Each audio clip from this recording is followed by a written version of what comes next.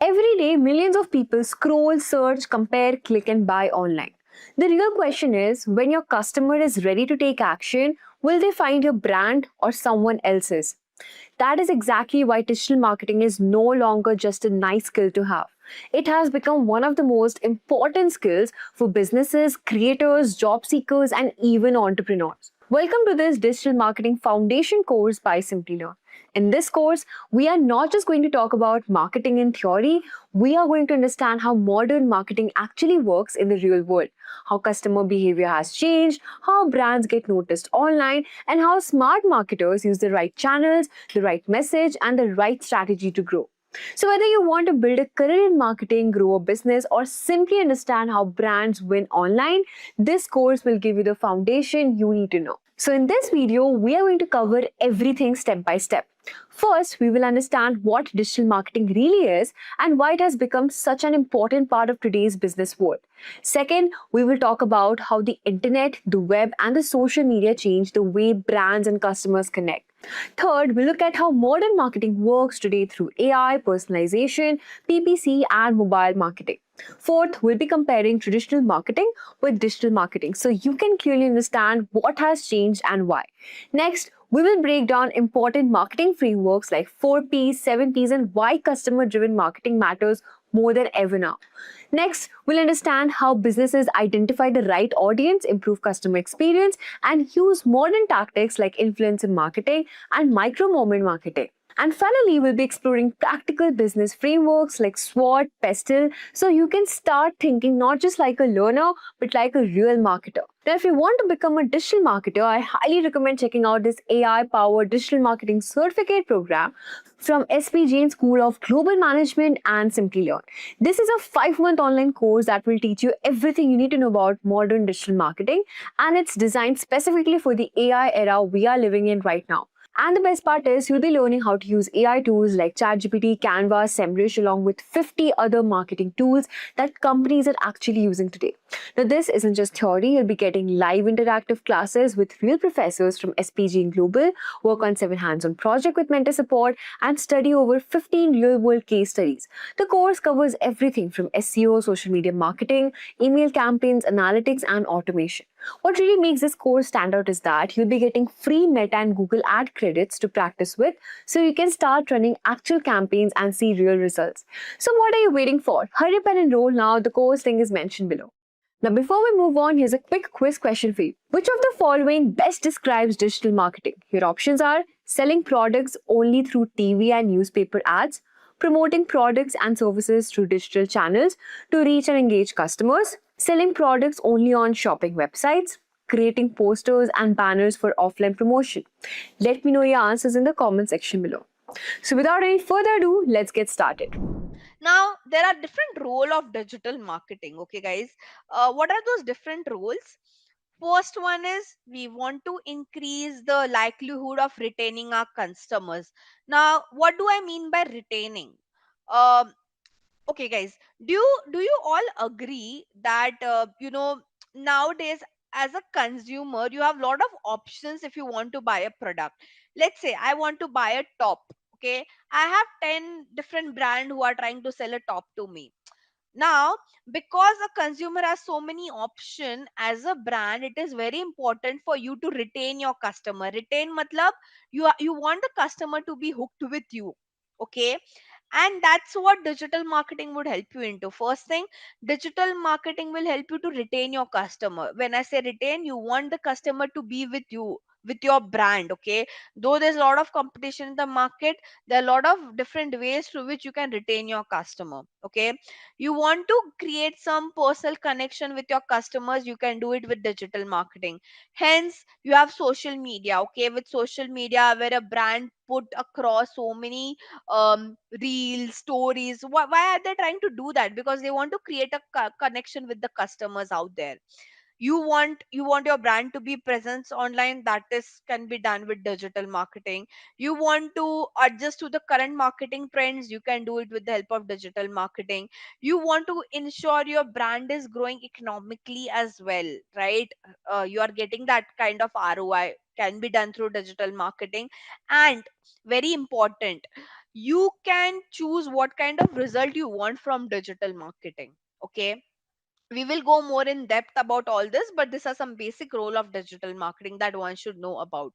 Now, uh, the structure of digital marketing, guys, it is called something as rise. Again, I mean, there are full form of this. So first one is reach. I stand for interact. C stands for convert, and your E stands for engage. Okay, now I'll again, we'll just understand this in a very layman term. Okay, let's say, um okay, I have launched a electronic brand who tend to sell, let's say, speakers. Okay, now as I'm a new brand in the market, what is the first thing that I would want to do? I would want to reach out to as many consumer as possible. Hence the first stage of digital marketing structure is reach, where you want to reach out to the mass audience. Why? Because you want those people to let them know about your brand. Okay, then when it comes to interact, now interact is more of at a consideration stage, where now, okay, people got to know about your brand. Now you would want them to interact with your brand. You would want people to go to your website and check your product, have some understanding of your product. Okay, the third stage goes into conversion, where okay, now they have checked the product, you would want them to buy your product as well. That is what we call as convert. And the last thing is called as engage. Engage is, yes, the customer has converted, but now you want that customer to be there with your brand, because you can't miss out that customer with your competition, right? You can't let it go to your competitor. So you'll have to make sure that person or that customer stay hooked with your brand. Okay, you want that brand loyalty, that your customer should have that brand loyalty with your brand, right? And that is what we call as engage as well. Okay, now this is like, again, there are different terminologies, but this is like a basic framework that one should know about. See that structure, again, if you guys would have you guys ever heard about this terminology called as sales funnel? Sales funnel looks like this. Okay, like a V shape. Okay, at start you have something called as awareness. You want to reach out to as many people as possible, for let them know about your brand. Then you take the user to a consideration stage, where you want them to engage with your brand, check your different kind of product and services. Then you have a purchase stage, where you want the consumer to buy your product. And lastly, then you have something called as a retention or an engage stage, where you want people to be hooked with your brand. Again, all these four stages are very important, and you can do all these four stages, like you can do marketing for all these four stages with the help of digital marketing, and it will be very cost effective as well. Let's go to the next part. Now, types of digital marketing. This is very interesting, and this is where I would want to give my personal, how should I say, experience, because I've worked with all this domain that you could see on your screen. Okay, now, these are all different departments of digital marketing, you can say. Okay, you have content marketing, social media marketing, search engine marketing, email marketing, and pay per click.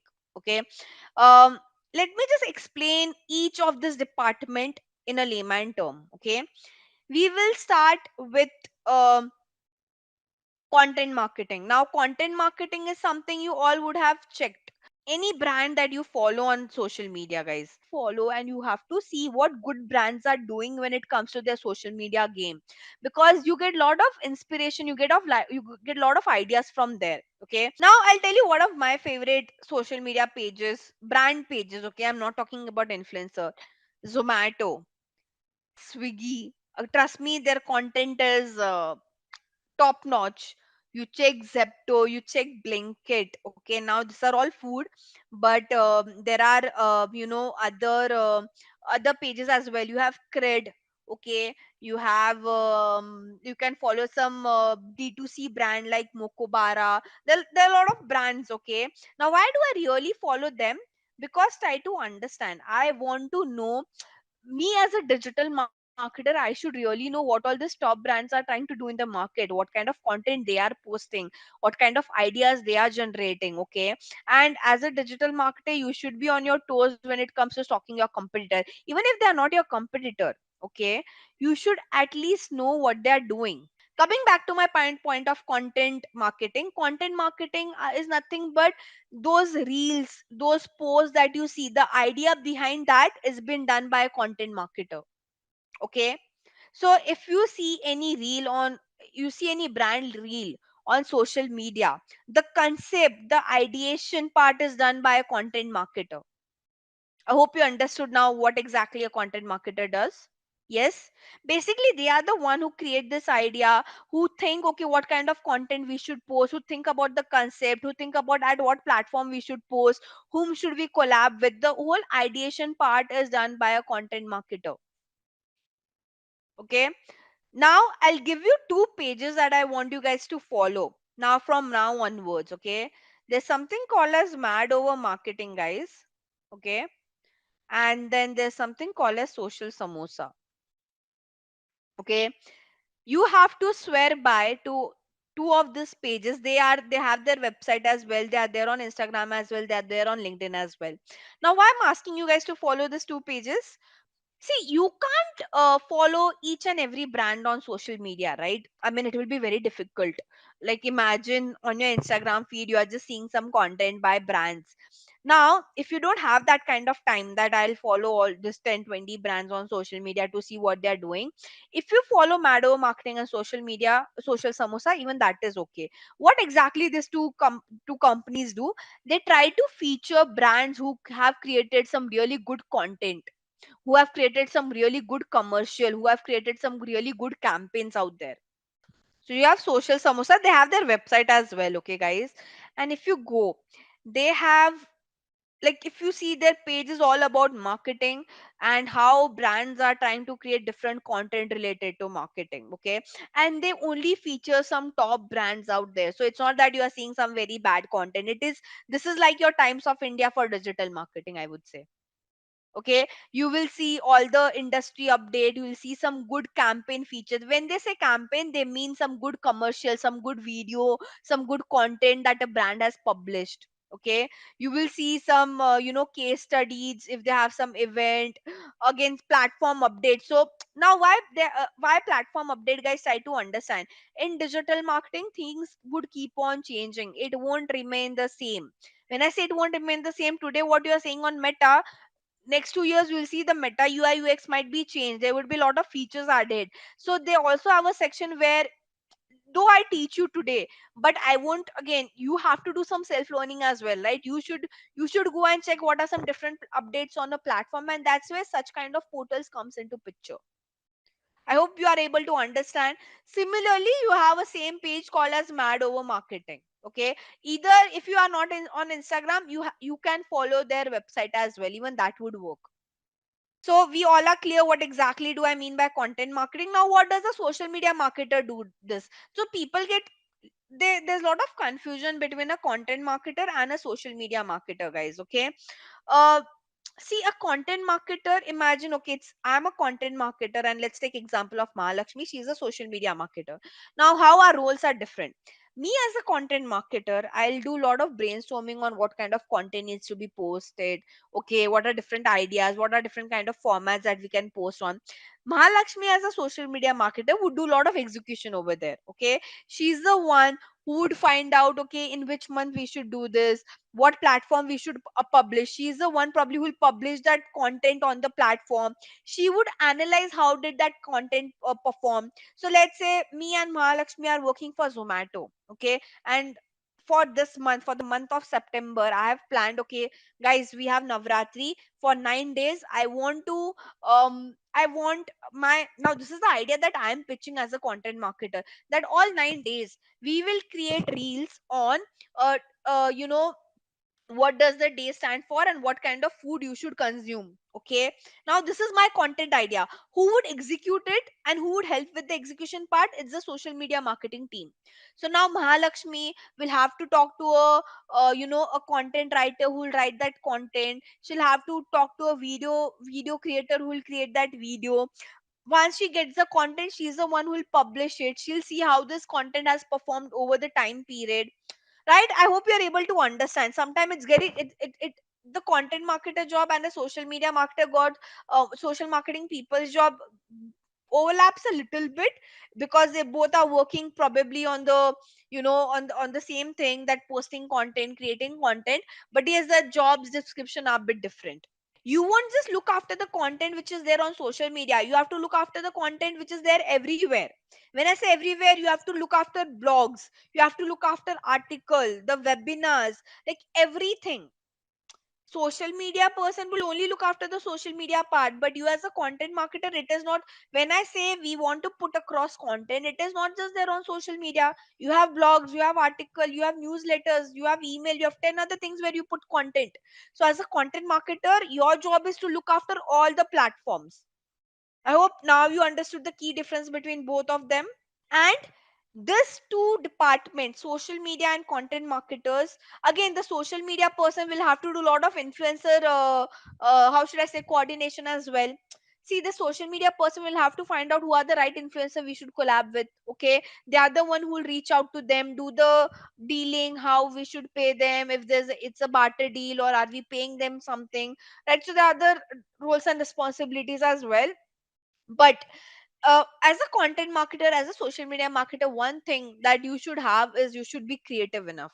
You should be a creative person as well. Okay, you need a lot of creativity if you're part of this department. It is not something you read it and you copy paste.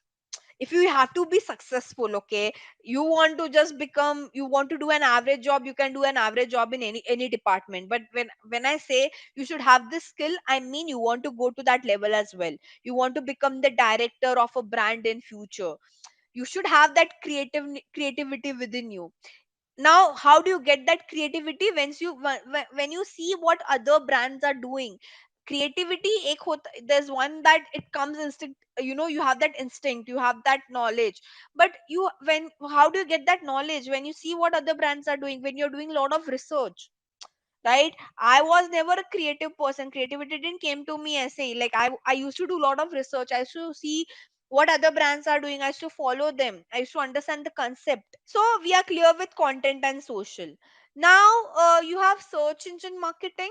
Now search engine marketing is, okay, I'll just show you what do I mean by SCM. Okay, now SCM has ideally two part. One is your SEO section. Now what exactly is SEO? See this. Right now I'll search for a query. Okay, imagine guys, I want to buy a health insurance. You go to Google. Whenever you want to do a research, you go to Google or any other search engine, right? What are search engine, like unlike Google is the most popular search engine that we all are aware about. But you have other search engine as well, like you have Yahoo, you have Microsoft Bing. If you're in China, you might be using Baidu. Okay, these are some of the popular search engines that we have, but the most popular one, Google over here, hence I'm referring to Google. Now whenever I search for any query on my Google, okay, you would see two kind of results. Can you see the sponsored results? These are nothing but your ads. Okay, all this HDFC Ergo, ICICI Lombard, Care Health Insurance, and Policy Bazaar. All this website are being shown by running some ads. These are not appearing organically. Okay, and if you see below that Policy Bazaar, now below your hide sponsored result section, which is this one, these are all your organic ranking of a website, which we call as SEO. Okay, so basically on a search engine, now please, kind of you'll have to mug up some terminologies. This page is called as search engine result page, first thing. Okay, there are two kind of results that we all could see. One is organic, one is sponsored. Right now sponsored is this, I have tried to hide it, and the below part is organic, right? So the organic part is called as SEO. When I say organic, Policy Bazaar basically is not paying any money to Google to show their website over here. Okay, uh, basically then on what basis Google is trying to show Bazaar's website over here? They have created a really good website, the content is great, and hence Google is trying to give preference to them. No money has been paid by Policy Bazaar to Google to show their website at this first place. But in the sponsored result part, HDFC, ICICI Lombard, Care, they all have paid money to Google to show their website at the top. SEO now, so your search engine result page has two kind of result. One is organic, one is paid. Paid means you are paying money to Google.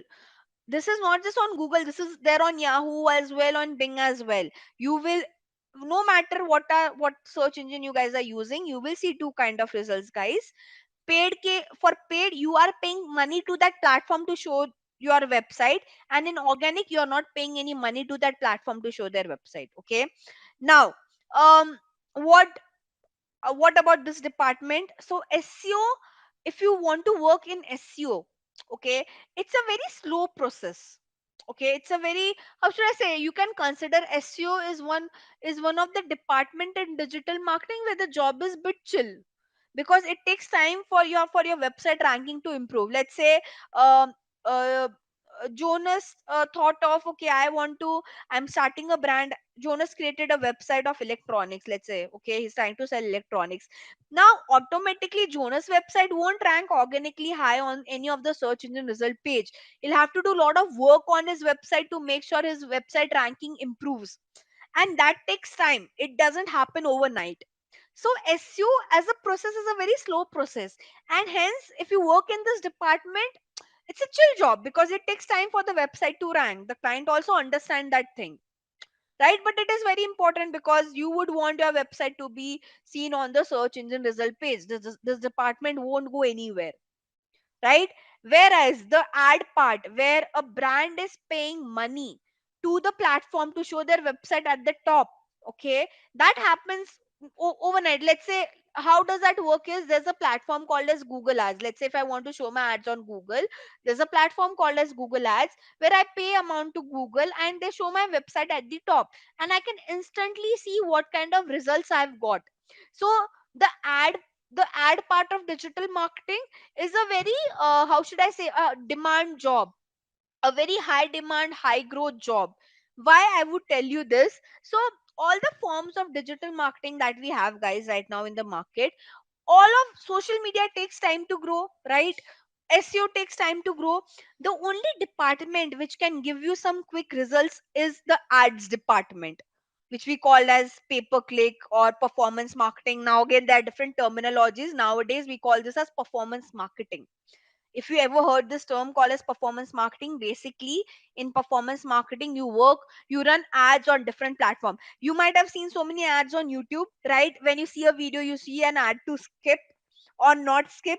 That is run by a performance marketer. When you are scrolling on your Instagram, you see so many ads coming up. That is run by a performance marketer. Right now, when I searched on Google about health insurance, the starting ads that I could see, that is also run by a performance marketer, right? I hope you are able to understand this, guys. So as a performance marketing, one of the department, the most high growing department in digital marketing right now is performance marketing, because every brand really want to quickly grow their business, and the only way for them to do it quickly is with the help of performance marketing. SEO will take time, social media organically will take time, right? What are you left with? You're left with the ads part. Basically you're paying money to Google Ads, Meta Ad, whatever platform you want to run ads on. You have to pay money to that platform, show your ad and get quick results. But now when it comes to performance marketing, one thing that you should be good with is numbers. You should, why numbers? Because daily you will see numbers only. You're running ads, you will see how it's performing. It's all about a number game. When it comes to performance marketing, guys, you should have that business mindsets within you. Okay, you should know what product will do well, what product we should push. It's all number game. So if you're good with numbers or you're comfortable with numbers, performance marketing is a department that one should go ahead with. A high demanding job, so it is a high paying job, but with a lot of, how should I say, lot of work as well. This department pays you really well, but you have to do that kind of work as well. So that's where your pay per click and search engine marketing like part comes into. Email marketing, you all would know, in a layman term, all the emails that you see coming into your Gmail section, that is email marketing. But nowadays, okay, earlier back in the days, guys, we used to have a separate department of email marketers. Nowadays a performance marketing person only does this job. You will rarely find any organization who would just ask you to do email marketing, because there's a lot of automation that came into picture into email marketing. Few years back, yes, there was a specific department for this, but because of automation, because of lot of tool integration, email marketing is something that a performance marketer also does that work. Okay, so I'll just try to summarize to all of you guys. Let me open my Excel and I can put it over there. So you can use both. See the major departments, okay? You have your social media marketing. When I say social media marketing, guys, this is all organic, okay? Because on social media also you see some organic content and you see ads. Organic, for organic there's a different department, they don't look after the ads part. So all the content that you see posted on any page, that is a part of social media marketing, organic. But when you're scrolling and you see some ads coming between that, there's a separate department for that. Okay, then you have a performance marketing department, guys, who look after the ads part. Now when I say ads, they look after ads of every platform. So that includes your search engine, that includes your social platform. I'll give an example over here. So when I say search engine, I mean Google, Bing, etc. When I say social media, I'm trying to say you have Meta, Snapchat, Pinterest, right? Apart from that, you also see ads on the e-commerce platform, right? Have I hope you guys would have seen some ads on Amazon, Flipkart, Mintra. Let's say I want to search for I don't know. Yeah, let's say I want to buy a backpack. Mhm. Right now, I can't see a sponsored ad. Okay.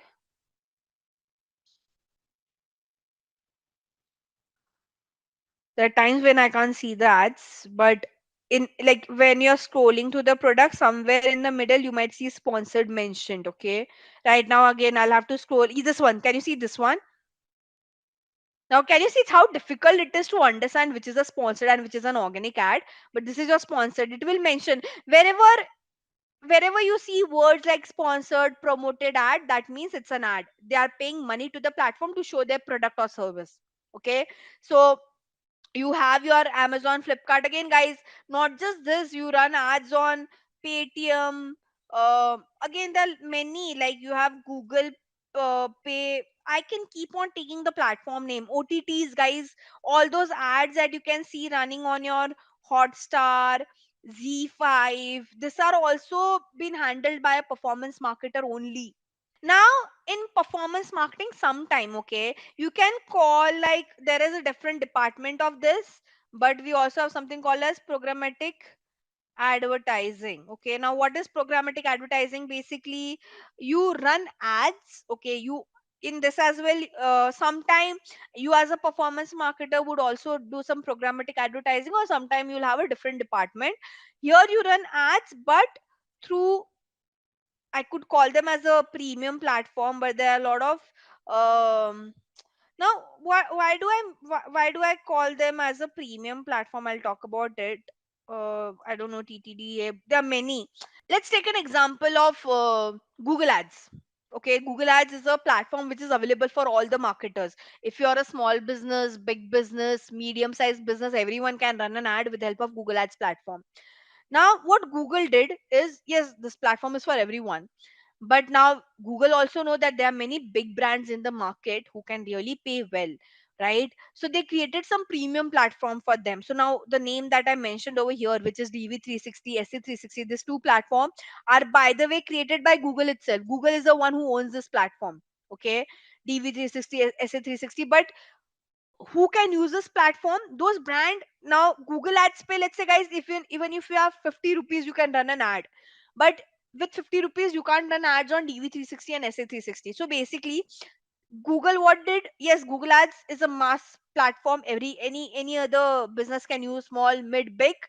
But if you're a big brand, a premium brand, and you have that kind of money and you want to show your ad on some premium inventories, okay, premium website, premium apps, you can use DV360, SA360 and all. Okay, so programmatic advertising is more catering towards for the premium brands, I would say. Let me give an example. Okay, we'll talk about DV360 and Google Ads. Okay, so you have Google Ads, okay, and then you have DV360. Okay, both the platforms are owned by Google. Okay, this both of them are owned by Google, but then what makes them different then? Okay, this is for all kind of advertiser, and your ad would be shown on some common website, common apps. When I say common website, common app, I mean Truecaller. Let's say if you want to show ad on Truecaller, you can do it with Google Ads. You want to show your ads on any normal website, you can do it with Google Ads. But now let's say you want to show your ad on Z5, any OTT, you can do only with DV360. Google Ad doesn't allow you to do that. I hope you understood what I'm trying to say. So programmatic advertising के platforms are more towards the premium inventory that we have in the market. When I say premium inventory, the OTT apps, some premium websites, right? All of them that you can do with the help of Google Ads. A good growing department, and the good thing about this department is, guys, there's a lot of demand, but there's less supply. Okay, there's a lot of demand, but there is less supply. Why is that so? Because the platform that I've mentioned over here in performance marketing, you guys can access it. You can access Google Ads, you can access Bing Ads, you can access Meta Ads, you can learn, you can do practical work over there, and you can learn it. But you can never access this platform as an individual. Let's say when I learned, like if I want to learn DV360, SA360, I could only learn this when I'm working with a brand, or I'm working with a big agency. So that's why there's a lot of demand, but the supply is less, because this is a premium platform. It is not available to single learners out there, right? So a very, how should I say, a unique department. Unique, more than unique, this is a growing department that would never, you would never see this department depreciating, because there are a lot of premium brands, and the good thing is you get an opportunity to work with big brands, right? Like right now I work for Adobe. Because I work for Adobe, I can use all this programmatic platform, because they had kind of money to show their ads on. Let's say if you work with a small Indian brand, okay, I don't know any small Indian brand that you would want to think of. They can't afford programmatic advertising because the inventory is so premium, so you can't even learn the platform. Now, because I've worked with Adobe and some premium brands out there, I could learn this platform. If I would have been working with small brands, even I would have never got an opportunity. And this platform you can only learn when you work with big brands or with a bigger agency. Makes sense? And it's a very, I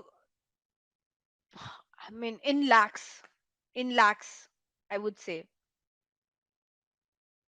So it is in India also, guys. If you check, we have a lot of digital marketing agencies in India. If you know, oh, I'll just tell you what is digital marketing agency. So see, digital marketing is a very big department. As a brand, you can't work entirely on digital marketing, so all the brand, they outsource their work to a digital marketing agency. Now in India, there are a lot of digital marketing agency, but not every agency would have access to this premium platform. I can take probably max 10 name of agency who would have access to this platform, right?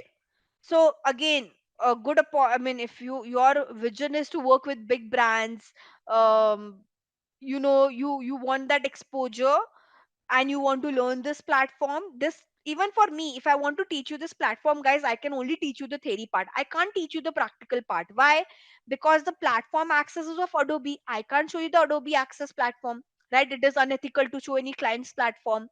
So I can teach you the theory part of programmatic advertising, but I can't teach you the program practical part of it, because the problem is with the inventory and the premium feature of the platform, which is only available for some agencies and some brands out there in India.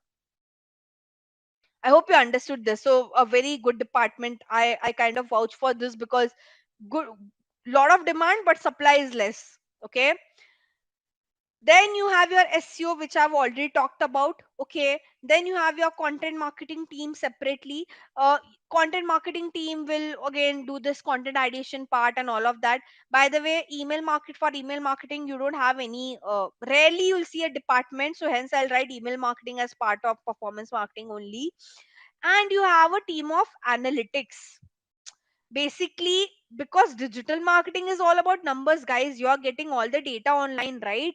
It is the promotion is online, the date, there's a lot of data. So there's a specific team of analytics who use different analytical platform to analyze how your website is performing, how your brand is growing. Okay, again, this is also number heavy. So if you are really want get into number business analytics, this is also number related department, this is also number related department. This is more towards the creative side of the business. SEO is mix of both. Content marketing is also creative. This is like creative plus number, I would say. Now here you use a lot of analytical tool. You have Google Analytics, you have Adobe Analytics. There are a lot of tools in digital marketing that you guys would be learning. You would have I don't know, you have Microsoft Clarity, many tools that we have in picture. Okay, so these are your major departments.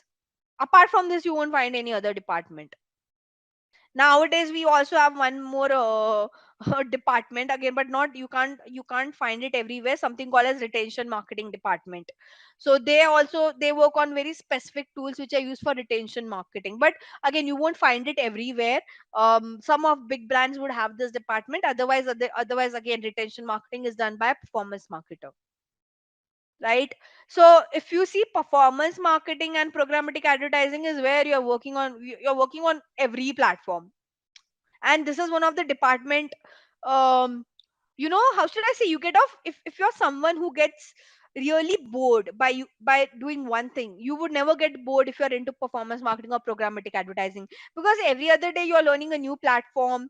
Like, it's been 7 years, but I'm still not able to cover all the platforms that are there in the market. There are one or two platforms that I still have to learn, because there's so many platforms to get used to it, right? You work with different brand, different targeting. So it's a very, how should I say, new adventure every day if you're in this department. SEO, as I said, a chill job. Social media, content marketing, creative. You get to talk with influencer. You also get involved with the shooting part and all. There would be times if you are working with a big brand, guys, you would be taken to those outdoor shoots as well. So if you're someone who's more interested toward that side of marketing, then the social media and content marketing is for you. Like, you really like that influencer thing, those events, right? Brand shoot. So that's where the social media and the content marketing team would get involved into. um let's go to the next part. We'll talk about what are the skills needed. As I said, competency in data research. Because you are doing promotion online, you should be good with data analysis, number crunching. A daily job, like my day starts with number, ends with number. Okay, when I say number, you are seeing business number. You are not saying some random figures. You are seeing actually how your marketing efforts are growing that business, and that is very interesting. Okay, you should have a knowledge of social media, I mean, very obvious. Effective communication, very important, because on daily basis you will talk to your client. Do you know this? In digital marketing, if you work on an agency side, there is specific department who just looks into client communication. Their work is only to talk with so this is only not on the brand side but on an agency side. Okay, try to understand. I'm a performance marketer, I'm so much busy with my dashboard work and all. I really don't have that kind of time to go and talk to my brand, the brand that I'm looking after, every time to talk to my client on daily basis.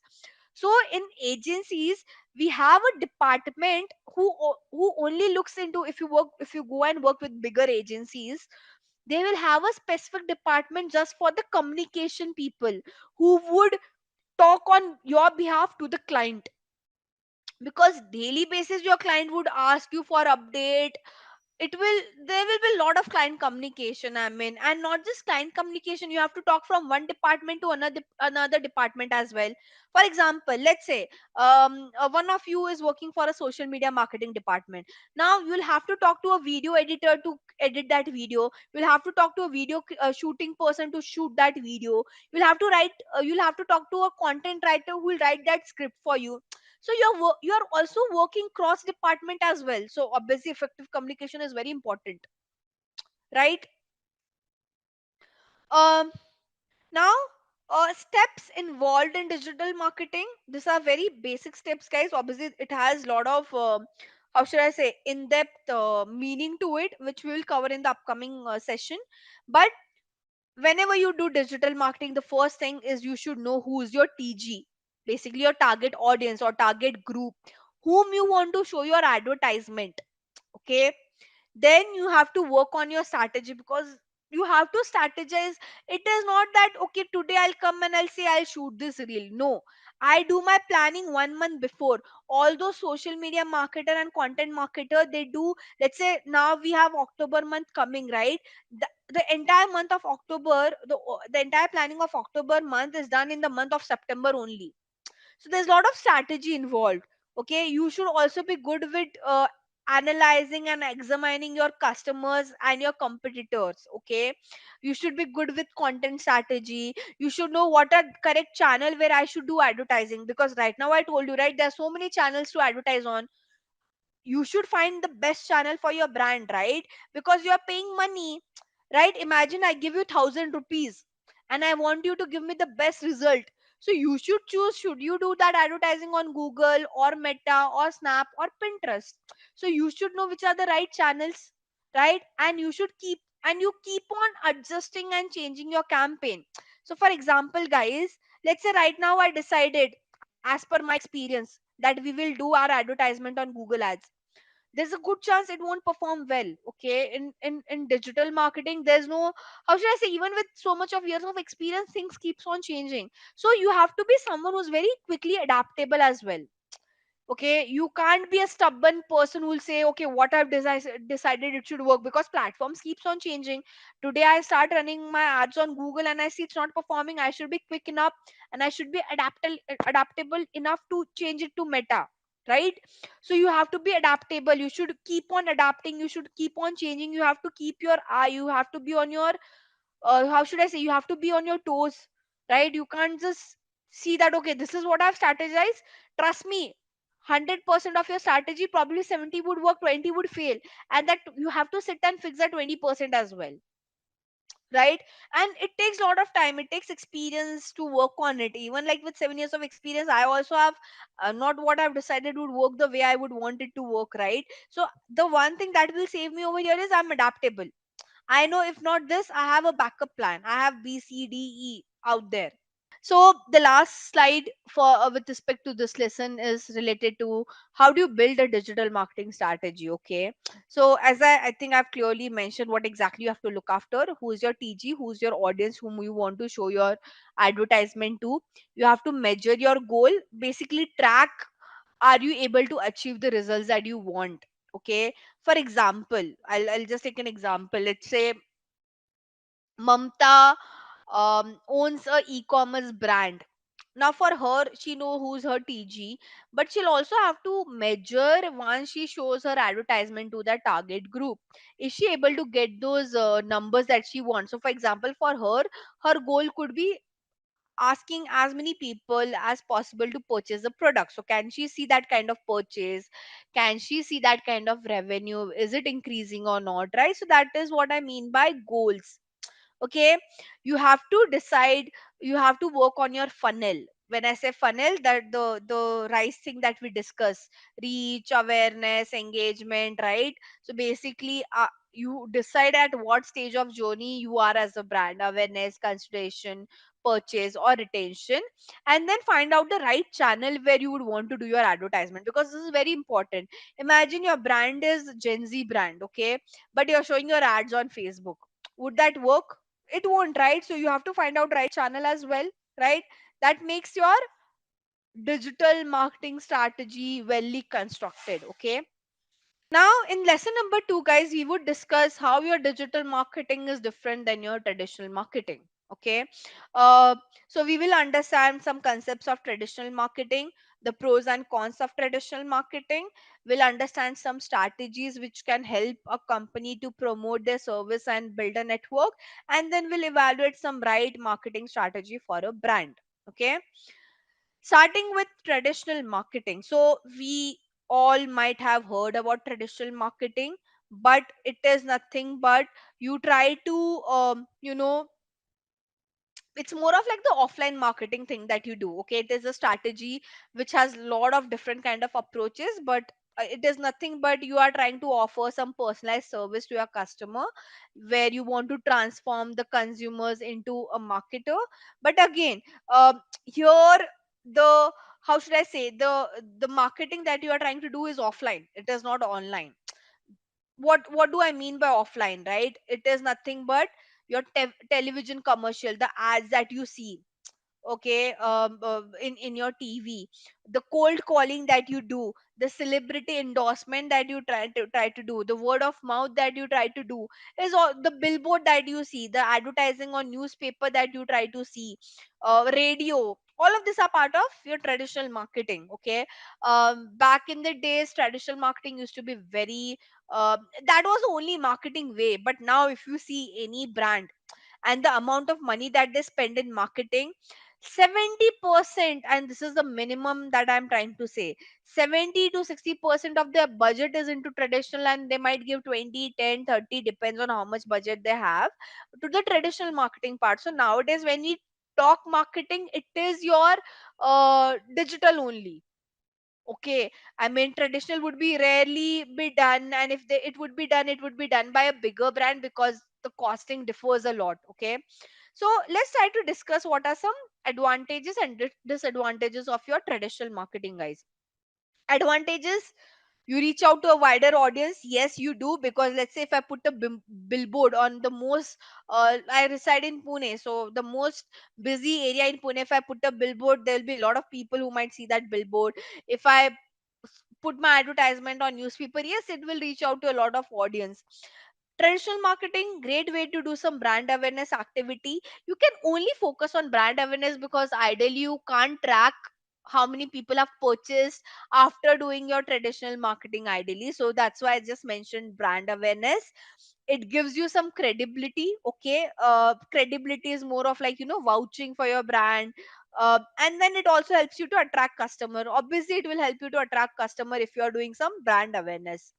But the disadvantages are a lot. Now again, whatever disadvantage that you listen about traditional marketing, those are the advantages of digital marketing, ideally. Okay, first one, high investment cost. It is like, if I have to put a billboard, God knows it will be in lakhs, probably in crores, depends on which area I want to put my billboard. But as I said, I want to run a ad on Meta. I can start with as low as 500 rupees per day, or 100 rupees per day. Okay, even 50 rupees per day, if I would want to, if I want to run ad on Google Ads, right? So digital marketing doesn't have that high investment cost the way we have for traditional marketing. Okay, that's first thing. The ROI measurement is difficult. I clearly told you, right, when I was talking about the advantages. Like, how can you actually track that how many people have checked my billboard? Let's say if I put a billboard of a real estate company, how would you understand that the person has converted after seeing that billboard? You can't track that, right? How can you track that after seeing your TV, newspaper commercial, a person is able to went and bought your product? You can't track that. But digitally I can track all of this. Okay, and how do we track this? Let me tell you. Okay, very very fascinating part of digital. uh have you heard about cookies, everyone? And if you go to any website, it also asks you, we will track your data. So that is one way we can track what exactly, correct, the website cookies out there, right, Jonas? Again, that helps you with tracking. Apart from that, guys, apart from that, all the platform that I was discussing, Google Ads, Meta Ads, whatever ads that we run, all this platform have their codes. Okay, basically codes, you know what is code, right? To create a website, you do coding. So all this Google Ads, let's take an example of Meta, or let's talk about Instagram. Okay, if you're running ad on Instagram and then you want to track what did the user do after seeing your ad. Let's say the user saw the ad, they went to the website, what exactly did they do? How would you track that? So all this platform like Meta, Google, they have their codes, and those codes are something that a brand will place on a website to track what you guys are doing. Okay, example of this is, Let's say, have you guys ever experienced this? When you, so imagine Mahalakshmi right now, she goes to Mintra's website. She really liked a bag. She add that product to the cart, but she didn't purchase it because she's waiting to get more discount.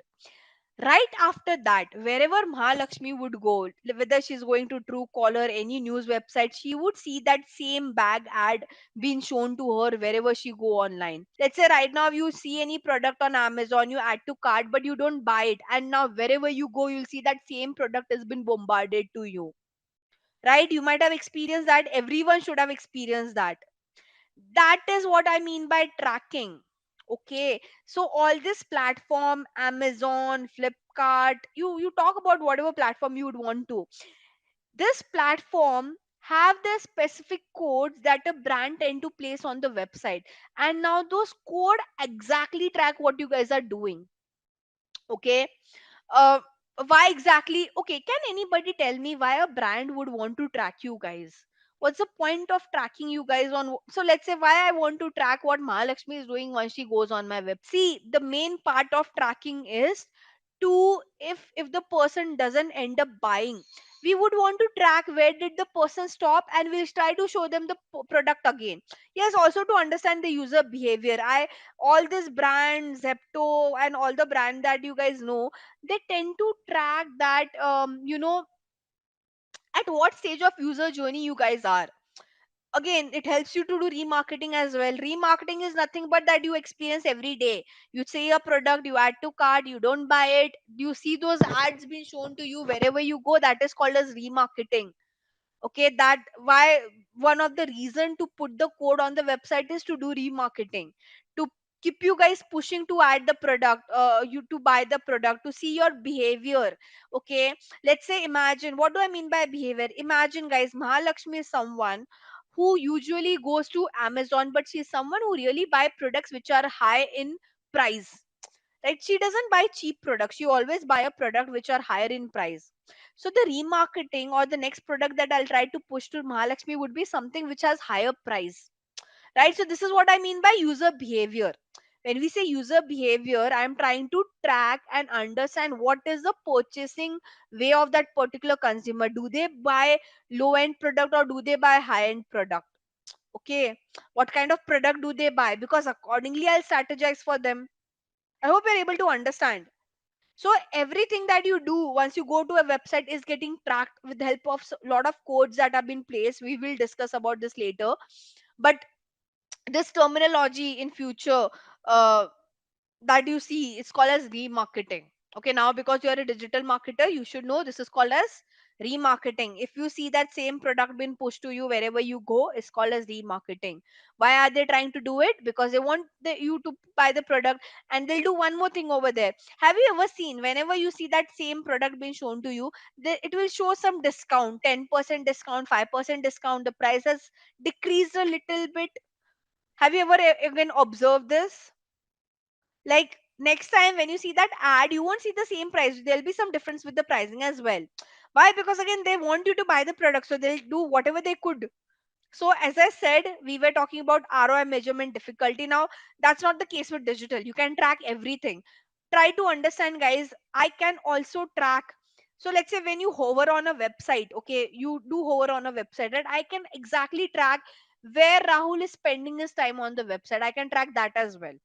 So let's say I observe that Rahul, when he's scrolling, he usually spend a lot of time in the middle section. I can track that as well. Don't you think it is fascinating that you can track at that deeper level? Correct. So I mean, don't you think it's very interesting that I can really find out where you're spending, and accordingly I'll make changes to my website. That is what our thinking process is. Right? Why I want to track where Mahalakshmi, it's a page, right? How does it matter where Mahalakshmi is spending his time? Because accordingly I'll understand her pattern, right? Not just on what page she's visiting. On one page also, if she's spending her time in on one banner, I can understand her behavior over there, right? So that's the minute level of tracking that we do. We go as minute as possible. Great. So that is not possible in traditional. How would I understand in traditional that okay, on the billboard, what is that one part where I'm paying attention to? You can't do that. right? So hence I've mentioned that ROI measurement difficulties, limited interaction. Again, it is not a two-way interaction as well in most of the cases, the way we have two-way interaction in digital marketing, right? Lack of timely update. Again, it is a standard way of doing advertising. And god knows who nowadays read a newspaper or listen to audio advertisement out there, or not audio but the radio advertisement out there, right? And again, difficulty in targeting specific audience. This is very important, okay? In digital marketing, guys, okay, imagine if I just want to show ad to people who are residing in my pin code, I can do that. Leave city, we can do country, city, state targeting as well, but I'm talking about the area. Let's say I just want to show ad to those people who are residing in my area, my pin code, I can do that with digital marketing. So when I run ad, and I've done this, okay, I'm just not just saying this verbally, I'll give you one of the example. So I used to work with a brand who was into medical manufacturing devices, okay? So they were manufacturer who used to create they used to manufacture medical devices. Now medical devices, do you guys agree, who are the buyers of medical devices? The hospital. Do you guys agree with me on this? Now I can't show ad to the entire city, right? I can do. Is it does it make sense if I show ad to the entire city? No. What I did on Meta was, so in India, all the tier one cities that we have. So the brand just wanted to target the tier one cities like Bangalore, Mumbai, Pune. You know what we did was, we we find out the cities, we found out what are the prime hospitals in those cities, and we found out the pin code of those prime hospitals, and we just targeted those pin codes. That's it. I'll tell you one more thing that we did over there. Now again, okay, I targeted the pin code of that area where that hospital reside, but again, in that pin code as well, there'll be some general audience also who would see my ad, right? Not everyone is a doctor, not everyone is the owner of that hospital. So we did one more filter where I just targeted people who are doctors, surgeons, MDs and all. That that is the level of targeting that we can do in digital. I can target people based on their profession as well. I can target people based on where they work as well. I hope you are able to understand. So my targeting was that niche because my product was that niche. It was not a mass product that I have to show it to everyone. Right? I hope you're able to understood. So my targeting was those pin code plus people who are there in that pin code with the designation of doctor, MDs, or the owner of that hospital, so on and so forth. Like whoever is a decision maker, ideally I don't want to show ad to someone who can't take that decision, because someone, if someone has to buy a medical device, I should show up my ad to a decision maker, right guys? Would I show it to every other person who's there in that hospital? I hope you're able to understand from what concept I'm coming from. Do you guys agree when I say this, that I don't want to show my advertisement to everyone who's there in that hospital? They are patient as well. What would they do by seeing that ad? So I just want to show my ad to a decision maker. Hence, I had added a filter people based on their job titles. Yeah, so that's how niche that you guys can go. So, and you have to pay only that much.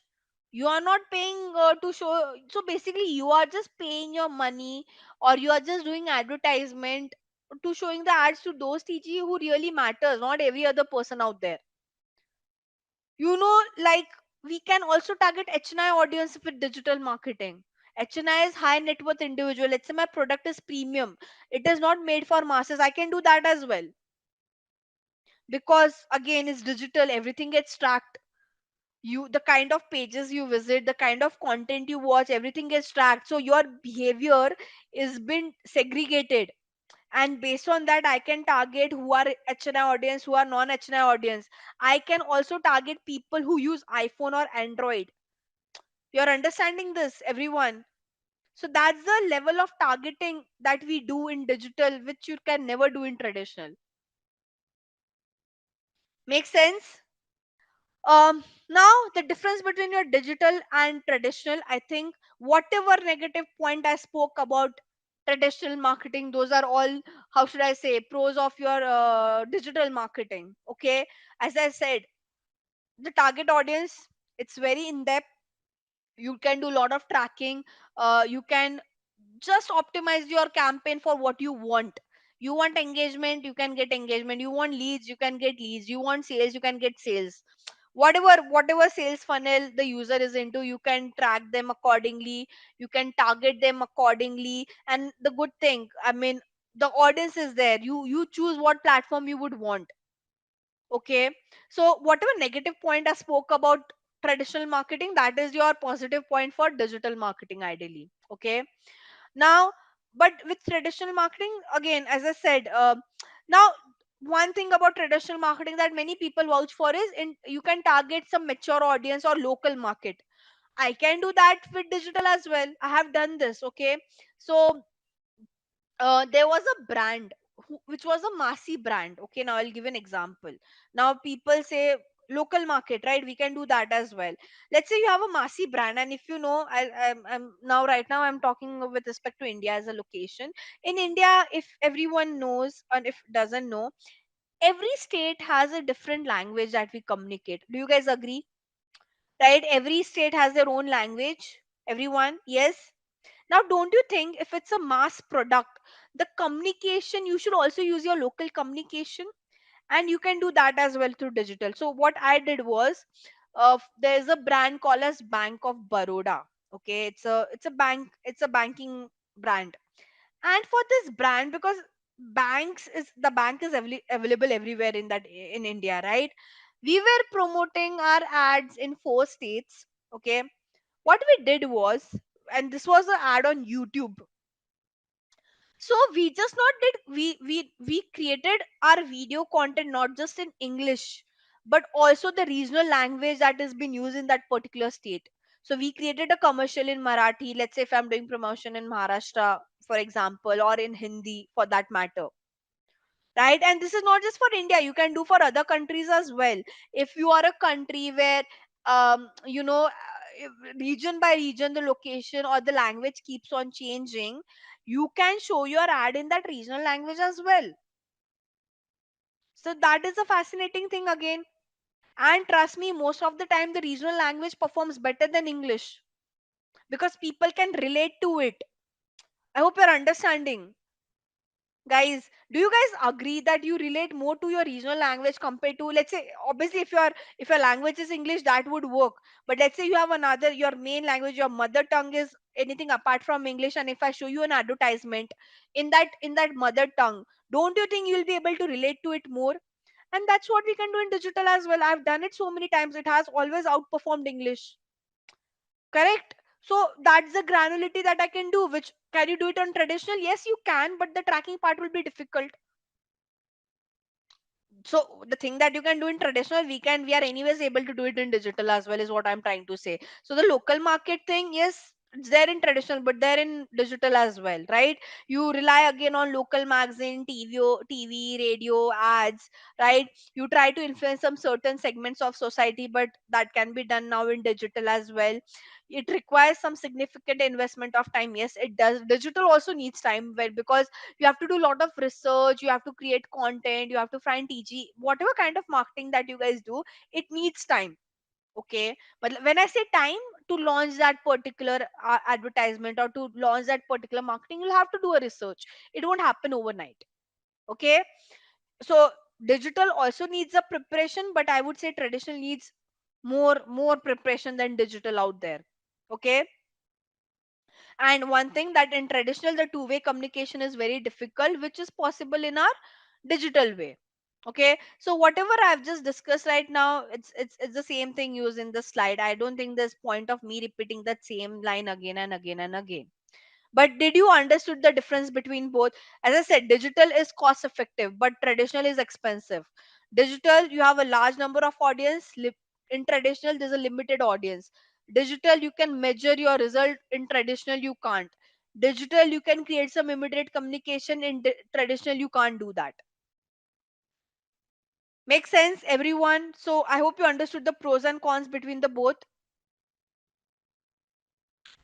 right? And this is the fact. if you work with a bigger brand, guys, 70 to 80% of their marketing spend is digital now. 20 to 30 might be into traditional. Okay, so you can clearly see the stats, and I can see probably in the upcoming future it might go to 100 as well. I know many small, and so see, a bigger brand can afford traditional marketing, hence they spend whatever 20-30% they would want to. But imagine you're a small business brand, right? Let's say, imagine again, one of you, Megha or someone, has started a small business brand. Can she ideally afford traditional? No. So her 100% spend will go to digital only. So if I talk about the small or the mid-sized brand, for them their spend is digital, 100% digital. For a bigger brands, yes, they will focus on their some part into traditional advertisement. Makes sense, everyone? So now when I talk about marketing strategies, digital and traditional marketing strategies are more effective when combined. Yes, it does. But it is, as I said, practically when you'll try to do this, let's say you're working with a mid-sized brand, you will say we have a 5 lakh monthly budget. Uh, the brand would focus they might only spend entire 5 lakh on digital, and because first traditional is expensive, probably they might not get anything for that 5 lakh in traditional too, because a mid-size and a small size company are very ROI focused. They want to spend that money accordingly, right? So then the picture would not come into picture. But yes, you have a budget of crores, million and all, again I don't know, billion, million, then yes, you can probably integrate this. So how do you spend and how much money you have, that comes into picture with this particular strategy. Tracking, as I said, in digital, you have to track the campaign. You can track the campaign ROI very easily. Traditional, you can't do that. You have to wait for some negative feedback, and you have to pay to get to do that research. But in digital, you'll quickly know what how did it perform. Let's say you post one reel today, you will clearly see the way people are commenting. You'll understand how good reel you have created. Okay, I ask you guys, go create a poster for a brand and post it. There and there you'll understand by how people are commenting, reacting, engaging. You'll understand did it perform well or not, right? Does it take time? No, not at all. Email marketing, guys, as I spoke, email marketing is good, because I'll tell you few things that are really good about email marketing apart from what's wrote in the slide. It goes to users DM. If you know, unlike normal marketing, like let's say, imagine guys, you are just seeing some ads when you're scrolling. It is ideally not personalized, but email marketing can be personalized, right? Don't you think so? Have you got, you might have got a lot of personalized email from brands, right guys? I get a lot of personalized email from a lot of brands. That is only possible with email marketing, not possible with any other way of digital side. Yes, you can do personalization, but not at that scale the way we can do it in email marketing. In email marketing, my email will start with personalizing with your name, right? Last thing that you did, a special offer for you. There's a lot of personalization that we do in email marketing, which is not possible in any other way of digital side, I would say. It is, but not to that level. I hope you're able to understand. And email marketing is really great to keep your customer engaged with your brand, because you can send them notifications, email about some new product launch, new offer that you have created for them specifically.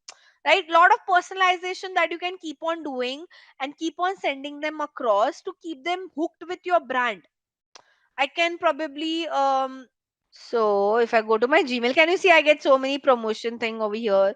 Now there is some personalization that this people, can you see this Guruji thing, dear Jigisha, again Tata Click, there are so many brands. These are all very personalized email that they are trying to send it across to me. Okay, I mean Perplexity, Loom, Master Union, Delft Online. There's so many, Indigo. They send all those personalized email to me. Like Indigo keep on sending, because I'm the customer who have used their how should I say, to do flight booking and all of that. You can do all this kind of personalization, not possible with other brands, other platforms, right? Like I do get a lot of Canva is trying to do this with me, Meta, again there's so many brands. So this is not possible in any other form of digital, I would say. That is the USP of your email marketing. Okay, we'll go to lesson number 3, guys, now. Four P's of marketing. Okay, right, which is nothing but product, place, price, and promotion. This is basic of marketing, not just digital, but this is basic of your marketing overall. Okay, so let me cover some part over here. Okay. Four P's of marketing or digital in general, we all know: place, promotion, price, and product. Very important. Okay. Starting with product and place. Okay. You should know what product you are promoting, but you should also know a place where would you promote the product. Okay. So first thing, now how do you decide the place? It depends on who's your TG. As I told you, I gave you a classic example. If you are a brand is Gen Z brand, but you are showing your advertisement, sorry, one second, but if you're showing your advertisement on Facebook, it won't work. So to find out the place, you should know the TG, right? So first thing, to find your place, recognize who is your customer, exam try to examine your customer's requirement, right? You have to fulfill. Now once you understand who's your TG, where they are, you can find out the place. Now you'll also understand what they need, and based on that, you'll pick up the product as well, right? So when you examine your customer's requirement, you can understand what they need, and similarly, you'll push the product, right? The alignment should be there, right? And then you'll choose the platform as well. Where would you want to market? Correct. So this both things are again interlinked to each other. Then then it comes to your price and promotion, right? Again, a very important role, because you have to find out, how should I say, you have to do some pricing strategy as well, which can help you to maximize your profit and reduce your cost. And you have to do some promotion as well, which will help you to attract your customer. I'll give you a very classic example of pricing. Okay. um have you has anyone experienced this? Okay. All of you might have used Amazon. Okay. Let's say right now, I'm not sure if I can do this right now on Amazon, or if I'm able to find it, but let me try doing this and I can show it to you rather than saying this verbally. I don't know, what do I need? It's, I want an iPhone. Okay. Let's see if we could see that. I'm not sure right now, but I can quickly check. Okay. Yeah. Can you see this? Guys, I hope you're able to see this. So I think the product that I tried opening was Apple iPhone 15 128 GB. When I scroll down, what they're trying to do? They're trying to show me the upgraded version of iPhone. Yes, everyone. You might have seen this everywhere, whether what e-commerce website you are on, right? You buy, you see one product, but when you scroll down, they will show you plus plus plus additional product. This is what a pricing strategy, I mean. This is what we call as cross selling and upselling. What right now Amazon is trying to do is do upsell. Upsell is nothing but, if you are buying, like they'll try to sell you the premium version of the same product. Right now I'm trying to buy iPhone 15, but they're also trying to push iPhone 16 to me, the premium version. This is what we call as upselling. Now imagine, instead of iPhone 16, if they would have shown me to buy a AirPod or a iPhone case, that would have been cross selling. Basically, you are trying to ask your consumer to buy the complementary products along with your original product. Make sense? Now this is a pricing strategy, don't you think so? Make sense? Again, promotion, every brand does that with promotion. You don't buy the product, you go further for remarketing, 5% off, 10% off. And when I say promotion, guys, promotion is not only about price. Okay, mind you guys, this promotion also means the freebies that they give you. Have you ever got a freebie? Whenever you buy a product, you might have seen a brand giving you some free minis and all. Nowadays there are many skincare brand who does that. Anyone who has experienced that? So let's say if I'm trying to buy a face wash of, let's say, a big brand, I don't know, any, it could be anything. They'll try to give me some freebies with it. Okay, have you ever experienced that, everyone? So when I say promotion, I don't only mean that pricing would be less, they'll give you 500 off or 50% off. I also mean in promotion, it's also giving freebies, also a promotion that they're trying to do, right? Now, how that would help? Why they give you freebies, guys? Correct, Mamath also give you, okay, AliExpress. I've never used AliExpress, Jonas, but as if you're saying, I'll agree with what you're saying. Now, why do they do that?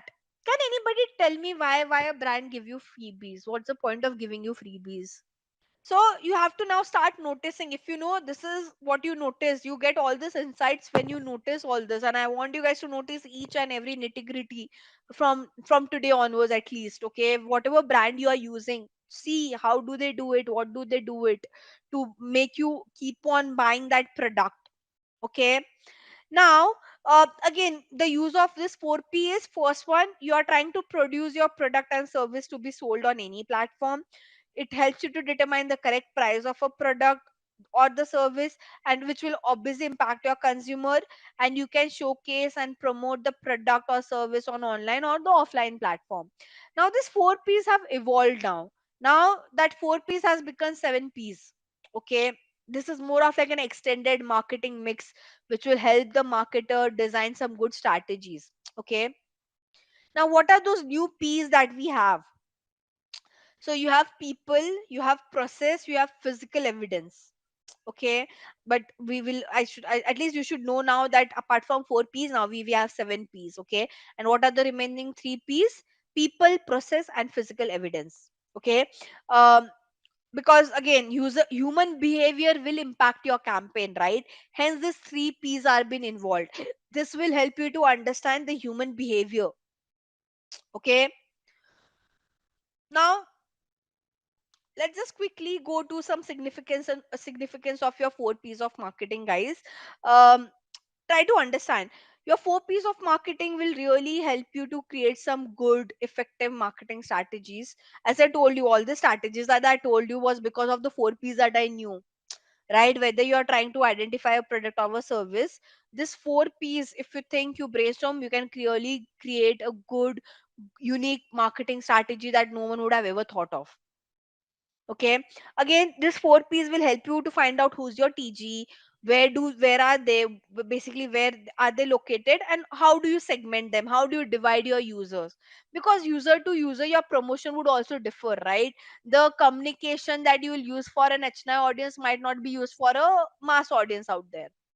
Okay, now we have the new 4 P's in marketing that we were discussing.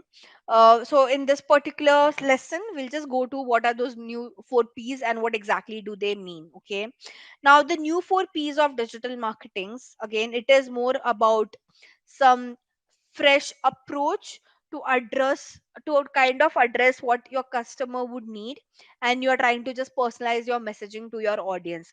So what are those 4 P's, new 4 P's? It is nothing but your process, the platform, the people, and the performance. Okay, now again the terminologies have changed, guys. Honestly, this is more towards a theory, but when you practically apply it, the theory would also help you out. Okay, now, it is this 4 P's are more of like a component of your traditional and the new marketing mix, which will interact with one another, and will go one by one. Okay, so your 4 P's, the new 4 P's that we spoke right now, they kind of focus more on the product aspect that you have, some specification, rather than just focusing on some differentiators and the value you are trying to deliver. Okay, now what exactly do we mean by that? Okay, again, your framework, the new 4 P, the no, the new 4 P's framework that we have, or the new 4 P's that we have, it is more advanced and it is very customer centric. Why customer centric? Because as I told you, there's a lot of competition in the market. Whatever marketing approach that you create has to be customer centric. You can't create now, you can't follow what was following back in the days, right? So this new 4 P's will help you to attract some prospects, convert your prospects into your customer. When I say prospect, they are the people who are at the stage to buy your product or service, not necessarily they have bought it. Okay, so it it will really help you to produce some valuable and some shareable content which is more aligned with the customer journey. Okay, now this particular framework that we have, okay, it is clearly related to the current marketing environment, and the full form of save goes to you ideally you don't have to mug up this. No one, I don't think no one would ask you save full form and all of that, but basic you should know. Okay, so save stand for solution, access, value and education. Okay, when I say solution, you are trying to solve your customer's problem. Access is nothing but where your product is available. Value, and so value and education are very related to each other, because see nowadays, um if you would have seen a social media page of any brand, now this is where I'll give you an example. They they create a lot of content which is more towards educating you guys. Have you ever observed this? For example, okay, imagine guys, there's a skincare brand. Okay, I'll go back to a men's specific skincare brand. Um, Now let's say if you're launching a new age skincare brand, don't you think, because nowadays the market there are so many options, it is very important for you to educate your customer? Do you guys agree with me on this when I say this? You have range of products, right?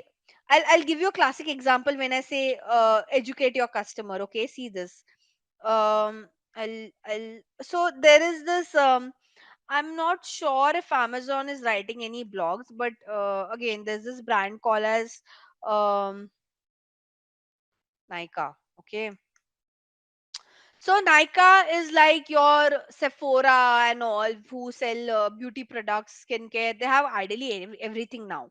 Now they have a section of blog, and in this blog they educate customer all about skincare, makeup, clothing, and 10 other things.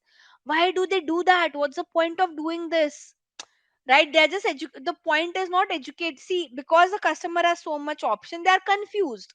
If I ask you guys right now, okay, right now I'll tell you, I want to, let's say, I've just discovered I need a sunscreen because I'm getting tan, and I go on Google and I see there are 20, 50 sunscreens in the market.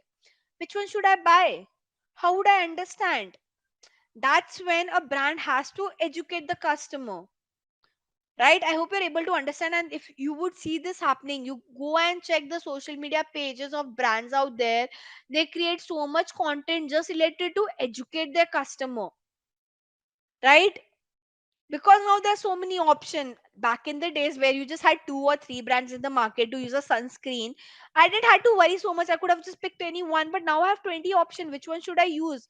50 plus, 40 plus, I don't know, 10 other ingredients.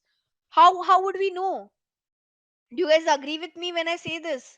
So education is very important when we talk about that's where the safe framework came into picture, because that E of education is very important. And this is not just to skincare and cosmetic, this is applicable for education, this is applicable for real estate, this is applicable for, I don't know, any other industry out there. Because there are so many options, the customers right now are very much confused compared to what they were in back in the days. You guys agree with me on this? Yes? I hope you're able to understand with what I'm trying to say. So the safe framework mein education is very important. Content creation mein education is a kind of content type that we have. Educational content. It is part of a content type that we have as a content marketers now. Right? So, as I said, solution, product that a consumer would select, and they should get satisfied, and they should be satisfied by getting that solution. Access, basically you have to emphasize your access to reach a broader customer base. Basically it should be available in the remote area as well. That's what I mean by access, right? Not just tier 1, probably tier 2, tier 3, whatever cities that you have or the locations you have. Value, are you able to create a high value product? And education, because you have to create a bond with your consumer when you're trying to promote a product or brand, or a product for that matter. Okay, I hope we all are clear over here. So when you do your marketing, it should be solution based marketing. This is your consumer, guys. Your marketing strategy always focuses on your consumer. the end user benefit and the product sector. You have to create your marketing in a way where you're providing that solution as well. I'll give you one more example, okay? Something that you will be able to relate to. So there is this company called as Hostel, okay? They are basically a chain of hostel for backpackers, and they have some really good properties. Right now they also have a blog section. Now what do they create a blog on? Very interesting, they create blogs on different locations, places. Now they're only there in India's, but they talk about place. Again, Airbnb might be doing this. I guess Airbnb might also have blogs and all. I'm not sure though. They have tech blog. They have host blog and all. So similar, like this brand is not exactly Airbnb, but they write blogs on places I should visit in India. If you could see, can you see the soul of South India? And they are talking about so many places over here.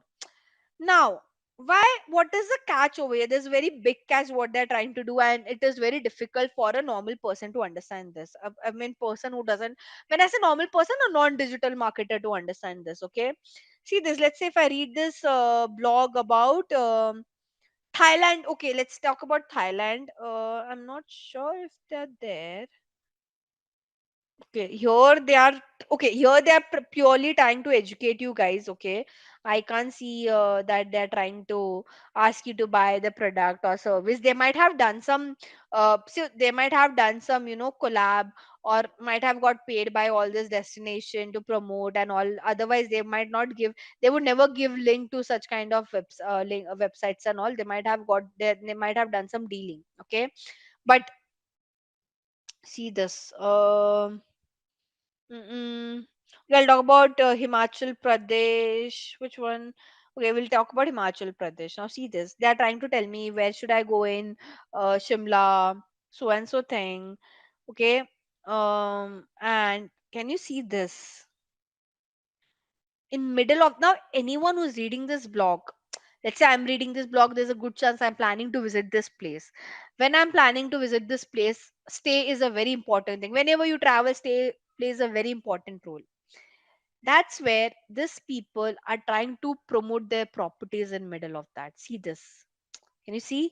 So they're trying to say if you're visiting this place called as Mashada Ground and Lake, around 4 kilometer, there's a place of this particular company's property where you guys can go and stay. You understood this? So that's where your solution based marketing. I just gave you an example right now of a blog, right? Similarly, you can do it with the help of brochures, some white papers, put some social media channels and all. Okay, in social media also channel they would do it. There are many brand, all this traveling brand, they create a video places to visit in US. Let's say the you could be Airbnb, could be Airbnb. Let's say I'll talk about Airbnb. I'm not sure if they're doing that, but they'll create a video places to visit in Europe, and then they'll promote the property within that. Right, a person might see it in a way that, oh, they're trying to just talk about the places I should visit in Europe, but the residing place that they're trying to promote could be an Airbnb property. So they're putting the product within that educational content as well. They're not just blindly educating you. No brand would blindly educate you. There will be some promotion within that. Now what should you focus on? So as per your 4 P's, and now we are replacing it. Now instead of place, guys, you should always focus on access. Okay, now I'll quickly again, I'll make you understand what exactly do I mean by this. Right, so when I say focus on access instead of place, what I'm trying to say is many business would depend on some uninterrupted fast internet connectivity. Okay, it is very important for your brand to be accessible, so you have to make sure you are doing cross channel integration in nowadays. What do I mean by cross channel integration is what I'm trying to say, you as a brand needs to be there everywhere. Okay, you have to be accessible when, where, and how the consumer would prefer, rather than focusing on one specific channel. You can't say I'm there on WhatsApp, that's enough. No, you have to be everywhere, or at least you have to be there. You have to be in those platforms where your consumers are there. Right, so that's where your cross channel integration comes into picture. Cross channel integration is, you are there on search engine, you are there on social media, you are there on OTTs, you are there on e-commerce platform, you are there on all the payment platforms out there, because that's where your consumers are. So hence you have to be there everywhere nowadays, right? You can't just say I'm there on one platform and that's it. No, won't work. It will, but not to that extent that you have thought of. So as I said, you have to be accessible when, where, and how the consumer would prefer, rather than you choosing it. Okay, so you have to do a lot of reorientation of your delivery system. You have to do a lot of after sale guidance, where it will be very essential in addressing some new markets out there. So as per your safe framework, where A stand for access, here is the centerpiece of some new solution selling strategies, right? Like, it's not that once the person has bought your product you leave it. No, you have to give some after sale guidance as well to your consumer. Now, instead of price, you should always focus on value. So we have talked about the place. Instead of place, you'll focus on access. Now, instead of price, so I'm just trying to tell you, these are the new 4 P's. The 4 P's that we discussed, the safe framework is a new thing that you should focus on. So product, so place has replaced by access, price has been replaced by value. Okay, you have to make sure your product value is reflected in the price. When I say value, it, the person should feel it is it worth buying or not, right? You might have felt this, are this product is, that this product is not worth buying. Correct. So you have to know who's your competitor, what are their advantage, what is your product, and who's your target market, because your pricing should also be something that is justifiable. You should justify that product pricing, why this is a price. Is it actually adding the value or not? So, because we know that price will break or make a product. Price will define the value of the brand and the product. So it is very difficult, uh, you know um like, if you would see that, okay, I'll put the pricing so high, I'll see if they buy or not, there's a good chance later on, if you even depreciate the pricing, the customer might judge your brand. Don't you think? Again, I have experienced it, that I've seen the product price been so high, after some year I've seen the price has been changed.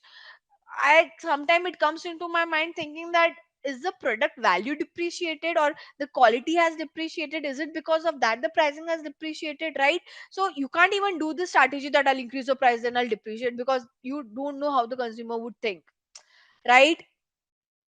I hope you're able to understand what I'm trying to say. So when you fix the pricing, that time only you sit and think, is can is this can someone justify this pricing or not? Okay, is it worth buying? You can't play around, I'll increase the price and then I'll depreciate. The the brand perception would change for sure, and people will question the quality then, right? So you have to find the right pricing. Yes, if it's expensive, great, but is it expensive because of the value? Because nowadays customer also look after the experience, right? So if you're giving that experience, if you're giving that value, person would buy high product pricing product as well. Okay, they won't think the prices, so I won't buy. No, if the product is can justify the value, yes, then the person won't think that this should be cheaper and all. Do you guys agree with me on this? Right? Again, I mean, I'm seeing this trend everywhere, not just in India. I've seen this trend, because I worked for other global market as well. I've worked for UK, I've worked for right now I work for the Japan market. So I've seen the trend over there as well, being the same thing. If my product is able to justify the pricing, the people would buy the product.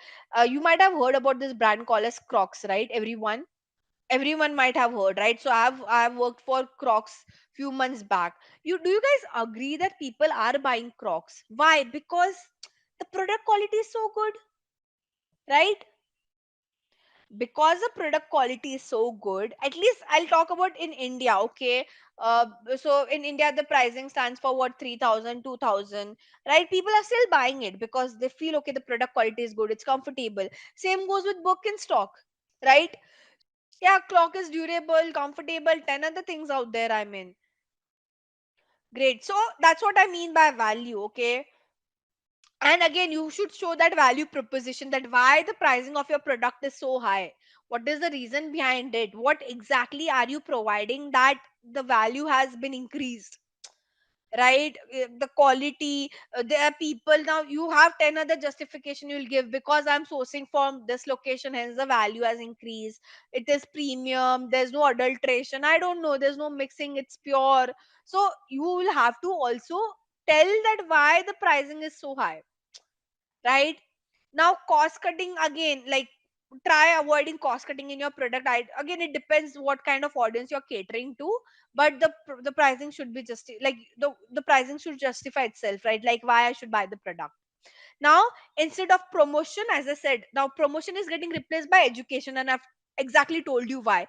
Nowadays, you can't just show an advertisement. See, this is my Crocs, buy it for 50% off. No, it won't work. But if you create an educational content that your leg needs some proper spacing, a good padding, right, will which will help you to support your leg properly, you can walk for a longer duration.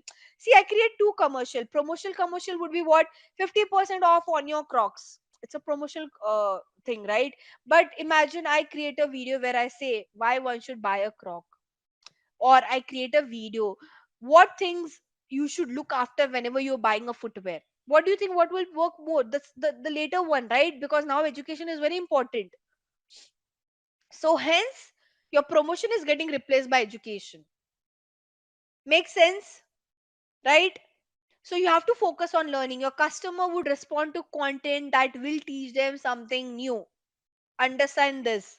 So your focus should be on idea of education, not of idea of promotion. Your organization all should always prioritize it over the promotion, because education will help you to build some trust and loyalty and give you some better result for sure. Right? So hence promotion is getting replaced by education. In promotion, you are just trying to succeed when people are interested. But in education, you are trying to provide knowledge, you are giving demonstration, webinar, right? You are creating that state of mind as well. Because when you educate, you are trying to convince them, right? You are trying to demonstrate them, you are trying to give them a right that okay, this is how your experience would be. Education, so promotion got replaced by education, right? Your price got replaced by value, and your place got replaced by access. Now we can't replace a product, for sure we can't replace a product, but even if you're creating a product, create a solution oriented product. Okay, clear? How your 4 P's are different now. Now your 4 P's are more of like a same framework. So it has replaced because the user have replaced, the channels have replaced, the options have replaced. So some real life example of your same framework, guys. You have Red Bull. So if you all know, Red Bull is a consumer, it's a very energy widely used energy drink, which started in 1987, right? So they have very popular energy drink. They have might have sold 100 billion cans, right? They held almost 43% of the market share. Now what is their strategy? So they use their product as solution, right? So they have a product which says sugar free, zero, right? So they have a different kind of energizing beverages. So their product is more of like a solution.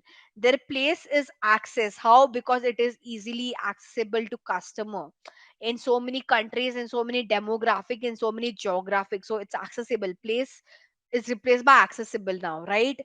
Price is replaced by value because they have quality. I mean, that's what they cater. They say they have quality, they have dominant market share, hence 43% is that they have, right? And they also call them sometimes a premium pricing strategy, right? And promotion wise, yes, they educate. They have a tagline which says Red Bull gives you wing. Now again, this will educate the customer about how do they use it. It has high risk or energy activities which will make you feel more young mind, thinking it like from a young mind, you got that energy. So that the tagline also says in that way, right? Red Bull gives you wing. Correct. Similarly, you have Airbnb. Now again, we all know what is Airbnb. It will help the travelers find some lodging. We all know the valuation of Airbnb, which is again around 100 $100 billion. Now for them, what is the solution, the product is their solution. They are giving you private and shared rooms, entire place, or probably a house as well. They are accessible everywhere in India, other countries out there, right? Because they host around 4 million hosts, right? No one would have ever thought that how hosting would work. Like, had any would have thought in their wildest dream, we have thought, okay, hotels would be there, but Airbnb was something different altogether, right? So they have made themselves accessible everywhere. They are across more than 1 lakh cities, and you can, with an internet connection, can get a Airbnb listing, right? So you can be available from both the side, as a customer, as a seller as well, right? Again, they show value, because if you're a homeowner, you can establish your prices based on seasonality, what are the lead, the local, how popular that location is. And they do promote, they do lot of education. At least Airbnb does that a lot. They are there on social media, TV commercial. They get some hosts, they give some uh, incentives for travelers who are looking out for accommodation. If you're a travel vlogger, they do a lot of influencer marketing connect as well. So ideally, that's where, now if you could understand how your 4 P's got replaced by the same framework. Clear?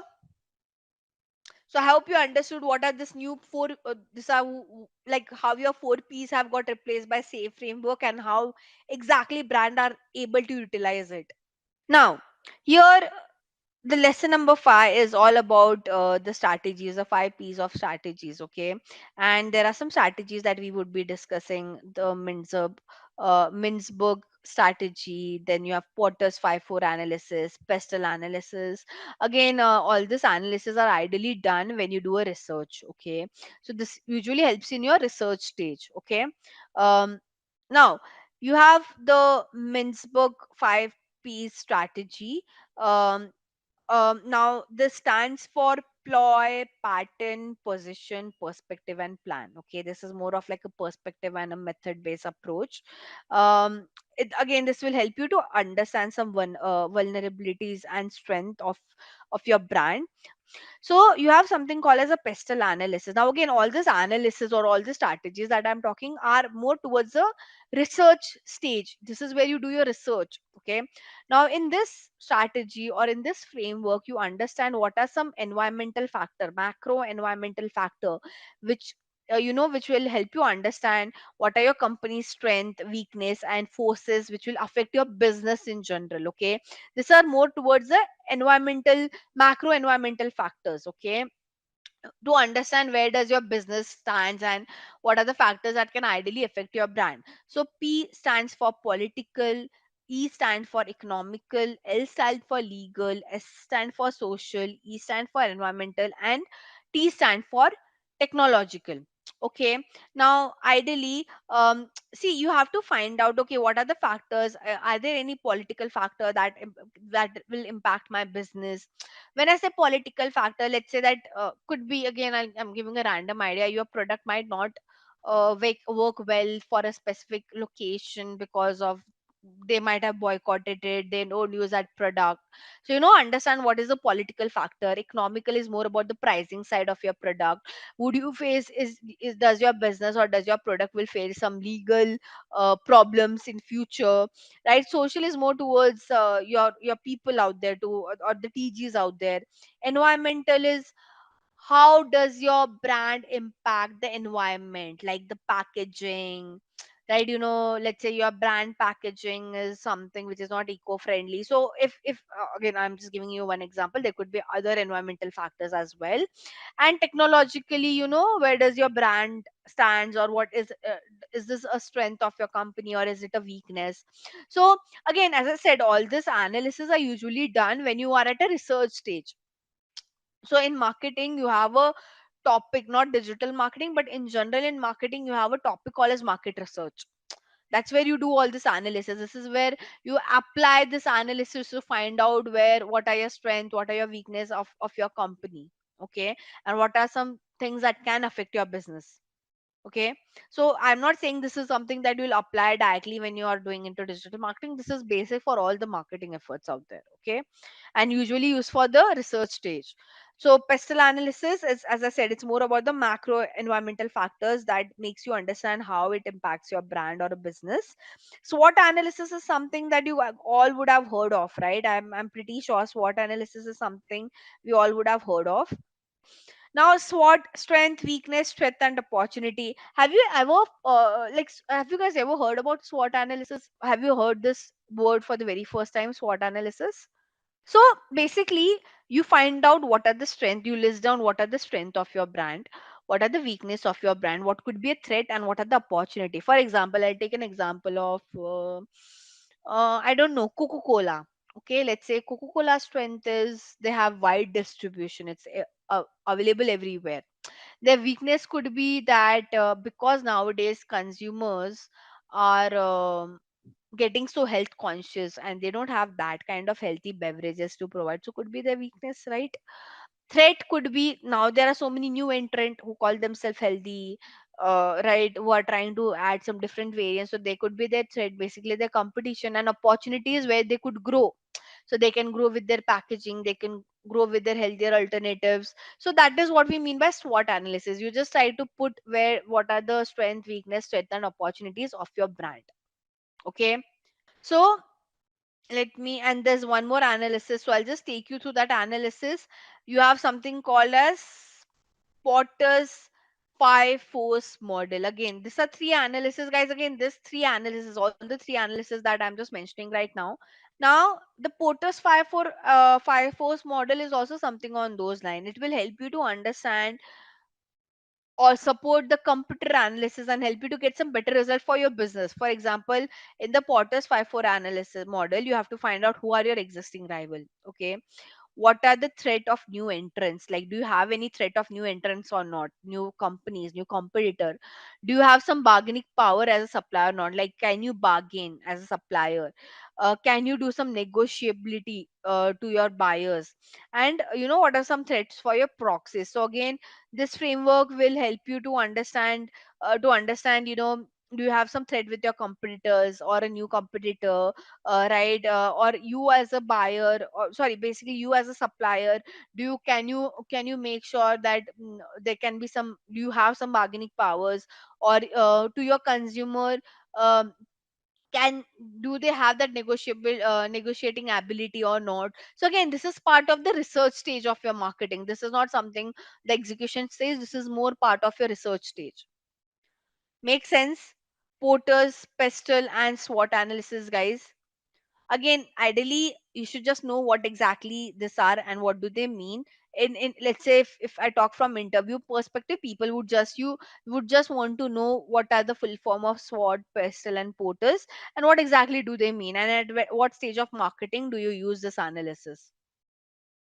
So now, guys, when I talk about video marketing, okay, I will take you through what are different kind of video ads we run on YouTube. Okay, I'll show you the dashboard as well, ideally, that how exactly do we work on the setup part and all. Okay, and then we'll discuss, what video ads are run for, what kind of objectives, so on and so forth.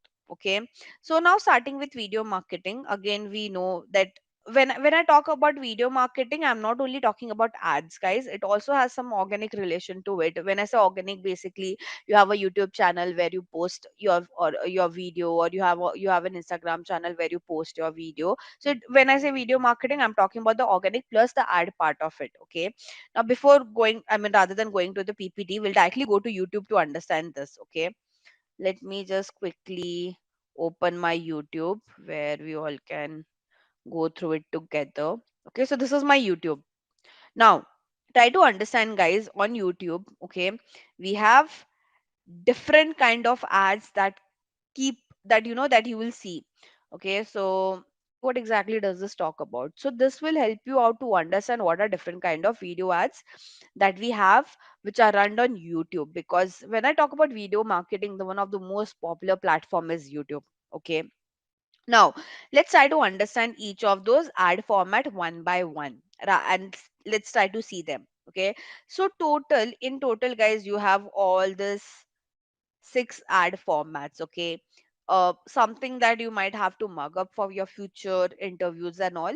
But you have skippable in-stream ad, you have non-skippable in-stream ad, you have in-feed ad, you have bumper, masthead, and you have YouTube short ad. Okay. Apart from that, we also have one more thing called as outstream ad. Okay, I'll talk about outstream later. Now, how do this ad look like? We'll go one by one. Skippable in-stream ad is the most common ad that you might all have. Have you ever seen a ad that comes when you're playing a video and within that you can skip that ad in 5 seconds? Have you ever experienced that? So right now, I'm not sure if I play a video, I'll see any skippable ad or not. But let me see right now if there's any. This one. So this is, yeah. I could skip it in 5 seconds, right? Could you see it was like it hardly lasts for 5 seconds, and I have an option to skip. So this is my skippable ad. Okay, the first one that I talked about, this one, skippable in-stream ad. You all have seen such kind of ad. Now, this is one of the most used ad format, and one of the reason behind it is the cost per view. Okay, basically, do you agree that whenever you watch a video, you will watch a, if you, let's say you have 10 videos to watch, you will probably watch that video which has a good amount of views on it. Okay, so now what many brands tend to do is, and I have done this personally, so there was a company who was into mutual fund. Okay, and they had lot of YouTube. On YouTube they have created a lot of playlists about how to invest in different mutual fund. But the problem with their video was the video was very boring. Okay, like hardly they were able to get those organic views. Now what did the client do was, the client came to us and they gave us 1 lakh INR, okay, for each video. So they asked us to spend 1 lakh INR on each video and increase that view count. Now when we run a skippable ad, so that's where skippable ads have been used. Skippable ads are usually used to increase the views on your organic video. Let's say Ramya is planning, she has a YouTube channel and she has posted a lot of videos, but she's not getting that kind of views. She can take that video and run that as a skippable ad, and that will help her to increase her views. Now, in India, the cost per view, okay, ranges from 0.50 paisa to 1 rupee. So don't you think it's dirt cheap? Like imagine if I spend 1 lakh INR, I can get 1 lakh, or if the cost per view is around 50 paisa, then I'll get 2 lakh views. I hope you are able to understand this. Yes, so this is damn cheap, and this is one of the most favorite, how should I say, ad amongst the advertiser out there. Like there was one news in between. Okay, I believe last to last year. There's this one very popular singer in India called as Badshah. Okay, now it was told that this person has bought subscribers on YouTube. He has bought those views on YouTube. But ideally, what this guy did was he ran a skippable ad, and which helped him to increase his view count and subscriber and all of that. I hope you understood. Right, so it is damn cheap. You can increase your view count, and whatever view count that you see below the video, it is not just organic, it has the paid promotion view count as well within it. So it is very difficult for any normal consumer to differentiate, okay, was it an organic view or was it a paid view. I hope I'm clear. Then you have something called as a non-skippable in-stream and bumper. Okay, now try to understand. By the way, the skippable in stream, the non skippable in stream, and the bumper, all these three ads are played within the video. If you could see the screenshot as well, the screenshot says that this is played within the video, right? This one. Like when you're seeing a video, between that, this ad would appear. Now, the non skippable in stream and bumper ad, both of this ad, you can't skip. So you might have come across a lot of video ads that you can't skip at all, right? Like you have to watch the entire ad. You won't get that option to skip. That is what these two ad are. But then how do you differentiate that which is non-skippable and which is bumper? That is based on the duration of that ad. So your non-skippable ad will last for somewhere around 15 seconds. Okay, and the bumper ad will only last for 6 seconds. So let's say if you see a ad which is very short in duration and you can't skip, that is your bumper ad. But if you see a longer ad which you can't skip, that is your non-skippable in-stream ad. I hope I'm clear. Now we usually use a bumper ad when we have a very short video. Like 6 seconds is a very short time duration, right? So if the video length is, you want to just give a short message, You run a bumper ad, and bumper ad usually perform better than the non-skippable ad, because see, a user can bear that 6-second ad, but if I ask someone to watch a 15-second ad, they might get annoyed, if and especially if the video is also not great, right? So if you are running bumper ad or non-skippable ad, you have to make sure the video is really great, right? The customer should enjoy watching that ad, they shouldn't feel bored about it. I hope I'm clear. Now, the bumper and non-skippable ad will also help you to increase the view count. But the view count, the way skippable ad can increase, you can't see that kind of growth with non-skippable and bumper, because the you have simple answer in front of you, right? In skippable, the person gets an option to skip the ad in 5 seconds. Quickly you can garner the view. But in non-skippable and bumper, the person has to watch the video, right? So there's a good chance a person might go back again, right? They won't play the video, they might go back if they're annoyed, and so forth, right? So no, the first, the best ad is skippable ad, then the bumper, and then the non-skippable one. I hope I'm clear. Okay, then you have something called as, now, in feed ad is something that will appear on your feed. Like, this won't appear within the video. It will appear when you're scrolling on your feed.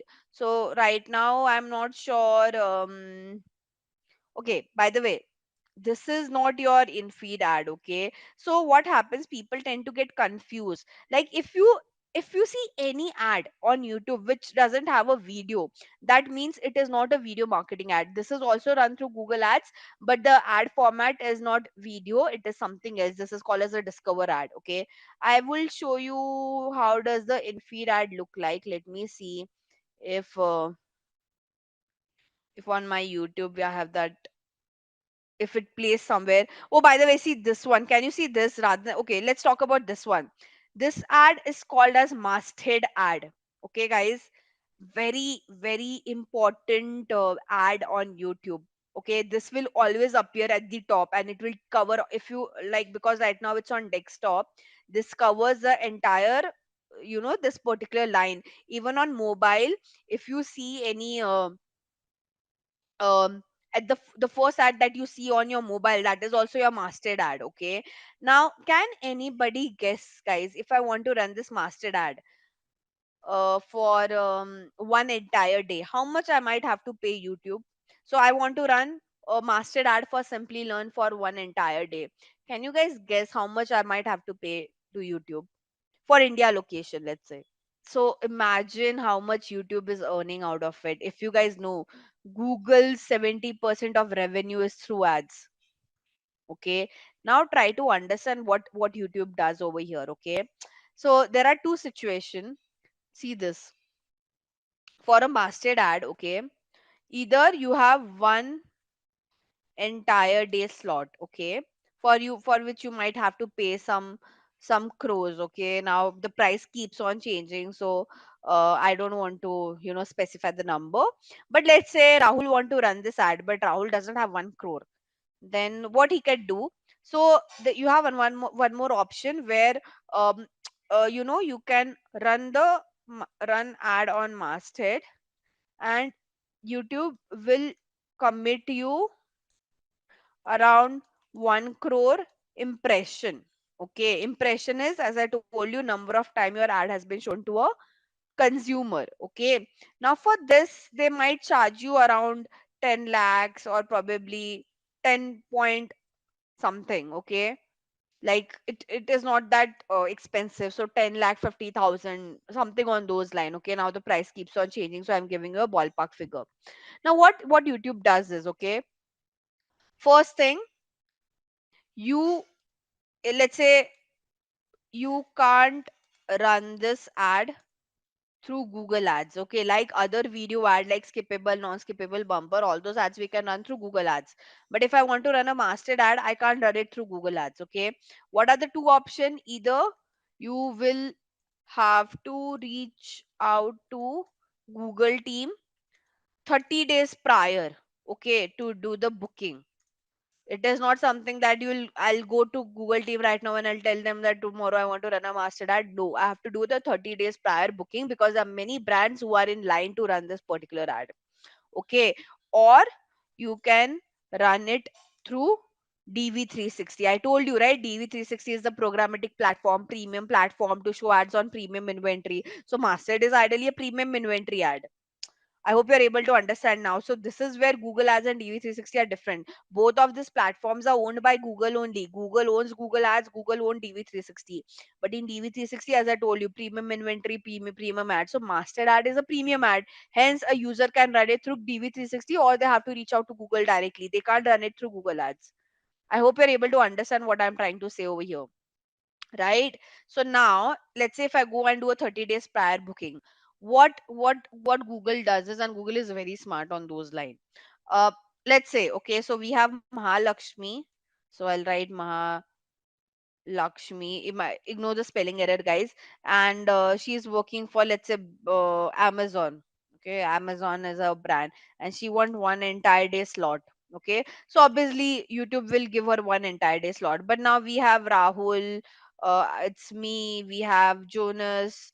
But imagine, and 10 plus six more people. Okay, so six more brands over here who can only afford that 10 lakh slot. So what YouTube does is, YouTube is very smart. YouTube will give one day slot to all of them. So basically in one day YouTube will run ad of all these 10 brands together, and again YouTube will end up earning 1 crore. So people like me, Rahul, Jonas, Ramya, who don't have 1 crore to spend, and we have taken that 10 lakh package or whatever it is, what YouTube will do? YouTube will give one entire day to all, for all this brands like me and Rahul, like who only can spend 10 lakhs. And probably in a day they will allot such kind of brands, like in a day 10 brands would be allocated, and again YouTube would end up earning 1 crore or probably more than 1 crore. And the only commitment, so what will happen, at start Rahul brand's ad would be shown, then later on my brand's ad would be shown. It's not that continuously my brand's ad would be shown. Like in the entire day, sometime like after every 1 or 2 hour the brand would keep on changing. And YouTube is just committing you impression that in like if you're spending around 10 lakh or something, will give you like around 1 crore of impression. They are not even committing you that they'll give you sales, or they're not even committing you that they will help you to increase the view count. It is just for impression, just to show the ad. So it's a very expensive ad, not every other brand can afford. And ideally, if you ask me, is it a good ad to run? Like if you have a lesser budget, no, not at all. It's better you run that skippable ad and garner the views rather than just showing the ad to someone, right? So when I say impression, I've saw the ad, right? This is impression, but when I play it, they are not even committing that the person will tap on it and will increase the view count. I hope I'm clear now. Now when I, like if I refresh, probably the, okay, now still it's Royal Enfield. So after some time it might be another brand whose ad would be shown. Now one more thing of skippable ad, okay? So if you have a video length, let's say you have a video of till 10 minutes, you will be able to garner the views quickly. As your video length increase, it is very difficult to increase the view count. So YouTube usually gives you a recommendation that if you want to run a skippable ad, right? Like if you could see, it says no max length, but 3 minute is recommended, because as the length of the video increases, yes, you will get views, but it will take some time to garner that views then. For example, I have a video of 10 minutes, I have a video of 20 minutes. The 10 minutes video will quickly garner the views compared to the 20-minute one. The 20-minute one will also garner views, but it will take some time for it to happen. Make sense? So that is also one catch with the skippable one. Like I have run a skippable ad for a video length which was of 20 minutes as well, 10 minutes as well. The 10 minute, the shorter one below 10 minutes one quickly garnered the views, but the one which were more than 10 minutes, it took some time. Again, then you have your feed ad. In feed ad, is it something like you can try out running in feed ad, but my experience wasn't that great while I ran an in feed ad. But again, you can try out, see, brand to brand, the experience might change. Okay, this ad will appear on your feed, so right now I'll have to scroll a lot to see if I can see an in feed ad. But this is my feed, right? On phone it would look one below other. This is not a in-feed ad, okay, by the way. Because it's not a video, it is not an in-feed ad, so people usually get confused. There are people who will call this as an in-feed ad, but no, it is not an in-feed ad, because it is not a video, it is a banner. Okay, this is a different ad format, and I don't want to get into it right now. I'm just trying to see if I have any. Again, this is not the in feed ad. Let me see. I'll try to scroll a little bit. If I see, great. Otherwise, I'll refer to some screenshots. So right now, I'm not able to see a lot of in feed ad. Wait, let me show it to screenshot only rather than scrolling through. So ideally, it appears on your feed when you scroll, and it will be in a video format only. Okay, it should be in a video format. For example, this one. See this. Like if this is ideally a video, if they play it. Okay. I hope I'm clear. And then you have ads on shorts. So you all know, like when you're scrolling through your shorts as well, nowadays you come across some video ads. So that now YouTube short is like a new placement, hence it's added. Apart from all the six ads that we discussed, short, masthead, bumper, in-feed, skippable, non-skippable, you have one more ad called as outstream ad. Now what exactly is an outstream ad, guys? So imagine you think that okay, I have covered everyone on YouTube. I've been like, probably I have a good reach on YouTube. People know my videos on YouTube. I want to reach people outside YouTube. That's when we run an outstream ad. Okay, so outstream ad is more of like, um, okay, have you guys ever heard about this platform called as Google AdSense? Anyone? Okay, basically where you can monetize your website and apps, right? I hope you might have heard about this. So now, if I so see those web, so okay, what is Google AdSense? Basically, imagine I own a website or an app and I get good amount of traffic, and now I want to earn some money out of this. What I'll do, I'll register myself on Google AdSense, where basically I'm trying to tell Google that, hey Google, I have a website and an app which gets good amount of traffic, and I have some free slots available, and I would want brands to show their ad on those slots, right? So what Google will do, Google will show some brands ad on those free slots that are there on my websites and app, and if someone clicks on that ad, some part of the revenue would be shared by me and some of the revenue would be taken by Google, right? So this outstream ad is nothing but this. Your ad would be shown on those third party websites and app, and again, like, you are reaching out to a user outside YouTube. Okay, but I have a question to everyone, guys. Okay, like, try to understand.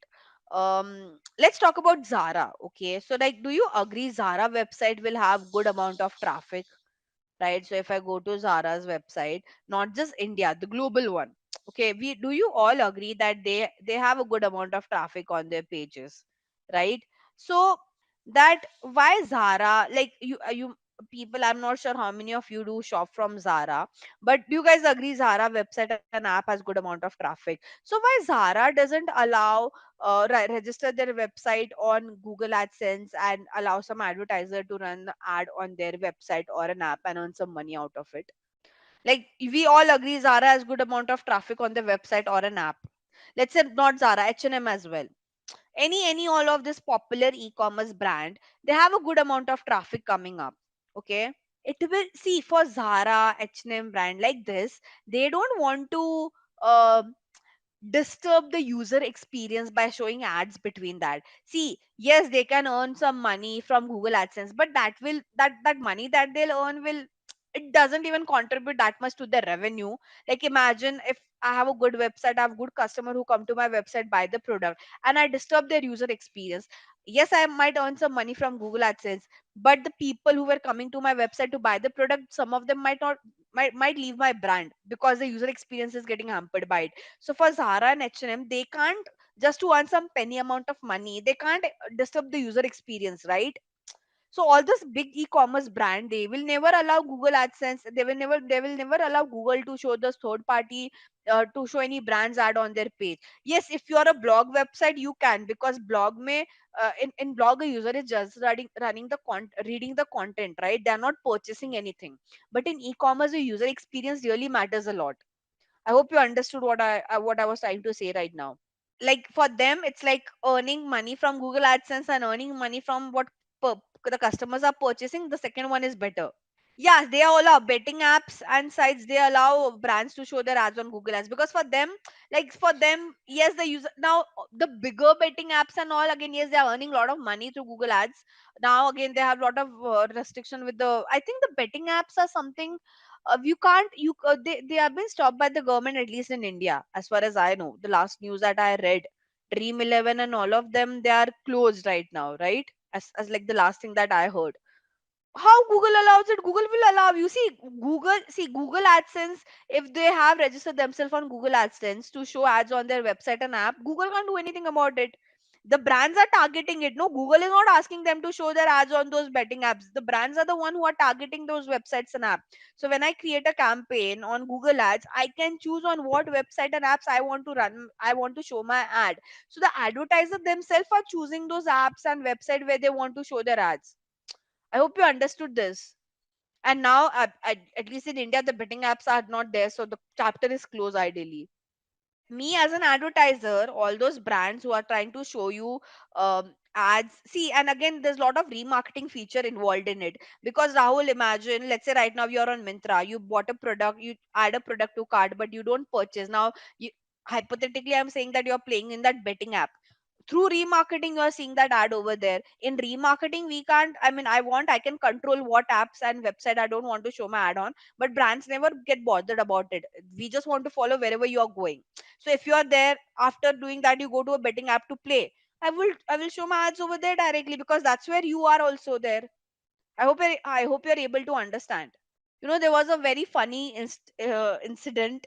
And you guys must know. Okay, so there was so there's a website in India, IRCTC, which is used to book trains. Okay, now, few, I think last year there was one user of IRCTC. This guy went on Twitter and they tagged this brand IRCTC. And so basically, this person, when he went to IRCTC, he could see some rubbish ads, okay? Something that he really didn't like. When I say, I mean, I really don't know, the content wasn't great of that ad, something on those line, okay? And this guy got very frustrated and he tagged IRCTC and he told them that, why are you allowing such kind of brand to show their ad on your website? Right? This is what this guy did, and it was there on Twitter. Now, what IRCTC replied was, see, we are not allowed, see, this, you are seeing this rubbish content not because we allowed them. Try to understand, they are doing remarketing to you. Just because you saw that rubbish content somewhere, they are just trying to show that again to you. I hope you're able to understand. So in remarketing, you can't control this. This guy thought that IRCT is allowing such brands to show their ads, but ideally that ad was shown to him because he watched that kind of content few days back. And this brand was trying to do remarketing to this person. I hope you're able to understand what I'm trying to say. So, like, if you tag those brands saying, how do you allow such bad brands to show their ad? Ideally, it is not the brands, or it is not the website who's allowing it. There could be a good reason you saw that rubbish content or that rubbish product, and wherever now you're going, they're just trying to do remarketing to you. So, ideally, it's not fault of IRCTC as well. Right, fault was with the person. He saw that bad content, and now they are doing remarketing to him wherever he goes. Right, so ideally, I mean, in remarketing, it's very difficult to control. But yeah, you can take some control that we don't want to remarket on some sensitive website where things are talking about violence and all of that, because that will impact your brand image as well. No, like imagine, guys. Okay, for example, I'll tell you. I'm someone who shops from Zara. Okay, and now I didn't bought the product and I go to Meesho. Meesho is basically a brand in India which sell dirt cheap product. Okay, now imagine I go there and Zara is trying to do remarketing on that Meesho app. Don't you think it will impact Zara's image? Right, because where is Zara and where is Meesho? Right, in such instances the brand image will get hampered. Like imagine you guys are saying that Zara is doing you remarketing on Meesho's app, it will impact the brand image, right? So all these bigger brands, there are times sometimes that they exclude showing ads on, even if they want to do remarketing, they'll exclude such kind of websites where their brand image can be hampered. First thing is, create your video, upload it on your YouTube channel, connect your YouTube channel to your Google ads, and then you can run that as an ad. But now this is a new feature that YouTube has introduced where I can run a partnership ad. Partnership ad is like, because nowadays there are a lot of videos that influencer creates for a brand, right? And now that brand want to run that influencer video as an ad, they can do it. Outstream ads, we can refer to some Google images then, because how should I say? It is very difficult. Like randomly, if I start scrolling, it's very difficult to find them. But like this, see this. This is a website where Neutrogena is showing their video ad. Can you see? How did I understood it's an ad? It says advertisement, and this sign is of Google's. So if I tap over here, it will say run by Google Ads. Make sense? This is a banner ad by this is a banner ad by Google. This is a video ad by Google. Both are run through Google Ads only. Okay. I hope it's clear for everyone. I mean, I can see there is one website where I see a lot of ads that pops up. Like now here, it will take some time to load, but here also, like, can you see this advertisement? So it takes some time to load that particular ad. Again here, somewhere in the down here also there'll be a, now it could be a video, it could be a banner as well, but it takes some time to load. Like, I can keep the site open if it loads quickly. Yeah, see this.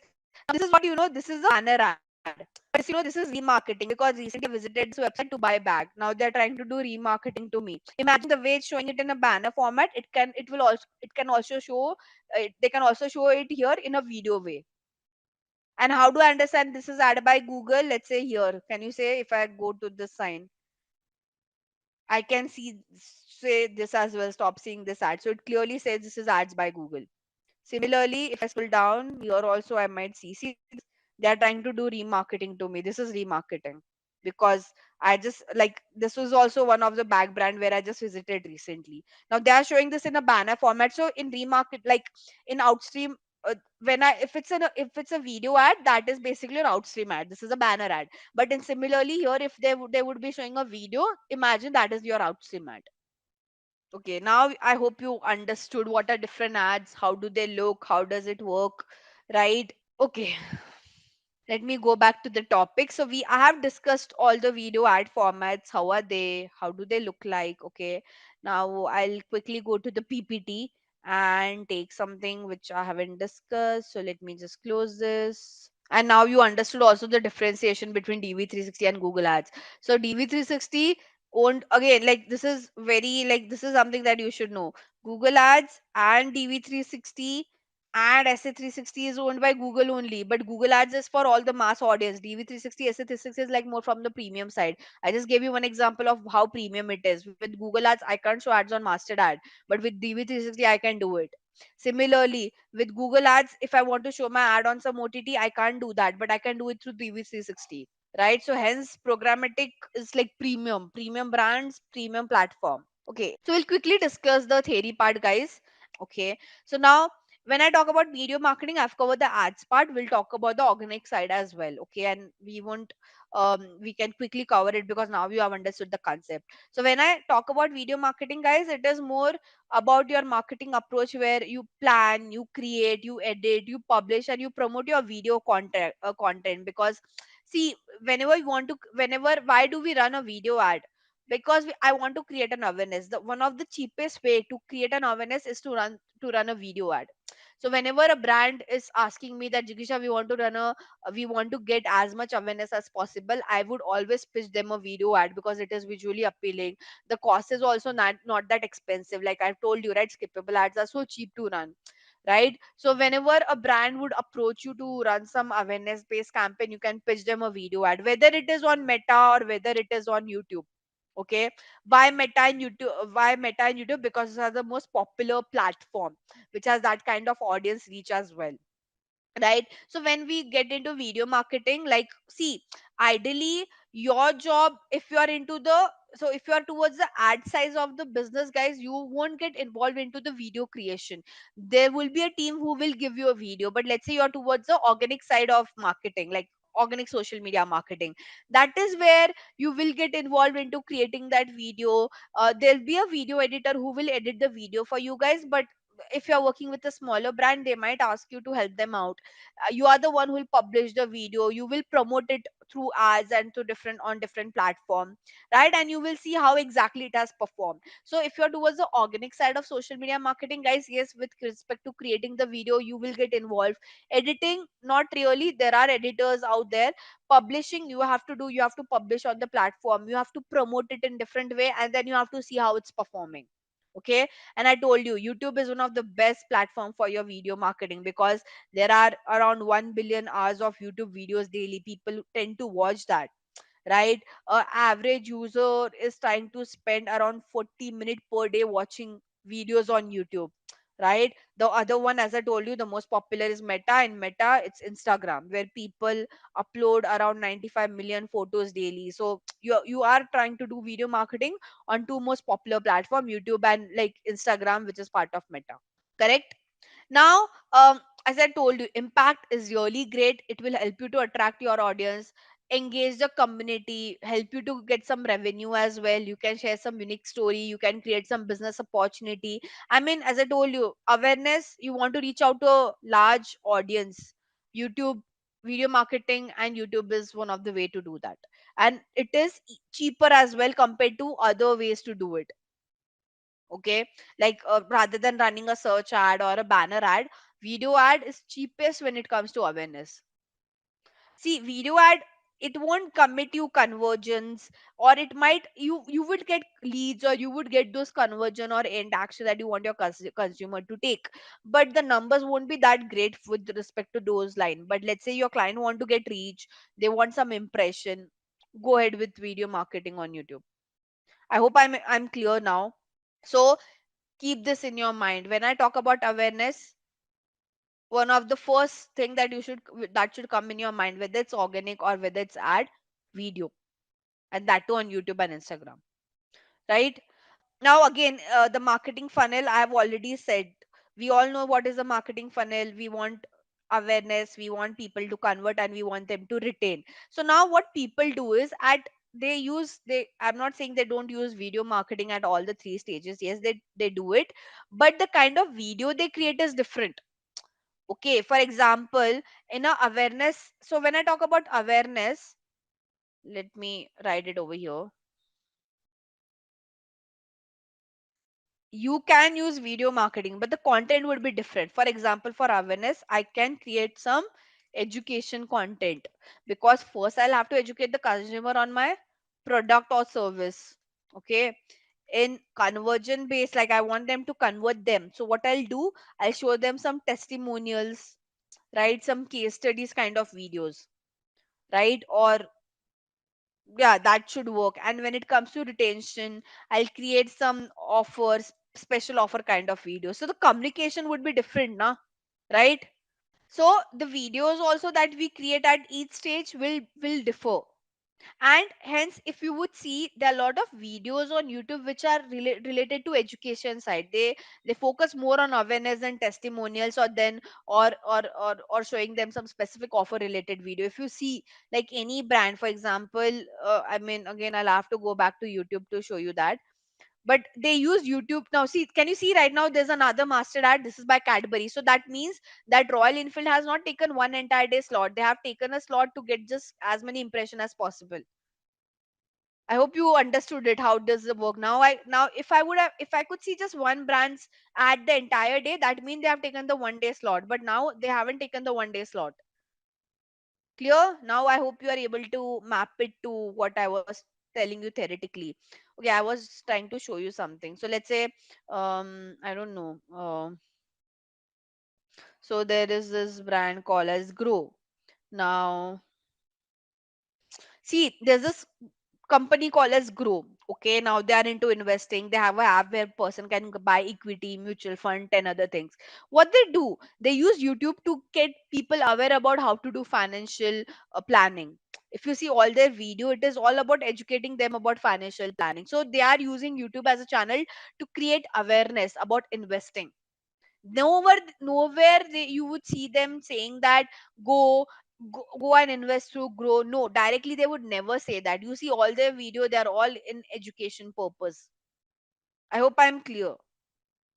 So you would see YouTube or Instagrams are usually used for awareness, the video part, okay, and the content is very much focused towards the educational side of it. They won't directly educate you, so in like they will, in middle of that they might promote their product, but the content is very clear. They want to educate the consumer on the whatever product and service that they are trying to sell. Okay, I hope I'm clear. Now, there are a lot of metrics that we track whenever we run a video ads or we are doing some video marketing. Okay. First, we see how much traffic we are able to get, organic traffic. Okay. Then we would want to see what is the engagement. Engagement is nothing but how many people have liked my video, disliked my video, tried to share that video, or who have commented on it. That is what we call as engagement, whether it is on YouTube or Instagram. Then you would want to see how many people have subscribed to my channel, or how many people have followed my page. That, because video marketing will impact those subscriber count as well, right? Now we would also want to see audience retention, like how many people are keep getting, they are watching my video for multiple time, they're coming back to my channel. By the way, all these numbers, at least on YouTube, you can check under your, there's an option of analytics where you can check all these numbers. Okay. Then you would want to check the watch time, which is what is your total viewing time for your video. Then you would want to see a conversion rate as well, that after watching the video, did the person went to the website to buy any product or service. Okay. And then bounce rate is nothing but the person came to the video but they just went back in like 1 or 2 seconds. That is bounce rate, like they didn't stay for a longer duration. Okay. So people who visited your video or your website but they leave the website or the video in like few seconds, and they didn't do performed any action. So because you're doing video marketing, you will have to also track how it is performing. You create a separate video that would work, but imagine in one video you're trying to do awareness, conversion, retention. No. Clear? Okay, so guys, these are some metrics that one should check. I'll come to, so I have talked about what are different kind of video ads. I've covered it without the slide only. Okay. But now you would want, so on your Google search engine, okay, see, apart from YouTube, your video, so let's say I want to say, right, can you see there are some short videos that have been shown? Sometime you'll see some videos as well, like not just short but some big length videos as well. Now if you want to really improve the ranking, you want your videos to appear at the top. You, that is what we mean by SEO, right? Without running ad, you want your video to appear on the top of your website or on the search engine result page, or even for that matter on YouTube. There are some things, there are some, how should I say, um optimization that you can do with your video. Okay. So first thing is, you can add your video under your sitemap. Now what exactly is a sitemap? Let me okay, let me try to explain this to you. I'll talk about sitemap later on because it's a very long explanation. But one thing, within your video, please add the timestamps. Timestamps, stamps are nothing but where the user can see at what minute what kind of topic has been discussed. So you are just trying to break down your video and create some good description. You have a description part in your YouTube, right? So give a good description, add some important keywords within that video, so your ranking would be better. Now, when it comes to the sitemap, guys, what exactly is a sitemap? Let me make you understand that. Okay. Um, please try to listen carefully what I'm trying to say over here. Okay. So, okay, imagine I'm a brand, I have a website, I have a YouTube channel, and I want to improve its SEO ranking. Okay. SEO is like, I want my website or my YouTube video to be shown whenever person search for any query related to my brand. I want my website, my video to be appeared somewhere towards the top, right? That is what our goal is. Now, what happens is whenever you create a website, try to understand this. Uh, let's say, let's talk about only Google right now. Google, what Google will do is, let's you create a website. For Google to rank your website, Google will first have to scan your website. Okay. Like I can't just vouch about Mahalakshmi. See, let's say it is like, you are asking me to vouch about how good Mahalakshmi is with respect to digital marketing, but I couldn't do that without me not knowing how well she is into it, right? So I'll have to do some test with Mahalakshmi to vouch for her, right? Similarly, it's the same thing. For Google to rank your website higher, Google will first have to scan your website. What exactly do I mean by scan your website? They'll check how well you have created your website. Have you done all the SEO checks or not? Again, it's a very lengthy topic of SEO check, but one of the thing. that Google, so what Google does is whenever you create your website, Google has some bots and crawlers who comes to your website to scan it. Okay, they'll scan each and every page of your website, and when they scan your each and every page of your website, one of the part that they check is called a sitemap. Now what exactly is sitemap? Try to understand. Okay, right now imagine I am that Google's bot or crawler. Okay, and I want to scan, let's say it's Amazon. Okay, it does not any other random brand, but it is Amazon. Now let's say, hypothetically imagine that Amazon has created their website, they are new in the market. Now Google bot, which is me, who have come to crawl this website, don't you think it will be very confusing for me to know where should I start crawling, how should I proceed, what is the last page, what is the first page? Do you think crawling would be also difficult? Like how should I proceed, because there are so many pages on the website, right? There's a good chance if I scroll it by myself, I might miss out some pages. Do you guys agree with me when I say this? Do you guys agree with me if I ask you that you go crawl, check each and every page of Amazon? Are you do you Can you guarantee that you won't miss out on any pages? No, you can't. You will miss out on some pages, right? Because there's so many pages, each page has so many products, right? That's where sitemap comes into picture. Sitemap is nothing but a roadmap of your website that you upload on your website. So the person who creates your website, you have to ask him to upload a sitemap as well. It is like a map that you are trying to give it to Google, that you start from here and you end it over here. So in that sitemap you cover all the pages of your website, right? And this is what I'm trying to tell it over here as well. So whenever you create a sitemap, in that sitemap also mention some important videos that you want the Google to crawl.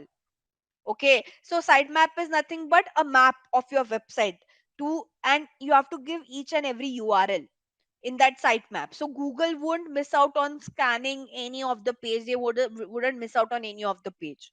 I hope I'm clear now what is sitemap. This is one of the SEO check that Google does. If you don't have a sitemap, Google will miss out on some pages or the video to be scrolled. If they don't crawl that page, they won't even rank that page. I hope you understood. So imagine Mahalakshmi would just tell me, ma'am, like I've asked Mahalakshmi to tell me what all she knows. She said I know SEO. So I'll only vouch for SEO. I can't vouch for her when it comes to ad. It's the same thing. The pages that Google will crawl, Google will only help with ranking those page. The pages that they're miscrawling, they can't show that page anywhere on the search engine. I hope you're able to understand this concept. What exactly is a sitemap, and what is the importance of this sitemap? Okay, so if you upload a sitemap, you have a timestamp and you add some text description, this will surely help you to improve the ranking of your video as well organically.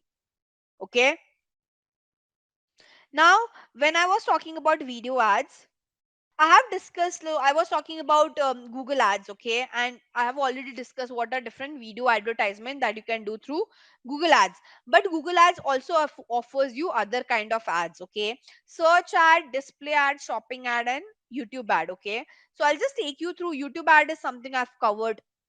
Let me just show you search, display, and shopping. Display, I've already shown you the remarketing banner on Pink Villa's website. That was your display ad, because display ads are in a banner format. Okay. Search ad, shopping ad, I'll just quickly show it to you. So your search ad, can you see the sponsored result? All this one, two, three, four are all search ads because they come under the sponsored result. Sponsored result as in you're paying money.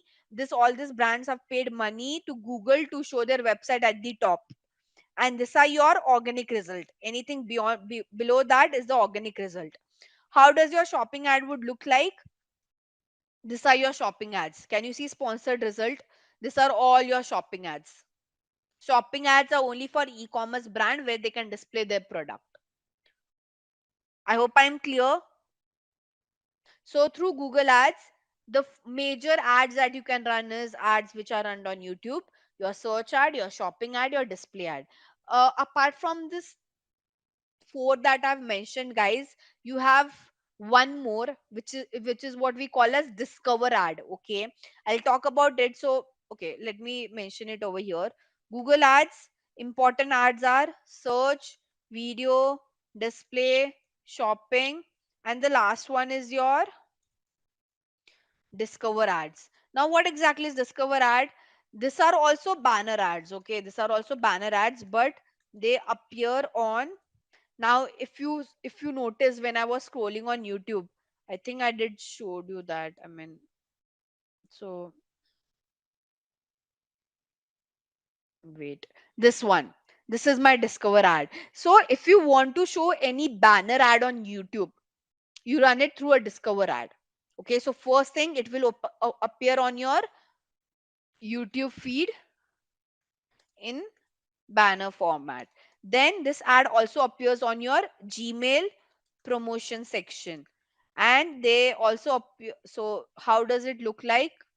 I'll have to open my Gmail to show this quickly.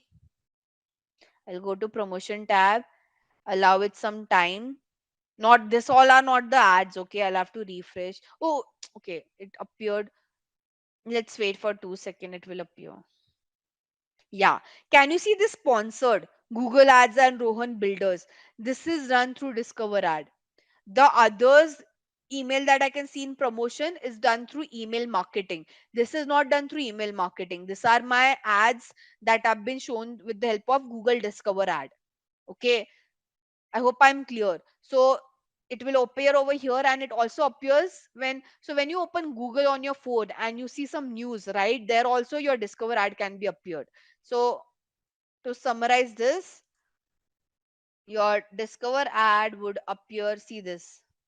One, it appears on your YouTube feed. Sometime it can also appear in a carousel format. It can be a single image, it can be a carousel as well. Carousel is nothing but multiple cards. Okay. So this one is your Discover ad. It also, now what is this section? If you open in your on your phone the Discover tab where you see all the news, in between of that news you will see such kind of ad, and then you have your Gmail section. I hope I'm clear. So out of all this, so many ads that I've mentioned, me as an advertiser will decide what kind of ad I want to run. For example, okay, if I want to do some awareness, I will run a video ad.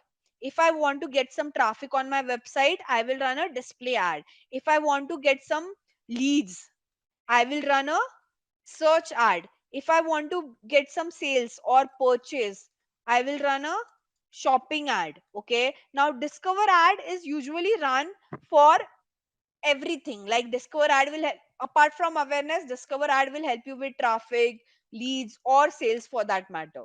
So, based on what is your objective, you choose what kind of ad you want to run. Make sense? So you as an advertiser, you have to decide what kind of ad you have to run. Google won't tell you anything. Yes, you can take Google suggestion, but try to understand Google suggestions are always with respect. See, Google want, at the end of the day, Google want the advertiser to spend as much money as they can. So their suggestion would also be on those line only. So you can't blindly follow what Google is saying. See, in future, if you're working in this department, you will have a Google team who will reach out to you, they will guide you. But when Google team reach out to me and when they try to guide me, I don't blindly follow what they're saying, because for Google the end goal is to ask their advertiser to spend as much as they can, right? So the recommendation is also aligned towards those lines. I hope you understood. So you should know, hence I told you, right? Out of all this ad, for if you want awareness, you run a video ad. If you want website traffic, you run a display ad. If you want some leads, you run a search ad. If you want people to go to the website and buy your product, like if it's an e-commerce business, okay, so shopping ads are only for e-commerce, you'll run a shopping ad. And if you want a mix of all, this is more of like Discover ad is usually used to do some testing. Okay. Now, um, again, for video marketing, apart from your YouTube that we have discussed, you have Meta. Okay. Now, if you know Meta, or in general, Facebook as well has 500 million people who watch Facebook every day. Right. Right. 80% of the consumer traffic is on video. Right. Again, there are 43% of the people who want to see your video content. 1200% there are more shares than images. So if I talk about what kind of videos, compared to image, videos do get shared a lot. So these are some of the stats which is trying to tell you that why you should choose video marketing. Okay. I think I've already told you what are the benefits of doing video marketing. I won't repeat the same thing again and again. Okay. Now, How do we exactly create a video marketing? Let me just quickly give you. So when I create my video ads, okay, like whenever I do my campaign creation, um I'll quickly show you how does it look on the back end. Okay, so by the way, to do this we use this platform called as Google Ads. I have a dummy account, so I can show it to you over there. See how fascinating it is. Okay, so by the way, this is how a Google Ads platform look like. Okay, don't feel overwhelmed. It's okay when the person see the platform for the very first time, they feel bit overwhelmed. But it's a very would I say it's an easy platform to use? No, you need some experience, you need some hands-on, how should I say, experience to use the platform. But you guys, all of you over here on the call, can create their Google Ads account and do some practice if they want to. Okay, now how does a campaign setup looks like on Google Ads? I'll just quickly give you a run through. Okay, see this. So here, from here we create our campaign. Okay, now, as I told you, why do we run a video ad? For awareness. So Google is asking, so there are a lot of questions Google will ask you for your campaign setup. Like if you want to run that ad, there are a lot of settings that you have to select. And will go through one by one settings, the important settings that at least you guys should be aware of. As I told you, the objective to anytime if you want to run a video ad, your objective should always be awareness and consideration. So I'll choose awareness. Now, can you see it is asking me what do I want to achieve by running my video ad?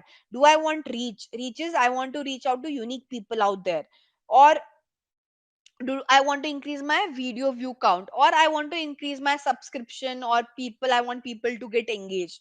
So the most popular subtype is usually video view, so I'll choose video view. And here, can you see it is by default choosing my ad type as video. Okay, so I've selected, you just have to select the right settings. Okay, and I'll say continue over here. Now see this. Okay, campaign name, guys, is for your understanding. So for whatever, like, this won't hamper the performance of your ad, it is just for your understanding if you want to give a name. So imagine, guys, I want to do this for Amazon, and I'll just write video view ad. Okay, whatever I want to write. Okay, now here Google will ask you what kind of ad you want to run. Skippable, infield, short. It's up to you. You can keep all three. Ideally, you can start with running all the three kind of ads. Okay.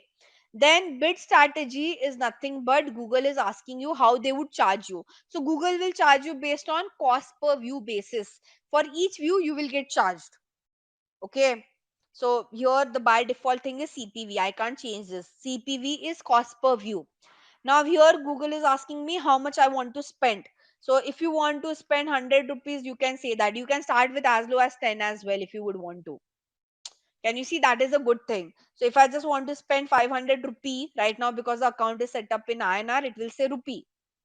Okay, or how, see, this can be daily. So there are two kind of option Google's give you. If you daily, if you want to change the budget, you can do that. Or if you want to run a campaign for 30 days, 15 days, you can do that as well, whatever you are comfortable with. Okay, if I want daily, I'll say daily. If I want for a duration, then here I'll have to select the start and end date as well. Like if my campaign is starting from 20th of September, I want to run it till 31st for October, and then I want to spend 50,000 for it. So I can give that kind of budget to Google. I hope I'm clear. And here Google will give you a forecast. Forecast is okay, wait. I have to confirm my identity. Give me 2 minutes. I'm just showing you a glimpse of how the backend look like. Okay. Now here. So here Google is asking you where you want to show your ad. So obviously you want to show ad on YouTube, so it will be there. Google TV is not for India location right now. It is only available for US. Hence, I can't do anything. And see this. This is where it is asking me if you want to run ad on third party website or app. So if I don't want to run my ad on third party websites and app, I'll turn this off. So it's up to you.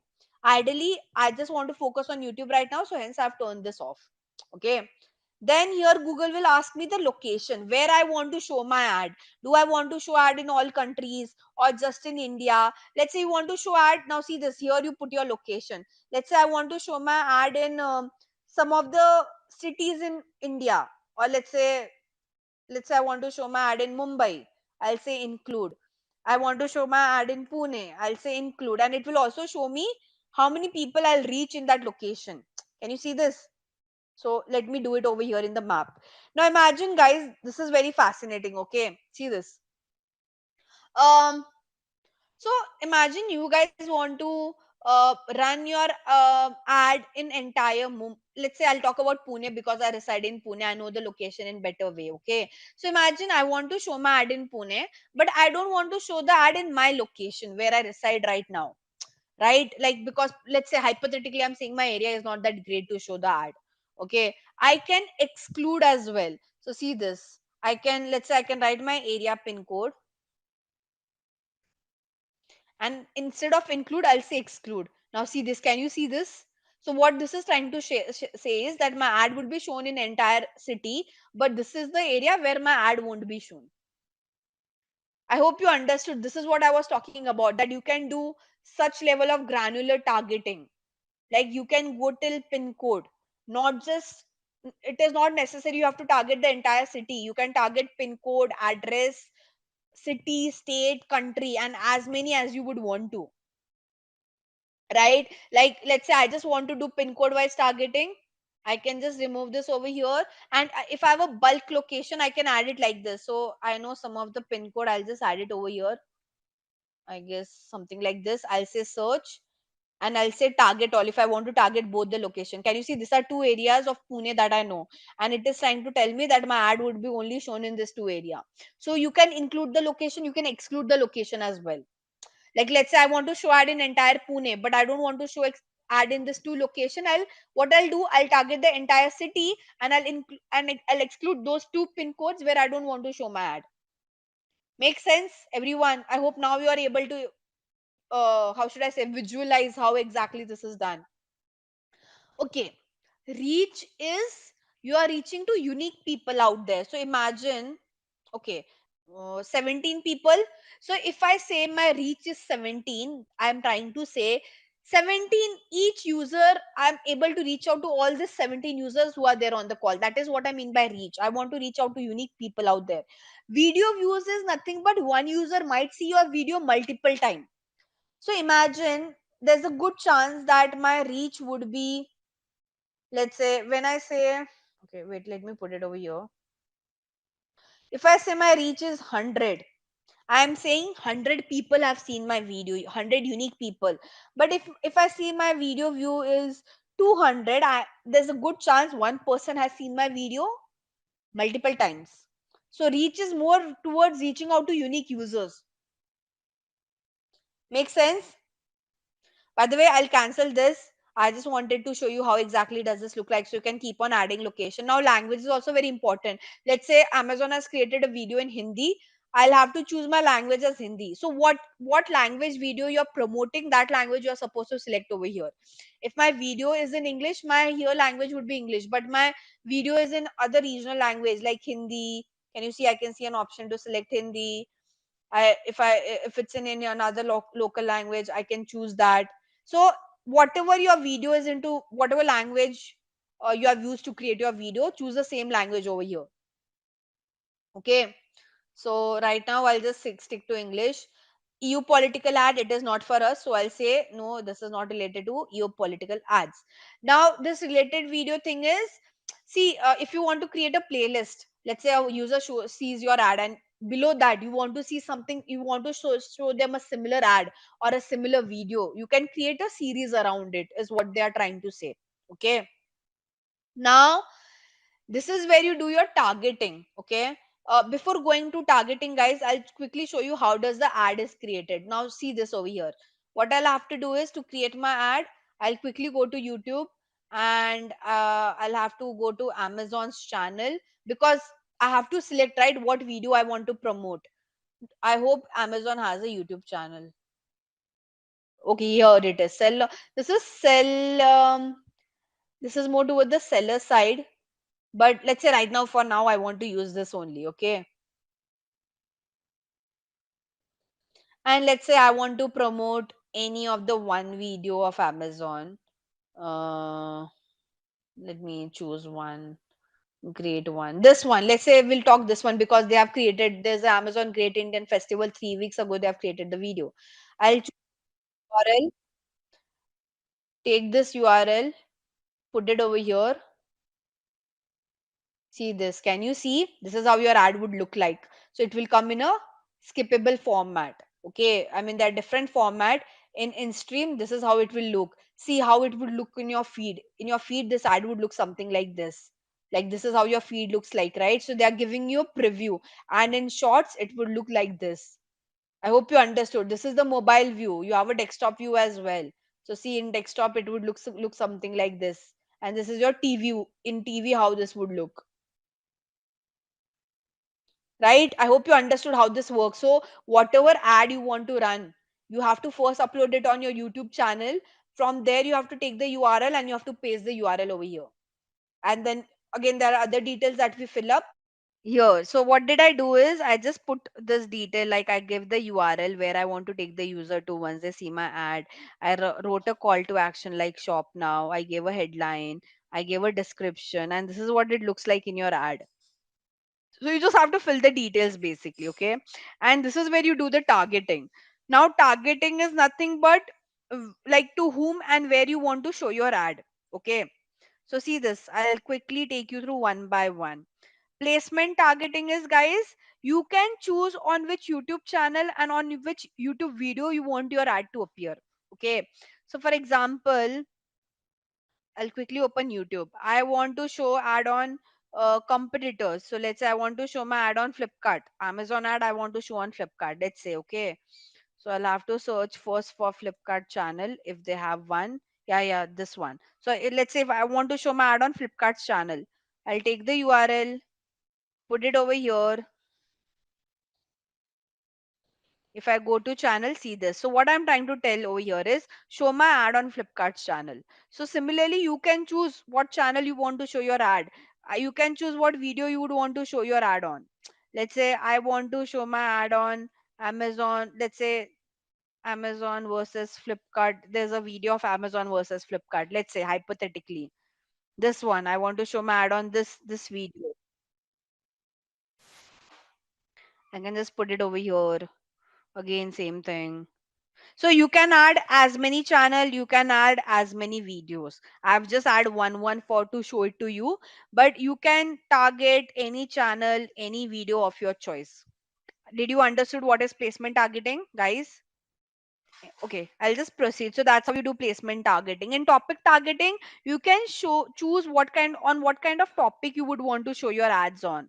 For example, Amazon is all about shopping. So I'll go to beauty fitness and I'll see like whatever which has been sold on Amazon. I just have to select it. Now here I don't have to create anything.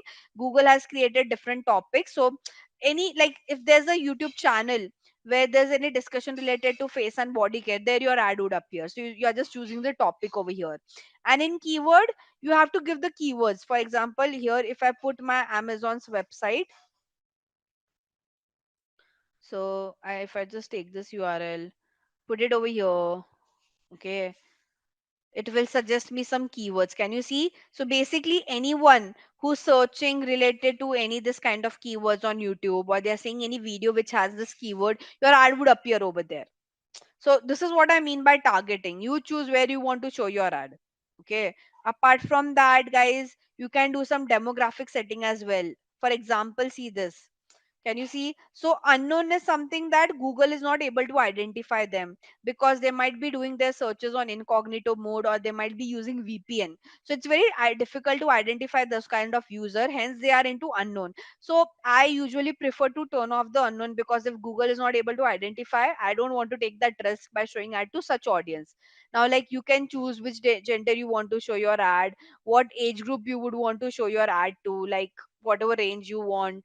Do you want to show ad to parent or not a parent? You can target people based on their household income as well. So let's say if you're promoting products which are very expensive, then you only show top 10 to 20 30% of income group, right? I mean, so on and so forth. Cool. So that's all we had under the video advertising, which was very lengthy because I went towards the practical side of it. Let me go to the next one, which is our Where is now email marketing? Basically, these are the emails that you guys send when your customer would leave their item in shopping cart, because you first send an email to give them a like a reminder, then you do some follow up, right? You can also send them an email after 2 day or later, send them some email for some discounts, and also basically you're just trying to nudge your customer if they don't do any action, or in case even if they are your existing customer, you will still send them an email because you want them to keep on buying from you. You do some personalization for them, right? Google Ads, a platform through which you can run ads on different Google property. Like you, if you want to show your ad on YouTube, you want to show your ad when person searches on Google, you want to show ad on some third party websites and app, you want to show your ad in the Gmail section. So any placement which is created by Google and you want to show your ads over there, we use Google Ads.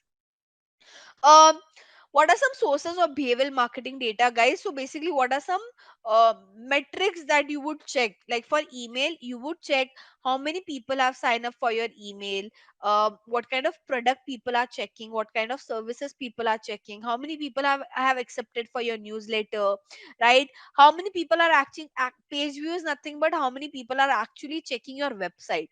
Okay, click doesn't mean checking website. Click just mean they have clicked on your ad, not necessarily they have landed over there. So hence we have a separate metric called as page view, what kind of content they are consuming and what is their purchase history in general. Okay, so these are some of the basic metrics that you guys tend to check. Okay, significance of your overall behavioral marketing operation is, guys, reiterating this again, you tend to understand your consumers behavior, which will help you to create better ads. I did show you, right? Whatever data I'll get, I'll put it on Meta accordingly, right?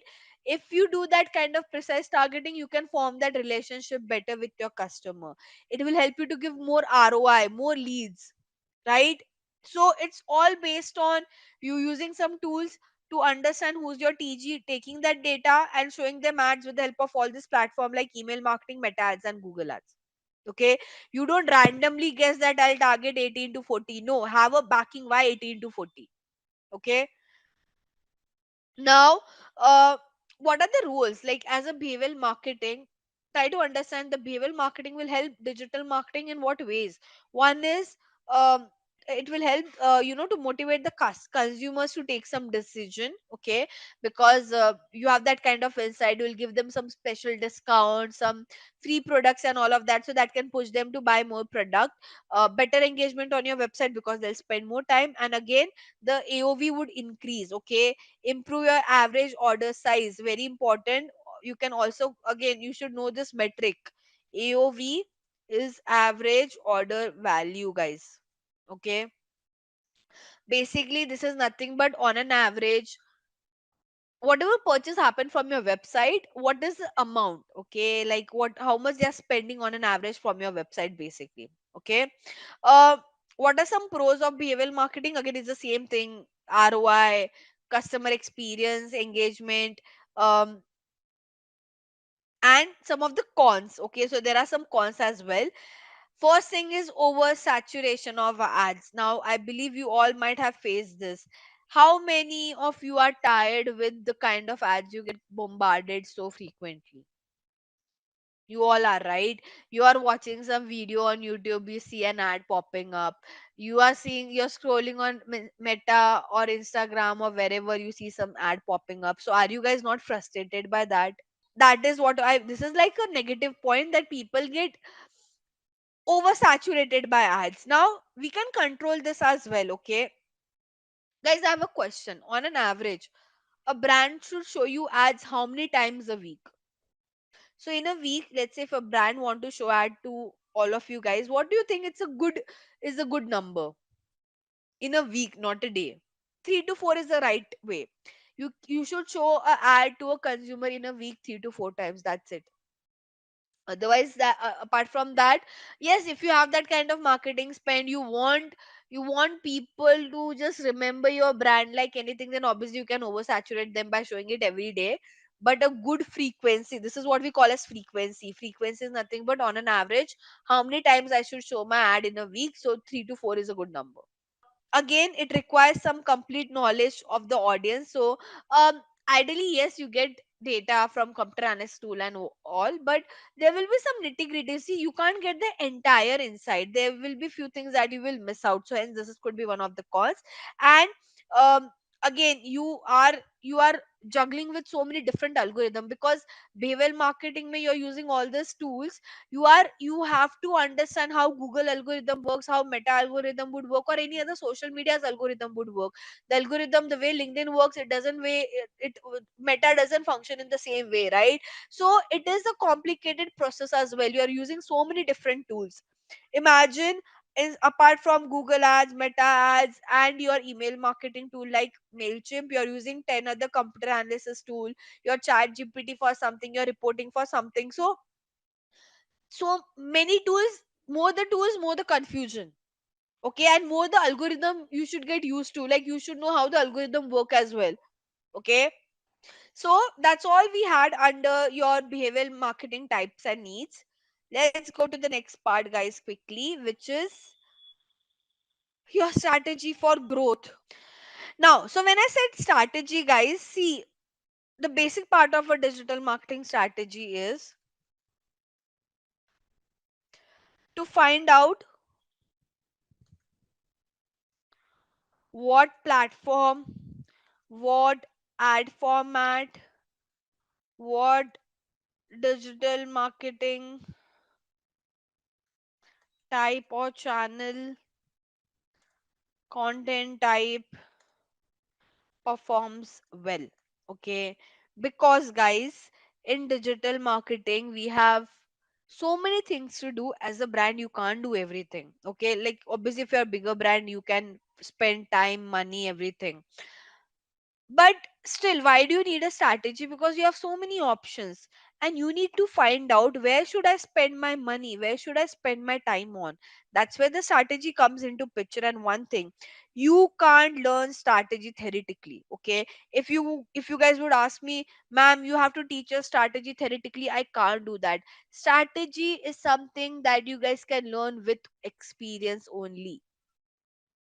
Hence, whenever you get started working in digital marketing, guys, you would every time you would see that you will get a lot of execution work in the initial 2 3 5 years of your career.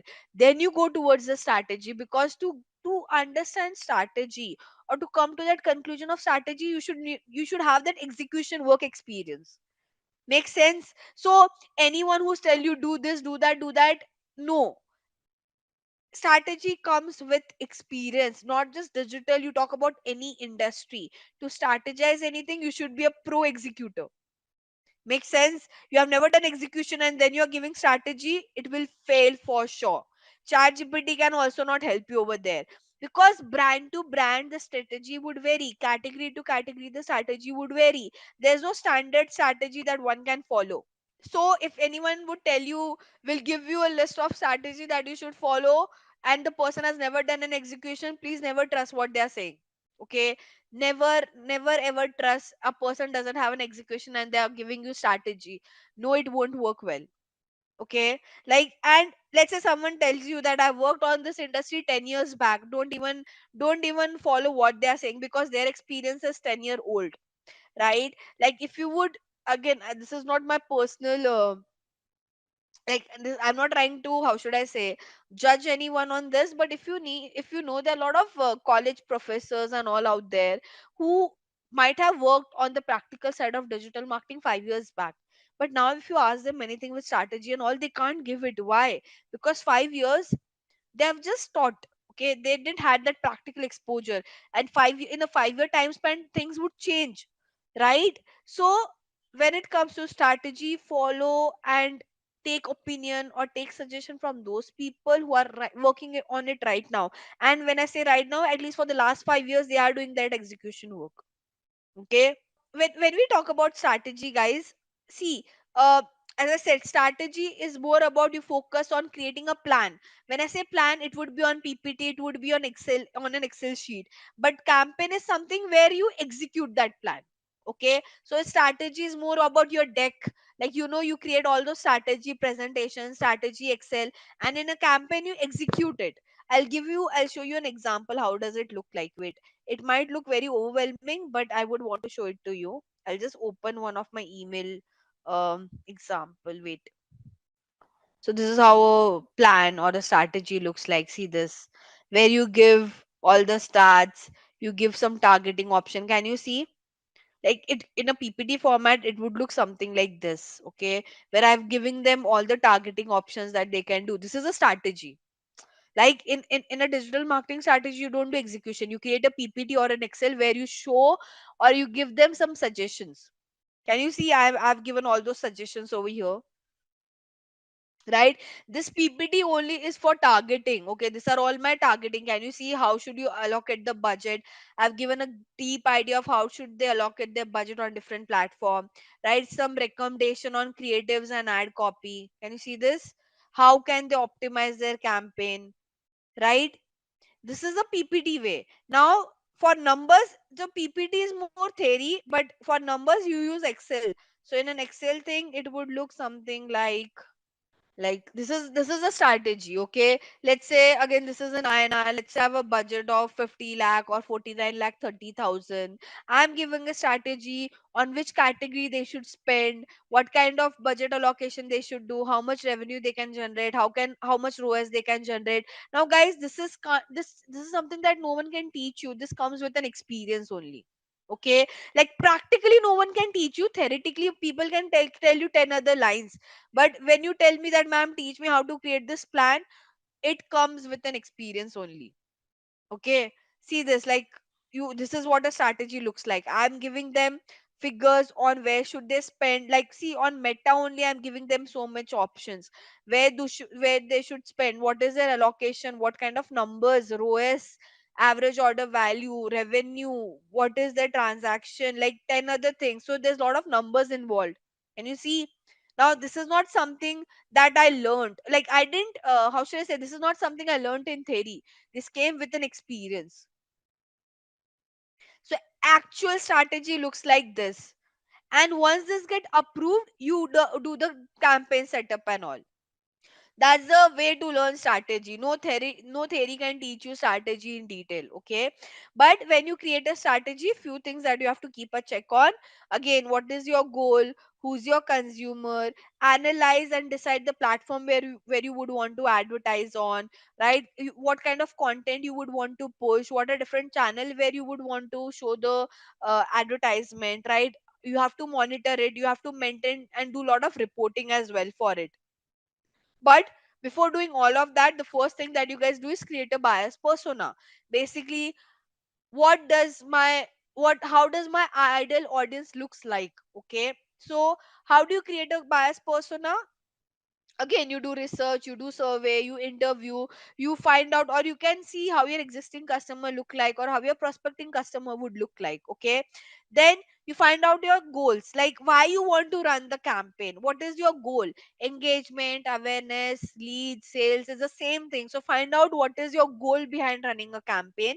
Then one very important thing, where would you want to advertise? Okay, so you have something called as own media, earn media, paid media. Guys, this is something that you guys will have to mug up, because this is the most common question which is asked in an interview. Okay, own media is, guys, something that the brand or an organization owns. Let's say website is something that you guys can own, you own. Your social media handle is something that you guys own. So that is what I mean by own media. Okay, earn media is something that you have generated because lot of word of mouth marketing. Okay, and paid media is something where you are spending money on the platform to show your advertisement. Okay, so this is a basic interview question, hence I have just explained this in detail.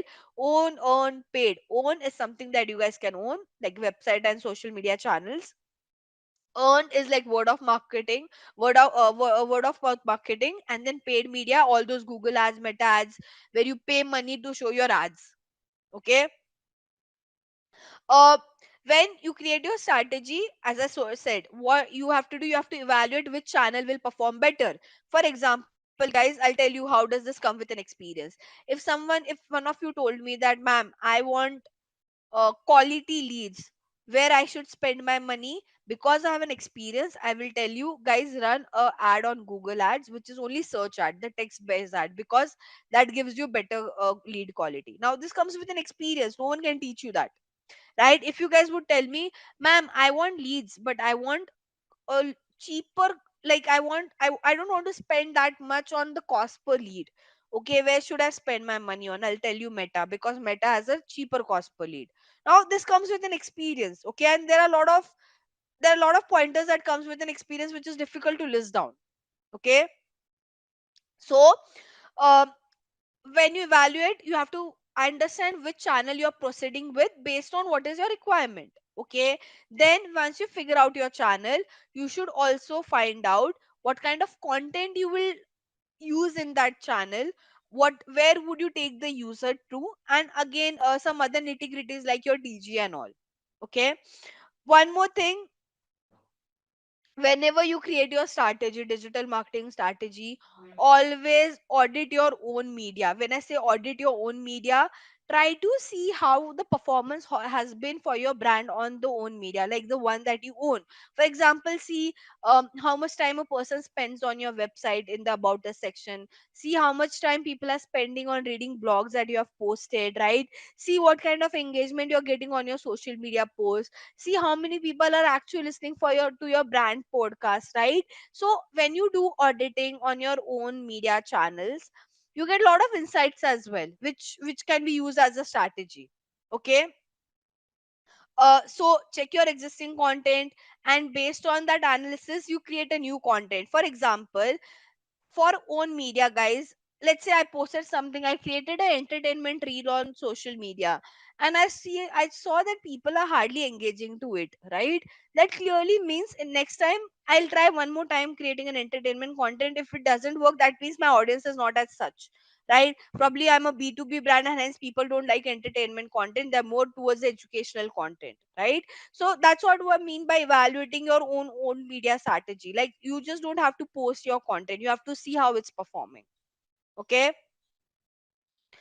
again, for earned media as well, guys, you can evaluate, like if I'm running ads on Meta, I will see what kind of age group has given me a good amount of traffic, or what gender is performing better, what interest targeting is performing better, right? So basically, see, in paid media, guys, there are 10 channels where we do advertising. When I say 10 channel, I'll give you a list in front of you. See this. Okay, these are all paid media channels. See this.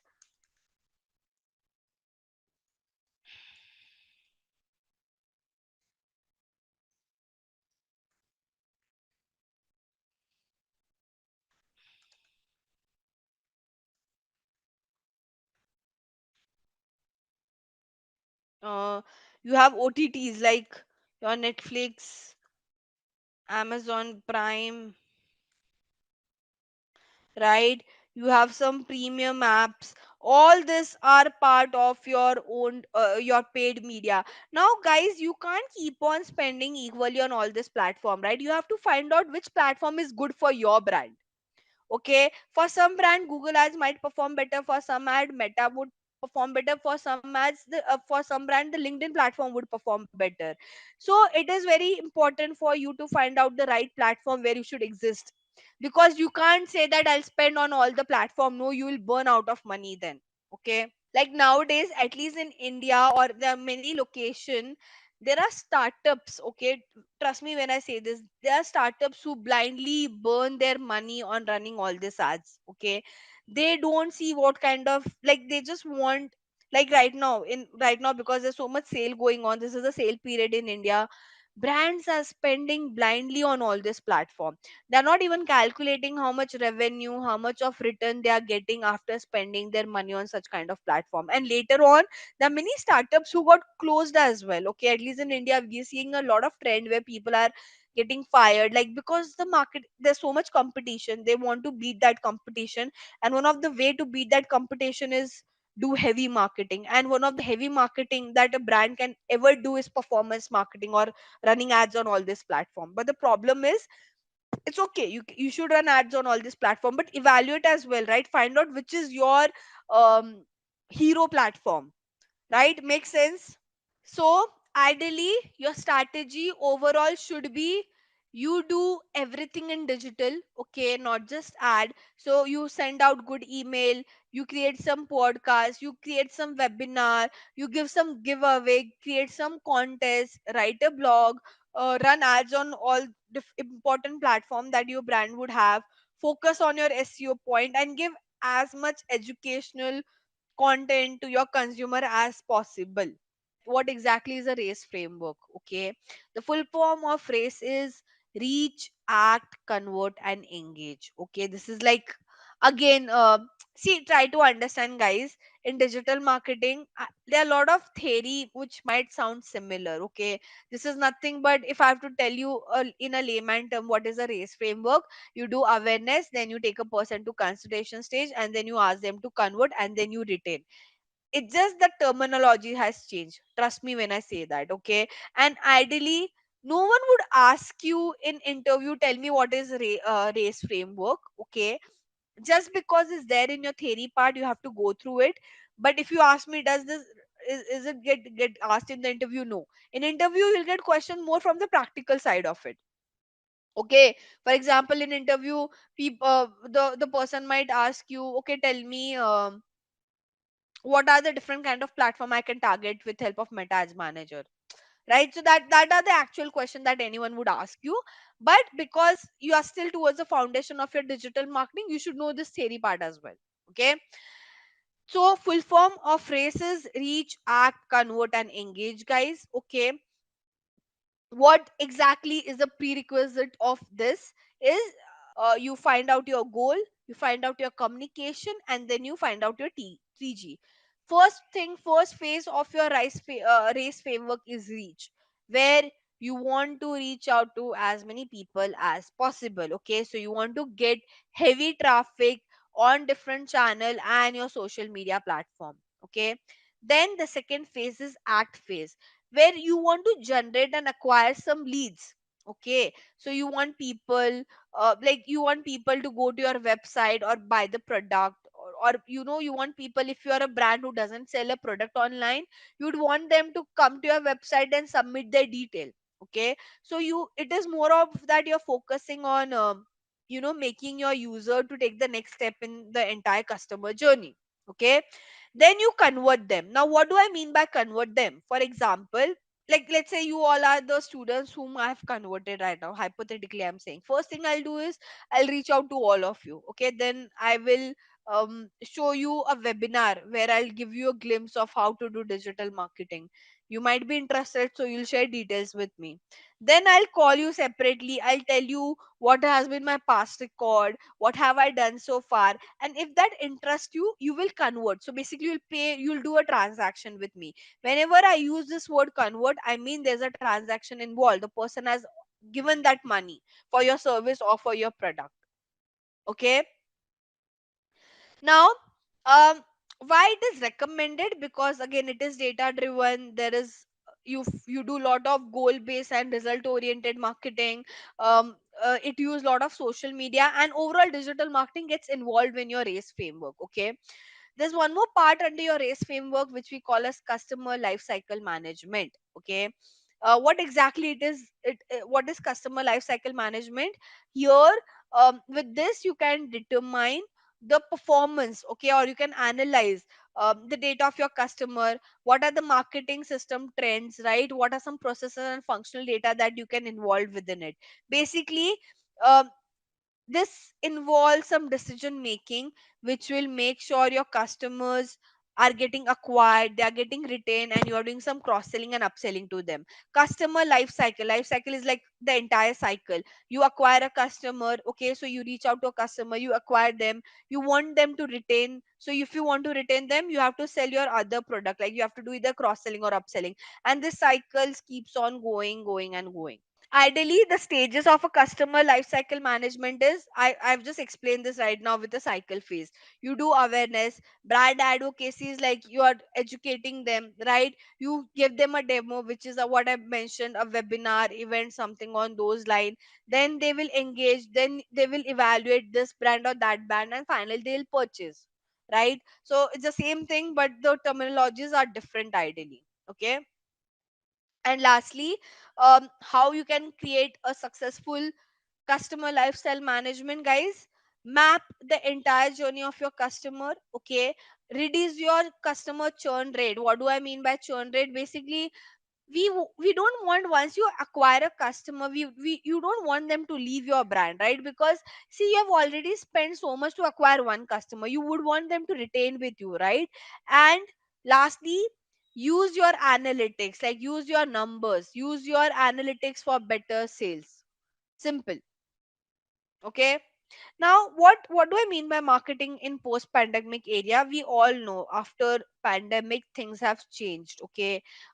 See, before pandemic as well, digital was there. I won't say digital one wasn't there, but especially during pandemic, when the offline thing was closed, the only way for a business to survive, especially the mid size or even the small size or even the big size, the way was through online.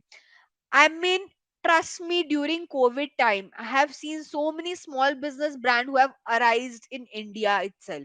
Not just India, but in other countries as well. Because they got that exposure. They knew that even if we have a lesser money, I can start a brand. I can sell it online. Not necessarily I have to run ads, but I'll do it or organically.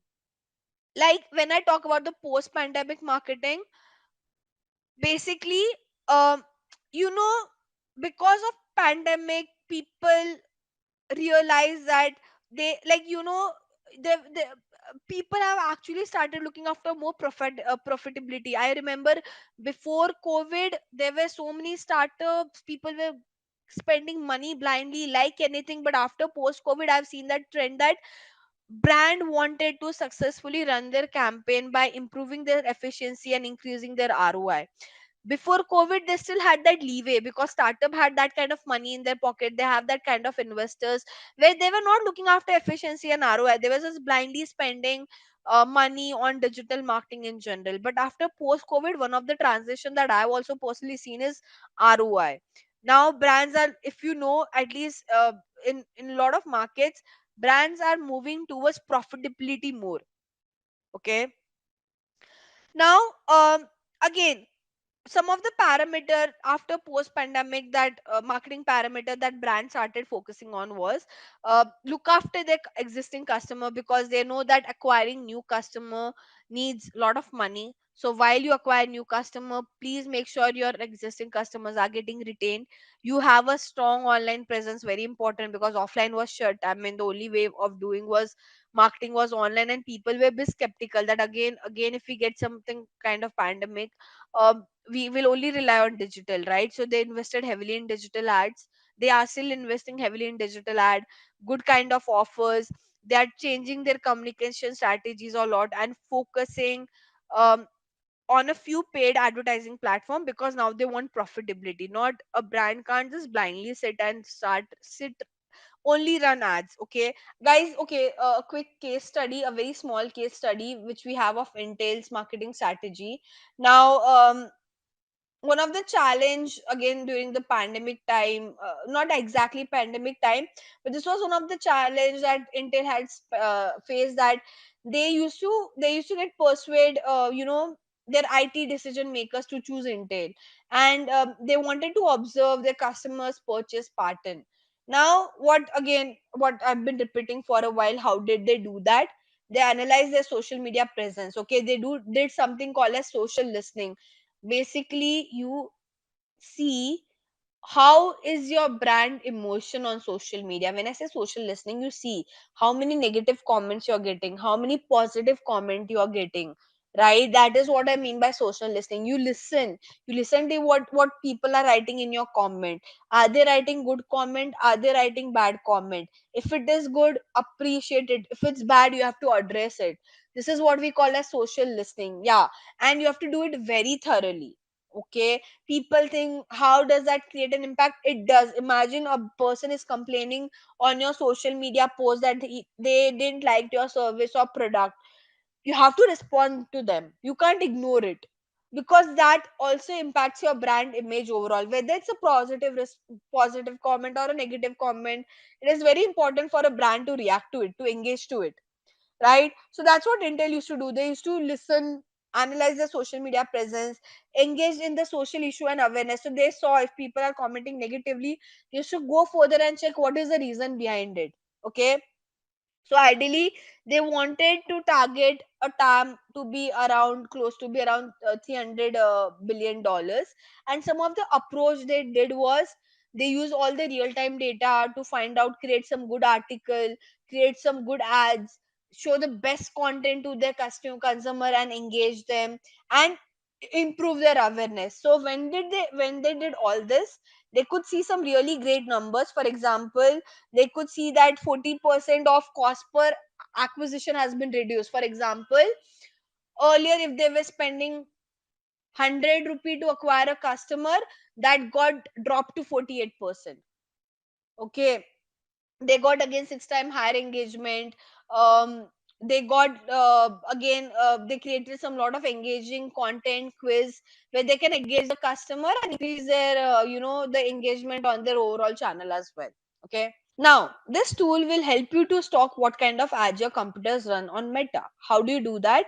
First, you select the country for which you want to see the ad. Then here you select all ads and search for the brand name. Let's say I want to see what kind of ad is been running by Zara's end. Can you see what exactly this is trying to show? This is trying to show me what kind of ad Zara is running for now in India location. Okay, and this is how we can stock. Now how does this help, guys?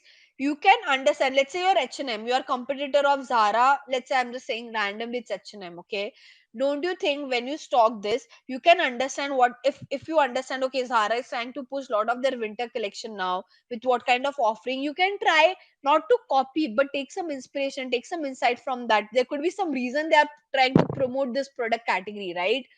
More than that, you can also see on which platform they are running ads. So right now they're just focusing on Facebook and Instagram, right? Can you see? You can also see at what at on which date they have started running this ad. Correct. You can see their creatives as well, what kind of ads they are running. So I'll go back to Zara. See, I'll show you what are different kind of ads that we can run on Meta. This one is called as carousel ad, guys. Okay, carousel is you can swipe. Can you see? I can see multiple cards. This is what I call as carousel ad. This is called as single video ad. Basically, a single video is uploaded. Okay. This is called as an image ad. Okay. So, what are different kind of ad formats on Meta? Carousel, single image, single video. We also have something called as collection ad. Now I'll show you. This is my favorite ad format. Okay, see this, how this would look like. You might have seen this ad somewhere, I believe. Okay, let's see of only of Adidas because we are discussing Adidas for a while, right? So this is how your collection ad would look like. Obviously, if it's an ad, below the name you should show as sponsored. Now how this ad is different? Okay, first thing, in this ad, you'll see a main banner like this. Either it could be a video or it could be an image as well. Okay. And there you will see a catalog. This is called as a catalog ad or a collection ad where they'll show you some product pictures. Now, ideally, in a normal ad like carousel image or video, if you click on an ad, it takes you to the website directly. But this ad, okay, the good thing or the USP of this ad is if you tap on this ad anywhere on the ad, it will cover your entire phone screen like this. This is not your website, it has just expanded on your entire phone screen.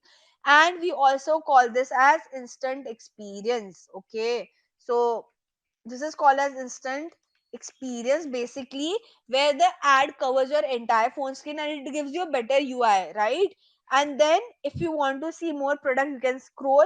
If you want to check out the product on the website, you can tap on it, then it will take to the website. So this is an additional step. Okay, and this is only for the e-commerce brand out there, like educational, real estate, BFSI. They can't run such kind of ad because you need range of product that a person can buy online. Apart from this, what all you should know is carousel. In carousel ad, because you have multiple image, you will have to add minimum 2 image. Okay, so I'll note it down over here only. Minimum 2 image or video, and maximum can add only 10 image or video. Okay, now in a carousel you can create a combination of image plus image, as in all the cards can be image, or you can create a combination of video plus video, like instead of image you upload 10 different videos, and it, or it can be a combination of video plus image. Now there's one more ad, okay, which is very popular nowadays, and we call that as partnership ad or UGC ad. Okay, user generated content. Now what exactly is that? Let me show this to you. uh, I just saw a partnership ad. um, I'll take some. Right now only I was just trying to check something. See this. So this is on the way. I mean, guys, you might not everyone would know Nykaa. So the way you guys have Sephora and all in India, there's this company called as Nykaa. Okay, who sell their own cosmetic and skincare product, and they also promote other luxury brands in skincare and cosmetic. Okay, now what is a partnership ad? This is a partnership ad. Okay, basically, what is a partnership ad? Imagine, guys, I am Sephora, and um Daniel is an influencer. Okay, let's take a scenario. Daniel is an influencer, and I'm Sephora. I reached out to Daniel that Daniel, you are a beauty influencer, or a makeup influencer, let's say, whatever he is. Can you create a video where you will get, you will feature Sephora into it? So yes, Daniel will create that video. I'll pay some money to Daniel to do that. Now I want to run that video that Daniel has created as my ad. I have to run a partnership ad. This is what we call as a partnership or a user generated content. Okay, and it looks something like this. So now here, instead of Vedika Mehta, I could show Daniel's name and with Sephora. Basically, the video that influencers are creating for your brand, and they have posted on their social media channel, if you want to run that as an ad, that is called as a partnership ad. And trust me, nowadays the best performing ad is a partnership ad, because imagine a normal image or a video where you're just talking, a random person is talking about your brand, and there's one video where a most popular influencer is talking about your brand. Which one will perform better? Obviously the one which influencer is vouching for. Right, nowadays people blindly follow what influencer does. Hence the partnership ad is the best performing ad format for the time being. You have also something called as a component. Now what is the component of your ad format? I'll just show you quickly. First one is your primary text, then you have headline, then you have description, then you have a CTA, and then you have a landing page. You also have one more thing which we call as, either you upload your image or a video, whatever it is. We know what is image and video, but what are this component, guys? You should know the technicalities of it. Okay, what is a primary text? Quickly we'll go through it. Okay, any text or any copy that you can see about the video, about the image, is called as primary text. This is a primary text. This is a primary text. So the text that you can see about the image or about the video is a primary text. This is what we call as a primary text. Okay, important part of your ad, because a user would get interested after reading this. Okay, so you write good USP, create some FOMO, add some emojis the way they are doing it to make it attractive. Your goal should be to make your primary text as attractive as possible. Hence you would see brand use so much emoticons. They talk about the USPs, offer and all. Why? Because this will push you to buy the product. Okay, so to write a primary text, add your USP, create some FOMO, fear of missing out, basically write some offer, um, add some emojis, not make it look text heavy. and write in pointer format, because again if you write it in a para format it looks very text heavy, right? Then we have something called as headline. How does a headline would look like? This is a headline. Again, it should be short and crisp. This is your CTA, call to action button. This is your URL, nika.com. Okay, so these are your component of your ad. Your primary text, your image, or it could be a video over here. This is your CTA, this is your headline, and the on top of that is your URL. How exactly do we create ad on the platform? It's easy, guys. You just have to fill up the details. Now for ad creation, see, all this creative pictures is again not a job of a digital marketer to create. You'll have a graphic designer. If you're working with a big brand, you don't have to create this picture and video. You have a graphic designer or a video creator, video editor who creates it and send it across to you. You can probably guide them, but the execution is done from their end, because again, you as a digital marketer, it is not your job to create a picture or a video.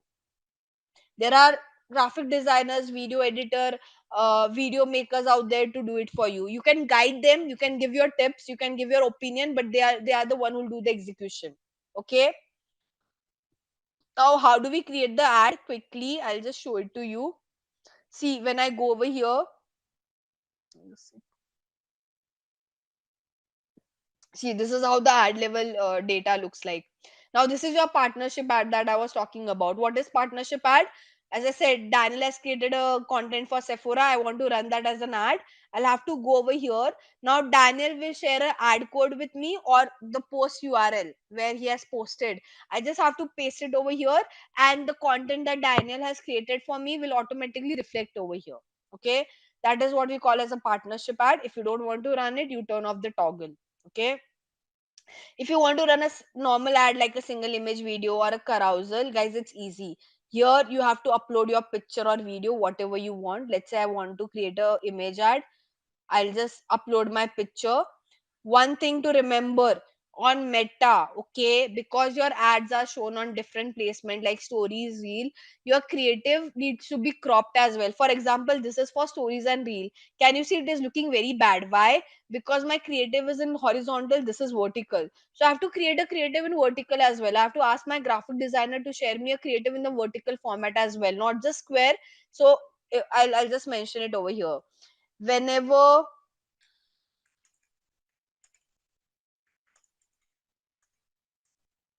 create video or creative or image in 9 is to 16 dimension and 1 cross 1 dimension. So your 1 cross 1 will be for your feed, your 9 cross 16 would be for your reels and stories. Same creative, just the dimension would change. Okay, otherwise it will look this like this, it doesn't look good, right? You have to create a creative which is for this vertical mode. Okay, now here you put your primary text, the one that I was mentioning. So I don't want to write a primary text now. I'll just copy what is there. But this is where you put your primary text, and this is where you choose your CTA, like what do you want people to do. So I want people to shop now, I'll say shop now. I'll go next. Now, these are the AI integration of Meta. Like, let's say you want to use some AI integration. Let's say you want to add some animation, text improvement. You want to add some music and all. If you want, you can do it. Otherwise, you can turn it off. This is the AI integration on the platform itself. You don't have to use any AI tool to do that. Okay. I'll say done and see. This is how my ad would look like. Can you see? So Google Analytics, guys. Okay, now when I talk about Google Analytics, try to understand it is a platform provided by Google. It's a free, not a platform, but it is a tool which is provided by Google. You don't have to pay any money to Google. That's first thing. But how exactly this platform works is that there are some, whenever you create your account on Google Analytics, basically the GA account will give you some code that you need to put it on your website to track how what exactly the user would do, once they land on your page. Okay, and no matter what department you guys are working with, let's say you're working with SEO department or SMM department or SCM department, this is one of the tool that you guys should know. Okay, so this is like the OG tool that every department should know. Okay, now when it comes to learning Google Analytics, guys, there is one challenge that most of the people usually face. That, see, Google Analytics, we have to analyze the data. Okay, to analyze the data, you should own a website which has the Google Analytic code placed on it, and you can go to the dashboard and find out the numbers and all. But in our case, let's say we all don't have a website, a current live website right now, then how should we learn Google Analytics, and especially practically, right? So what Google did was, um, try to imagine this, that Google, there's this website by Google called as Google Merchandise Store. Okay, let me try to open this website.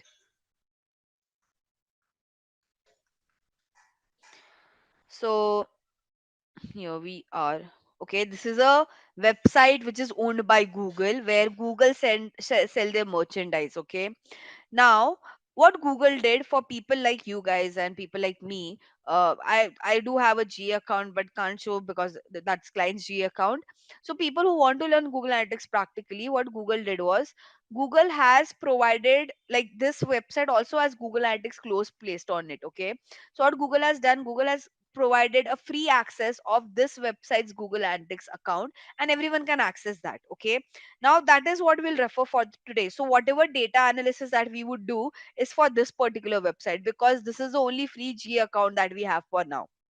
See, to learn Google Analytics, you should own a website. That website should have a code placed on, the GA code that needs to be placed on the website. But in our case, because we don't own a website, because we have not placed any Google Analytics code on the website, we can't analyze the data, right? Hence, we are referring to the Google Analytics demo account. Now, what is a demo account?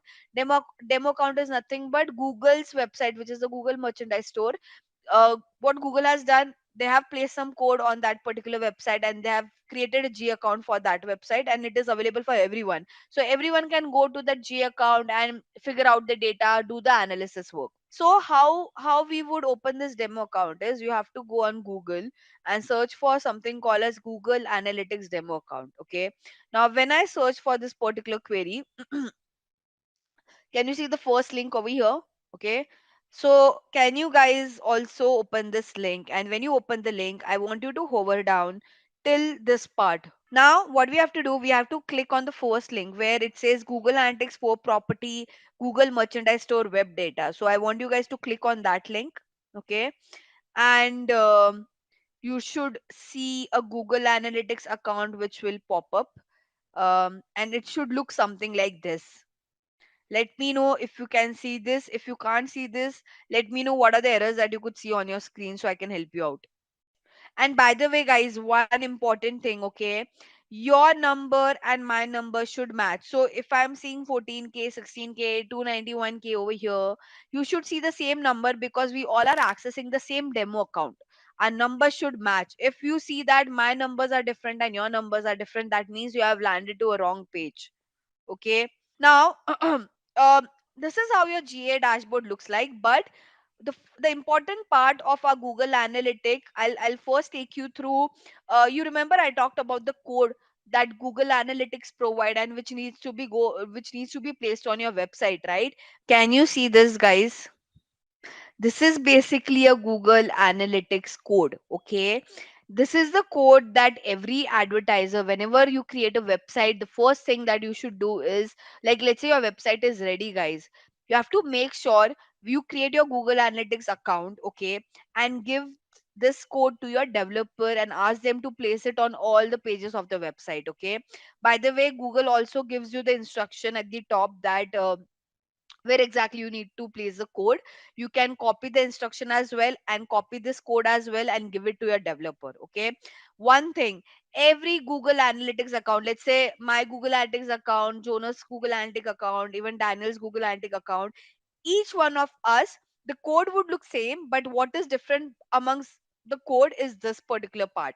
Okay, this ID that you could see would be different for every Google Analytics account. Okay, are we clear? So if your website is a coded website, let's say Daniel has created a coded website, and the first thing he'll do is he will also give this Google Analytics code. Now this is not our Google Analytics code, this is the Google merchandise stores Google Analytics code. This is the demo accounts Google Analytics code. I'm just showing you this for the reference perspective. But whenever in future you create your own Google Analytics account, guys, you will get a code like this, which need to be placed on your website. I think I've discussed this. I'll close this part. Now we'll go to the main part, which is reports. Okay, how should I say? Report is the core of your Google Analytic. The reason people learn Google Analytic is to understand what are different kind of reports and what kind of data this report would present. Okay, we'll go one by one. What are different kind of reports? So, and you should know the meaning of each one of them. So, first one is your real time report. Then you have acquisition, engagement. Okay, uh, you have monetization, and then you have your audience. Okay, these are your core Google Analytics reports. Okay, and now the thing is, guys, you should first know that what each report would help you out with. Okay, so real time report, with the name suggests, it will show you real time performance of the website for last 5 minutes and 30 minutes. Okay, acquisition report will give you um, performance of different platforms and channel. Now what do I mean by this, guys? Do you agree, on a website a person might come to your website from different channel or a platform? Like, let's say Mahalakshmi owns a website, but how does people land to that website? Some might land through social media, some of them might land through the search engine, some of them might land through YouTube, right? So the acquisition report will exactly tell you, out of all the different platform and channel through which the user is coming on your page, which one is performing well for you guys. Okay, makes sense. Then you have something called as the engagement report, which will help you with your website pages performance. Now, a website, a single website will have multiple pages, right? And it is very important for you to understand how each page is performing. That's when you understand. That's what your engagement report is all about. Monetization report, guys, this is all about your. Now, this report is only for the e-commerce brand, because this help you to understand product performance. Okay, so let's say you have 10, 20, or let's say 100 products that are getting sold out from your website. You want to know which products are performing well, which products are not performing well. You refer to the monetization report. Okay, and the last report, which is your audience report, or we also call this nowadays as user report. This will help you to get data like, you want some demographic and geographic performance. Okay, basically, let's say you want to understand the people who are landing to my website, they're coming from which city, or the people who are landing on my website, what is their age, what is their gender, right? That is what I mean by demographic and geographic performance. Apart from that, this report will also give you some tech details like, I don't know, it could be browser, could be what kind of device people are using when they land on your page. So imagine, this is the kind of in-depth data you get if you just put that Google Analytic code on your website. That code will track everything. Once a user lands on your page, everything gets tracked with the help of that code. Hence, it is important to set a Google Analytics account. We'll start with the first basic report, which is our real-time report. Okay, this is your real-time report where you see real-time overview. This is your real-time report. Okay, can you see this active user in last 30 minutes and active user in last 55 minutes? This is what I meant.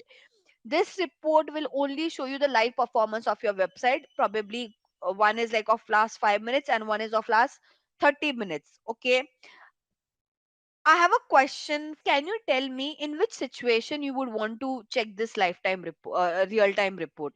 Like, see, one thing is the hint is, on daily basis I never check this real time report, because ideally it is not that helpful, but there are some situation, there are some scenarios where checking this real time report would really save my life when it comes to my website performance. So can you tell me on in which kind of situation you guys would want to check the real time report? So during sale, during festival, during offer time, you get a lot of traffic on your website, right? And you want to see how it's performing, people are coming from which location. So accordingly you can do some inventory management with that, right? You can understand, is let's say if your website get crashed, the first thing you should know is you have to go to GA report, check the real time report to find out, right? So this real time report is only when you have some big event, festival, or some sale going on. Otherwise on daily basis you are barely check this report.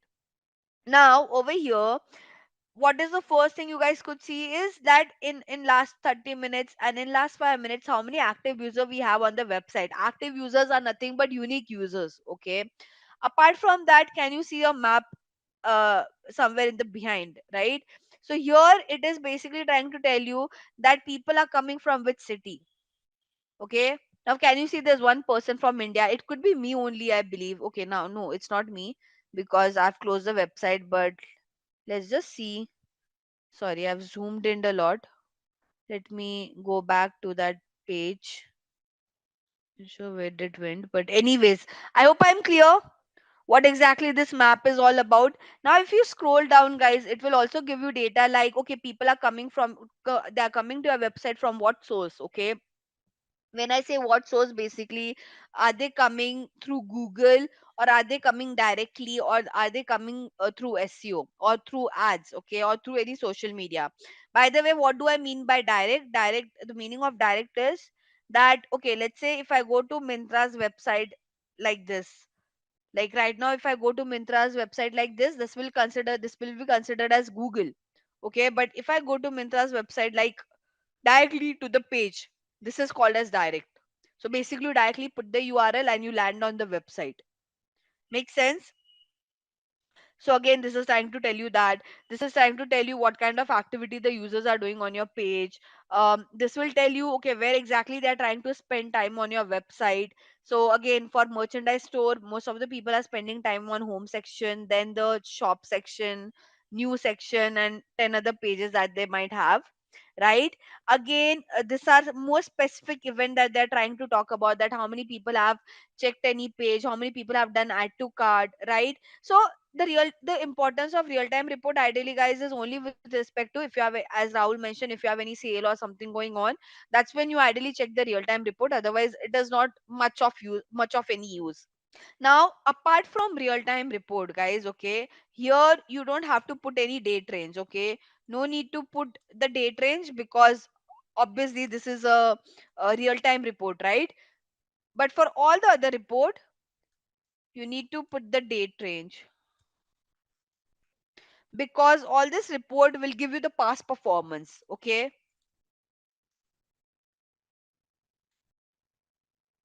Apart from real time report, whatever remaining four reports that we have, it is very important for you to put a date range, because you are seeing the past performance, or you will see today's overall performance. You can't see performance of last 30 minutes or 5 minutes. You can see today's overall day performance, or you can see any performance of last 30 days, 60 days, 90 days, whatever, 1 year, 2 year, 3 year, depends on what kind of data you would want to check. Okay, now this is where the interesting part comes into picture. We'll start with the first report, which is your acquisition report. Okay, overview section, guys, we won't check, because overview section is bit confusing for you guys. So we will directly go to the main report. Okay, overview report won't give you the detailed insights. Okay, and again it becomes very overwhelming and confusing if someone is looking it for the very first time. Hence, let's just refer to the main report. So in acquisition, the main report is your user acquisition and traffic acquisition. Okay, before I go ahead and explain you what is user acquisition and what is traffic acquisition, guys, let me walk you through the page first. Okay, so this is user acquisition report. This is the place where you put your date range. Okay, why the date range is required? Let's say I'll ask you guys, can you check the performance of last 90 days and tell me which channel has performed better? You have to come over here and change the date range, right? Hence this is the important of date range. So let's say I would want to see the performance of last 60 days. I'll just like put a date range and I could see the performance. Okay. Now if I scroll down, guys, because this is an acquisition report, it will let you know which channels are performing better. Okay, so direct, organic search, paid search, these are all different kind of channels. Okay. Now, um before I jump into this, guys, there are few things that you should know. Okay, uh, not necessary there are only 10 channel performers. The reason you're able to see 10 channel over here is because if you could see here, the setting, the by default setting says row per page is 10, but you have to increase this. If you want to see performance of other channel which might be there, you have to increase this row per page part. Can you see? So this way some of the channel which were getting hide out, now they are not. Okay, so always remember to increase your row per page. And there are times if you have multiple pages, you'll have to hover around over here as well. Okay. But for now, I've just increased the row per page section. Okay. Now, first thing, guys, this is called as dimension. Okay, in technical term we call this as dimension, and this are called as metrics. Okay, now this is your primary dimension, but there are many times when your client would want to go and find out more in-depth report. Okay, what do I mean by that? Now if I can see this normal data, guys, I could see that direct is one of the channel which is performing well. If you, because we could see this is the one which has given me the highest amount of users, right? 1,77,436.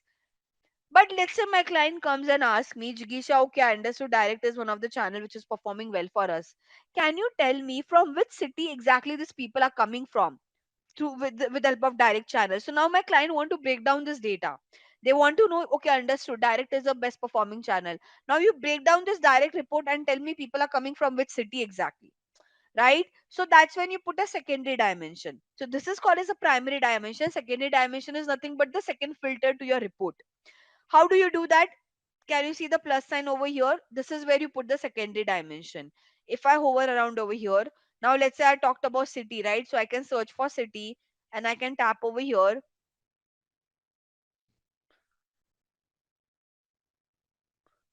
And can you see, now I'm getting city level data? So direct people coming from this particular location, direct people coming from New York, direct people with the help of direct people coming from Mountain View. So I'm just getting that data breakdown. Okay, now if this looks very cluttered because this report looks very lengthy, right? Your client just want to understand people, like what are the cities through people are coming from, but with the help of direct channel, here in the search bar you put a filter of direct, so whatever performance you would see would be only for the direct channel and not for any other channel. Can you see? Now this got filtered out, we could see only the city performance but for the direct channel. Now I'll just close this city part.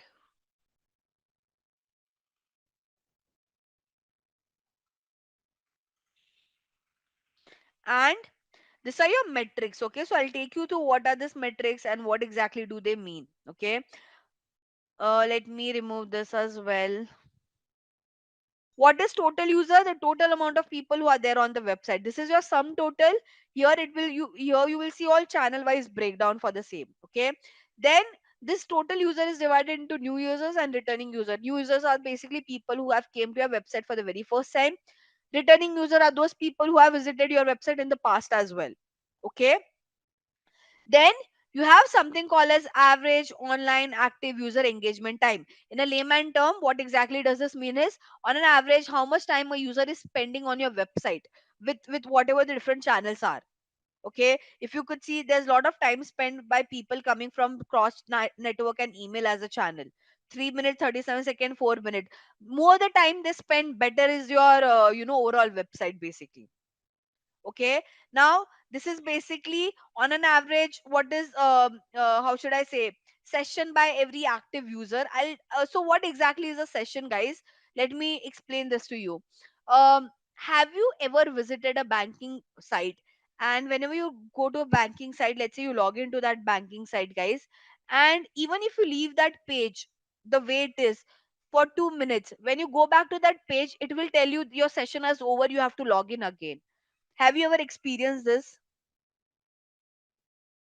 especially with the banking sites. Okay, that is what I mean by session. So Google Analytic also captures the session. Okay, session is nothing but once a user click on your website and they land on your website, exactly how much time a user is trying to spend.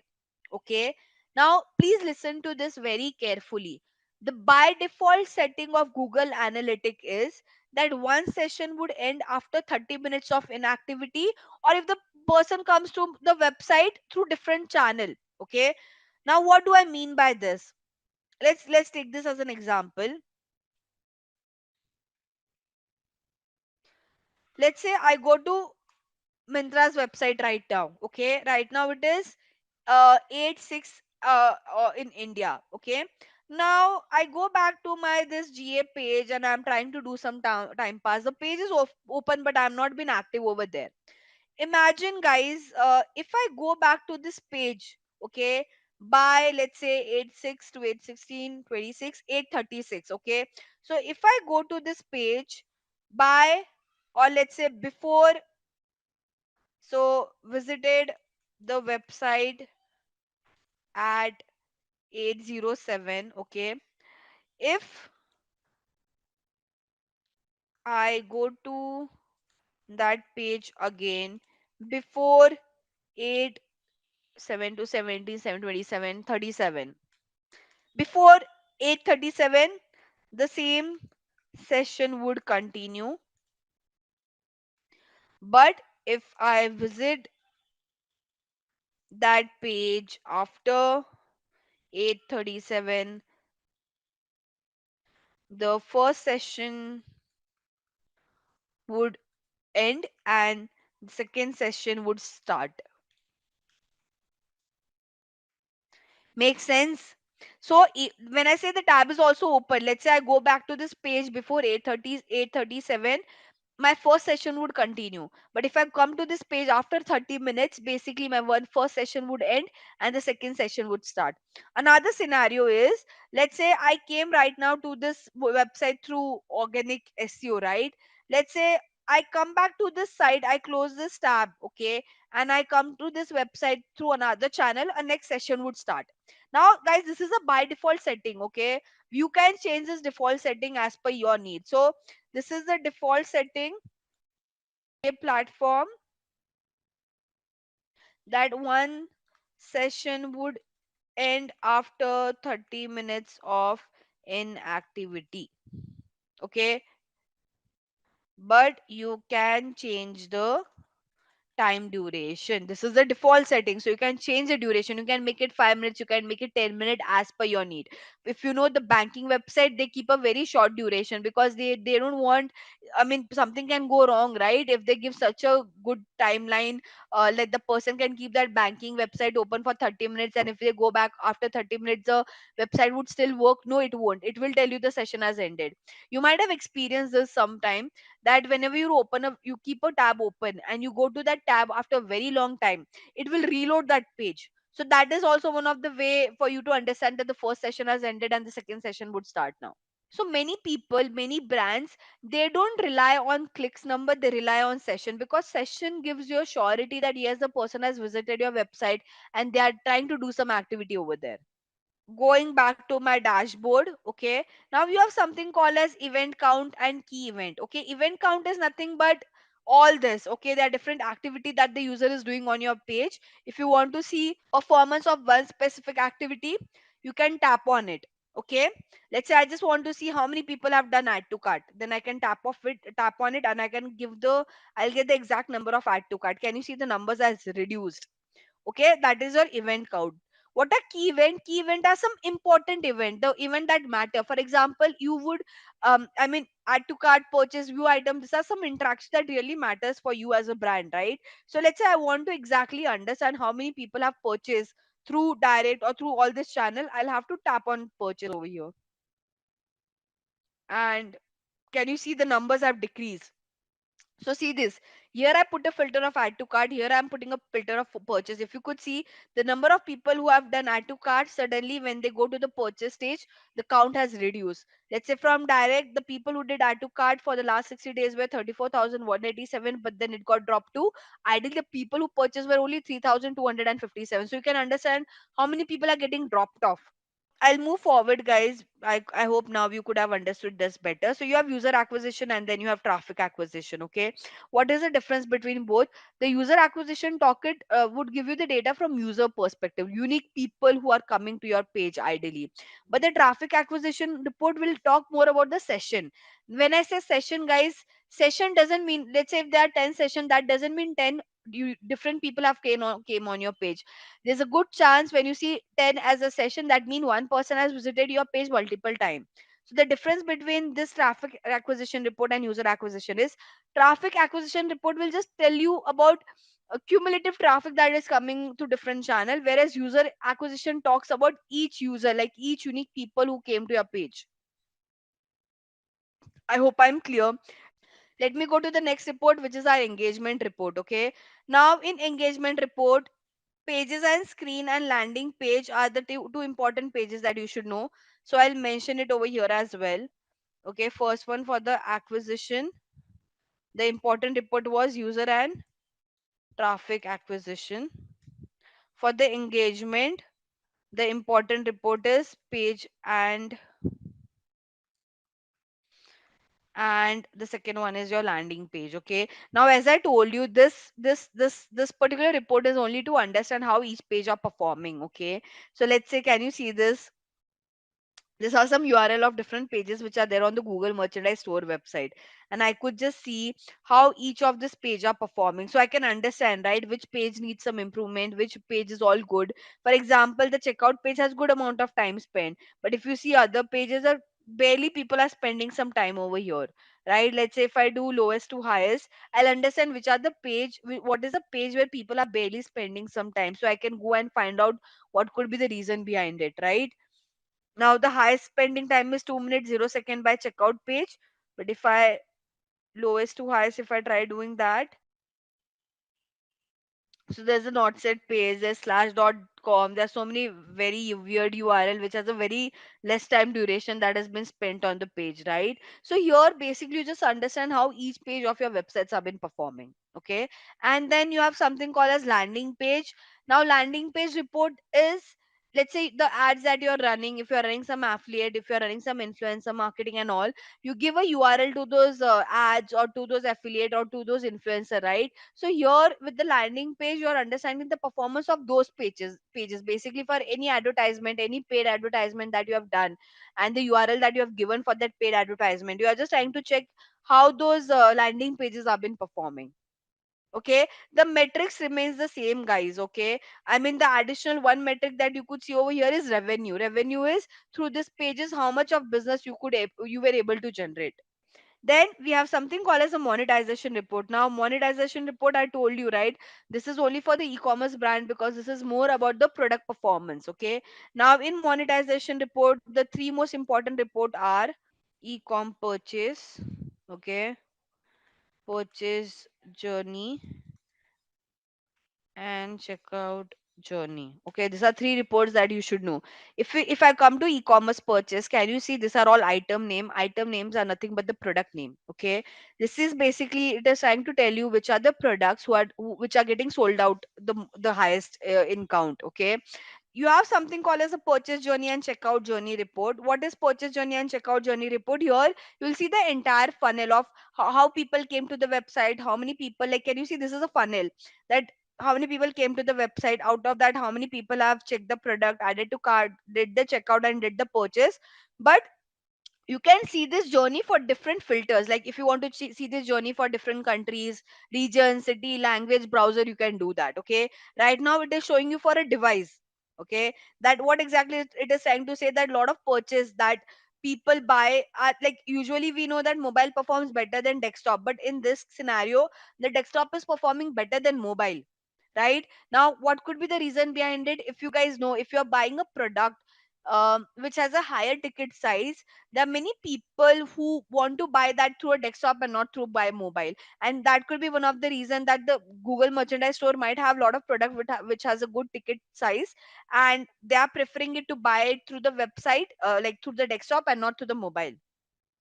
Okay, now we can do one more insight. Let's see the city one and see if we can find some insight like this.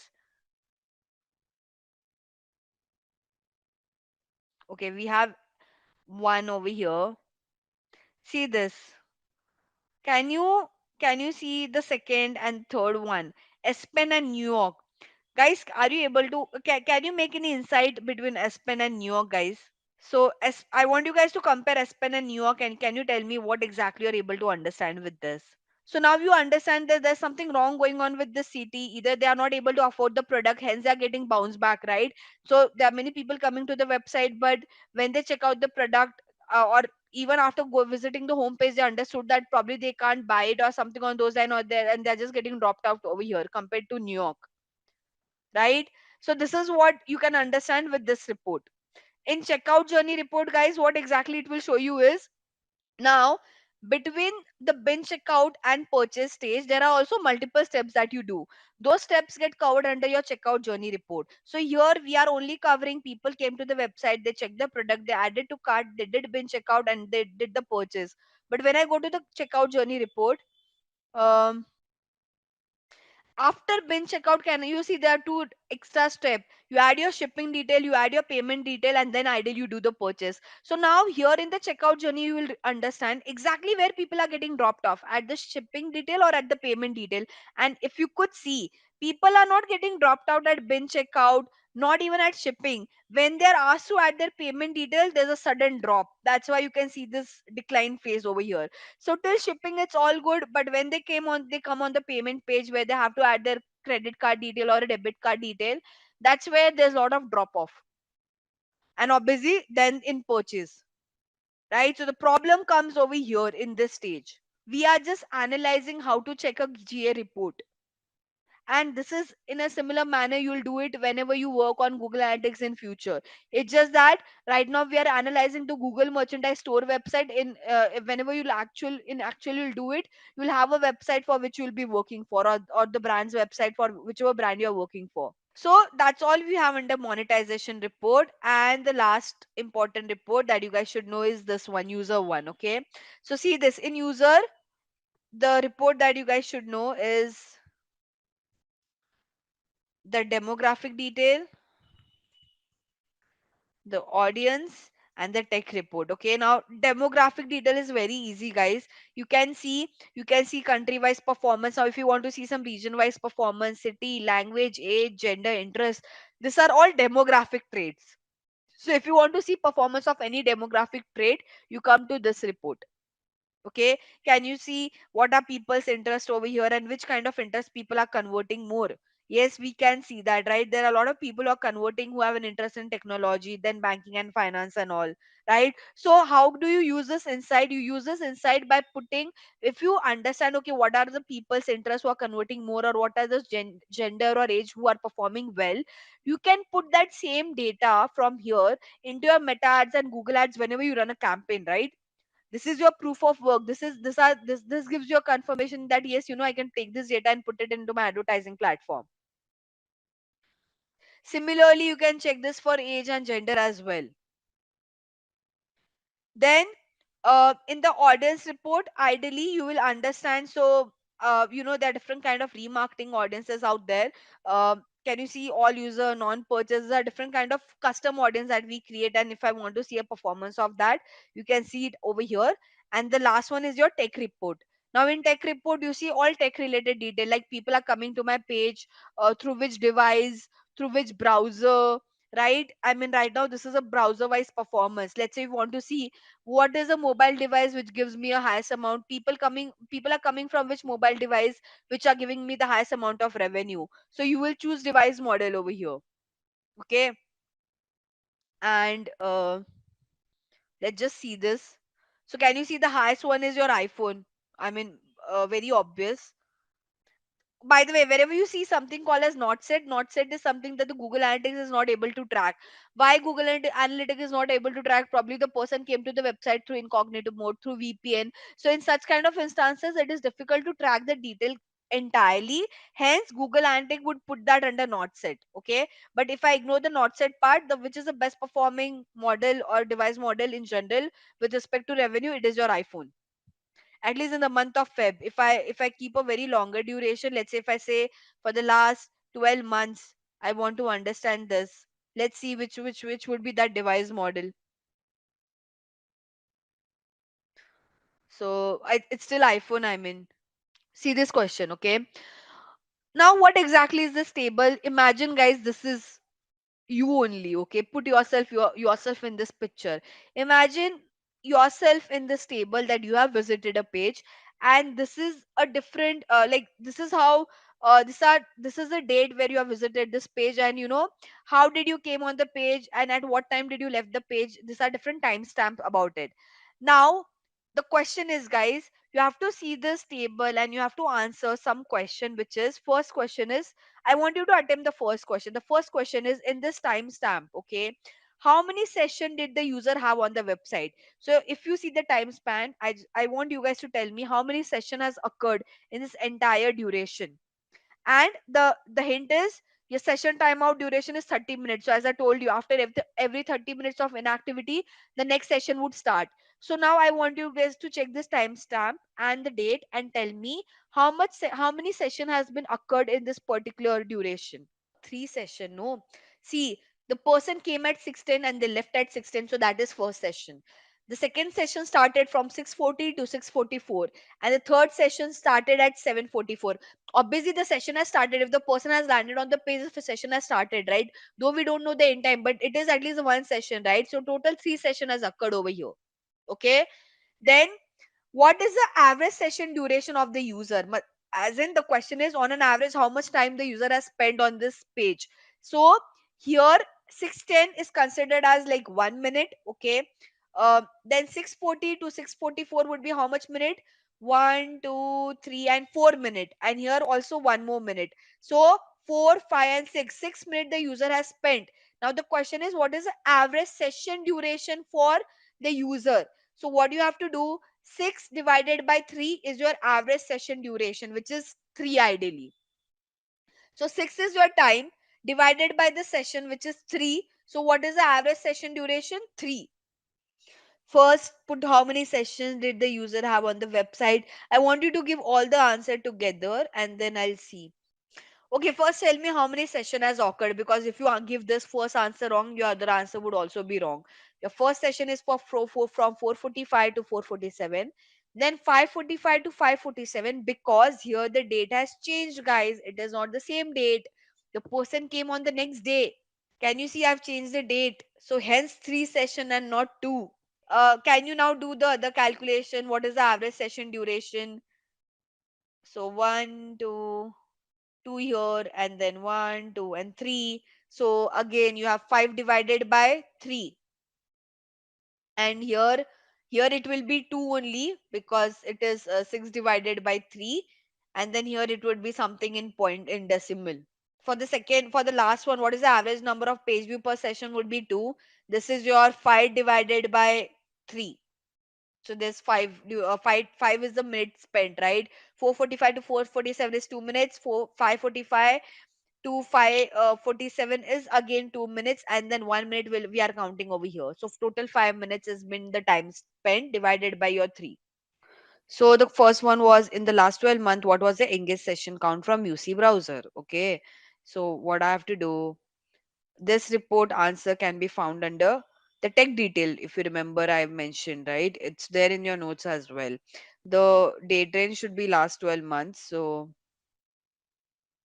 I'll make this to last 12 months over here and I'll say apply.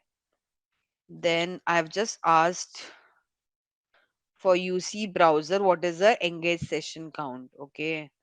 So this is your engaged session. I want to find this for UC browser. So either I can search over here, and I'll have to increase the row per page as well, ideally.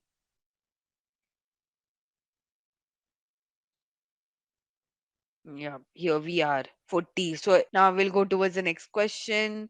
Question number two. In last 30 days, which product has got highest revenue and highest item purchase? So for that, we refer to the monetization e-commerce purchase report. Okay. And this is for the last 30 days. So hence, uh,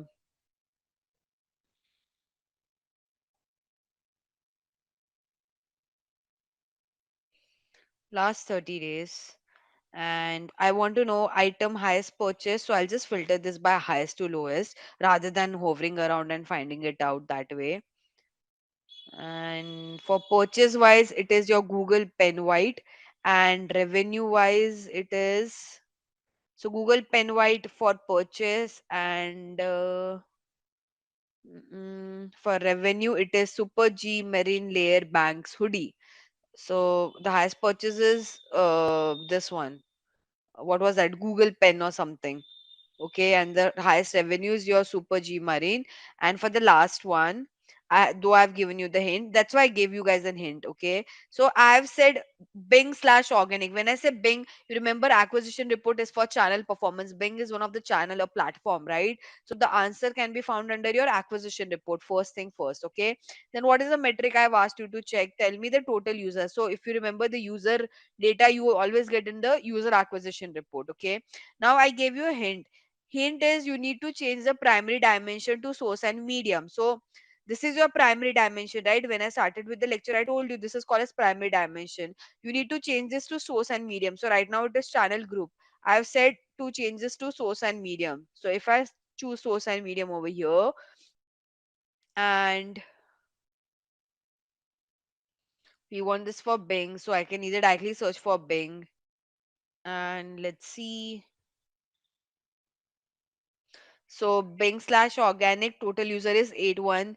In the last 90 days. Okay, wait. I haven't changed the filter. It is still last 30 days. I could be wrong then. Okay, so you guys are correct. 1813. Okay, easy peasy. I mean, guys, okay, this was just basic questions that I've asked. I didn't made it very advanced because, yeah, I changed it. I realized I haven't changed the date range. Okay, I will show this to you again, Duana. But guys, okay, this were some basic questions. GA, see you because it's for the very first time. I can't overwhelm you with a lot of complication. But if even if you know this basic and you practice this, you keep on checking the numbers, you get better in GA. Okay. By the way, there's one more thing in GA, but I won't take it, which is your explore section. Here we create a lot of custom reports, but it is way too advanced for you guys. But probably in future, once you get comfortable with the reporting part, if you get ever time, please check this section. Today I won't be able to cover it because this needs, how should I say, you need to be very strong in Google Analytics to use this explore report. Okay, first you have to get comfortable with the report section, then only you can create this explore report. Basically these are custom reports that we create, but I won't delve into that. The code part, Ruana, you have to go to the admin section, and in admin, you have to go to data stream. So you go to whatever. Now this is because of merchandise website, so it will say shop.merch.google. But if it's your website name should be shown over there. And there you have to say view tag instruction, and here install manually. This is your code. But guys, this code is for the Google Merchandise Store website. When and again, you can't copy this code and put it on your website because this GA is of Google Merchandise Store website, right? You'll have to create your new account altogether. So here from from the same ID, can you see you can create a new account, right? So create a new account for yourself in under GA. You can create from here as well. See, you have an option to create an account. So if I want, I can create an account from here. Let get this recorded so you guys can do this in future, right? So if I'm doing this for my website, let's say I have a dummy website with the name like this. So I'll just write your basically your account name should be your business name, okay? Then here you have to say next, okay? Your property name should also be your business name. I'm creating a dummy G account from scratch. Here whatever in whichever location your business is, please put that. Currency should be again as per the area. So for me it would be rupee, and I'll say next. Here you have to choose what industry your business is into. So this one is my dad's business name, so I'll just write I don't know, business and industrial. Then it's a small company, so I'll say small.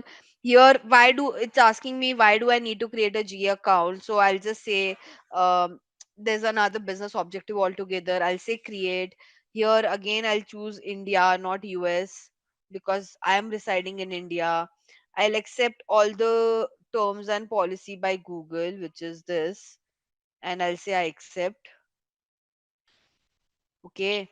Now here, this is where you link your website. So can you see there's an option of web? So you have to link your website over here. Can you see you have to put your website URL and then it will give you the specific code for your website. So that's how you create a Google Analytics account from scratch. Now you just have to give your website URL, and if you go next, it will give you that code. Now, MailChimp is the email marketing tool, guys. Ideally, we have a free version of the tool, but in free version, again, all this tool, guys, in free version, you can't do a lot of work. You will be able to do only some basic work, okay? If you have the pro version of this tool, you can do a lot of automation, you can create a lot of workflows as well, okay? I'll just give you a quick walkthrough of the tool. Now, this is how your MailChimp account looks like. Okay. Basically, you just have to log in through your email ID or create an account through your email ID. Okay. Now, in MailChimp, guys, the most important part that many people do is the automation part. Can you see there's an option of automation? I won't be able to show you the automation part because you need a premium version of MailChimp for that for now. But see this. Okay, it will. Now what do I mean by automation? Okay, when I say automation, guys, imagine today I'll send all of you a welcome email. Based on how do you guys respond, I will shoot other emails as well to you guys, right? But I won't do that manually. I'll create a workflow right now. I'll take 2 hours. I'll create all the workflow that the people who respond to my email send them this email in next 24 hours. The people who don't respond to my email take a follow up in next 2 days, right? So I'll create all that workflow, and automatically those email will be shooted to you guys based on how do you respond to my email. That is what we call as automation in email marketing. That back in the days we have to wait 2 days manually. I'll write an email, I'll send. No, now I don't have to do that. I just have to create a workflow and I have to keep my template ready, that based on what response user give, that template needs to be shooted to that person in as per the duration that I have thought of. Okay, so that makes your that makes your job easier because you just have to sit in a stretch for 2 hours or something, create that automation, create those templates and send it across. You are just automating it, like those email will be shooted to people based on how do they respond. You just have to keep a template and your workflow ready. Okay. Now again, there are a lot of templates over here, but if I just have to show you a dummy one, not that we'll be able to create it, but I'll just write this.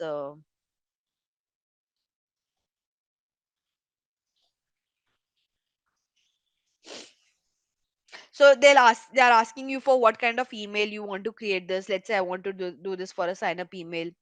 Can you see this? This is like what a workflow looks like, okay? And you put a lot of conditions to it. Now the problem is in the free version I can't create the entire workflow, but see this, it will ask me to create some different steps, add action. Do you want to send them an email or SMS, or what exactly you want me to do? So this is a part of the entire workflow for which you need the premium version of Mailchimp. What majorly will understand is what exactly is a web, what are the process whenever you create a website. So we'll understand what is a hosting, what is your domain, what are different platforms through which one can buy a domain and hosting, right? We will see, I think I will get some time. So we have three platforms that I have to show you when it comes to website creation. One is Wix, second one is Shopify, and the third one is WordPress. Okay. Right. So the basic of website creation is, guys, we all know in nowadays world, every brand, every business needs a website, right? We all know this. And whenever you create a website, there are few things that you need to check, or there are few things that you have to do before creating a website. One is one is you have to choose your domain name. Second one is you have to find out your hosting. Okay. Then third one is how your website should look like, the design and the theme part. And the later part, if you want to create some customization on your website, then you'll have to do some customized coding, use some templates and all of that. Okay, let's start with we'll start with the basic part, which is domain, concept of hosting and domain. Okay, you have seen domain like www.amazon.com is a domain. Okay, now how do we define domain and hosting, guys? Starting with domain name, it is more of like an address of your website, right? So if I own a business and you would tell me that, Jigish, I want to check your business, right? I'll give you my domain name because that is an address of my website where you can go, type in the browser and find out, check my website. So domain name is nothing but the online address of your website. Okay, hosting is where you store all the database that is there on your website. So on your website you'll have a lot of database, right? Pictures, text, videos, all of that, right? That detail gets space get hosting, imagine hosting as a storing space. Okay, so in hosting, the process is that you have to store and make your website accessible on the internet. Now try to understand in hosting as well, guys. There are different kind of hosting. You can buy a shared hosting, you can buy a premium hosting. Depends on what kind of website you have. Let's say if you're a brand like Amazon, you should have a hosting space, like a specific, a private hosting space where no so what is a shared hosting space and what is like a private hosting space? In shared hosting space, let's say we all will share our like there's a common folder where all our details would be saved, right? Now you can do that if your website is not that heavily created, like it's a service website where barely people check that page, right? You don't need that kind of storage. But if you're an e-commerce website, you have to buy like a proper premium hosting space because you have so many products, you have so many details. You can't share that hosting space with some another brand, right? So depend on what kind of website you have to choose your hosting as well. Now there are many platforms through which you can buy your domain and hosting. um some of the popular one is Hostinger, GoDaddy, right? I mean, these are two that I tend to use a lot of time, but there are many other platform as well. Okay, does it create a difference if you buy it from GoDaddy or Hostinger or any other third party tool? There will be, like, how should I say, in hosting space you might see some difference of price here and there, but again it doesn't create a big impact. Obviously, if it's a new platform, they'll give you some coupon code offer and the price might get reduced. But let's say all of them are existing in the market, and would if you ask me that which one is better, always choose a platform based on the way they give you after service. So let's say you buy a domain and hosting from Hostinger.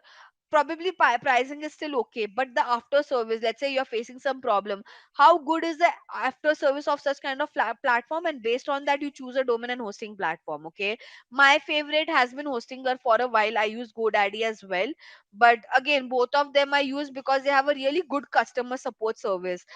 In initial times I used to get stuck a lot with connecting my domain to my hosting. So that time what I used to do, I used to message the Hostinger support and I used to message the GoDaddy support, and I used to ask them, you do the connection part for me, right? You connect my domain to my hosting. So in that way they help you a lot. Now we can just check, when I say,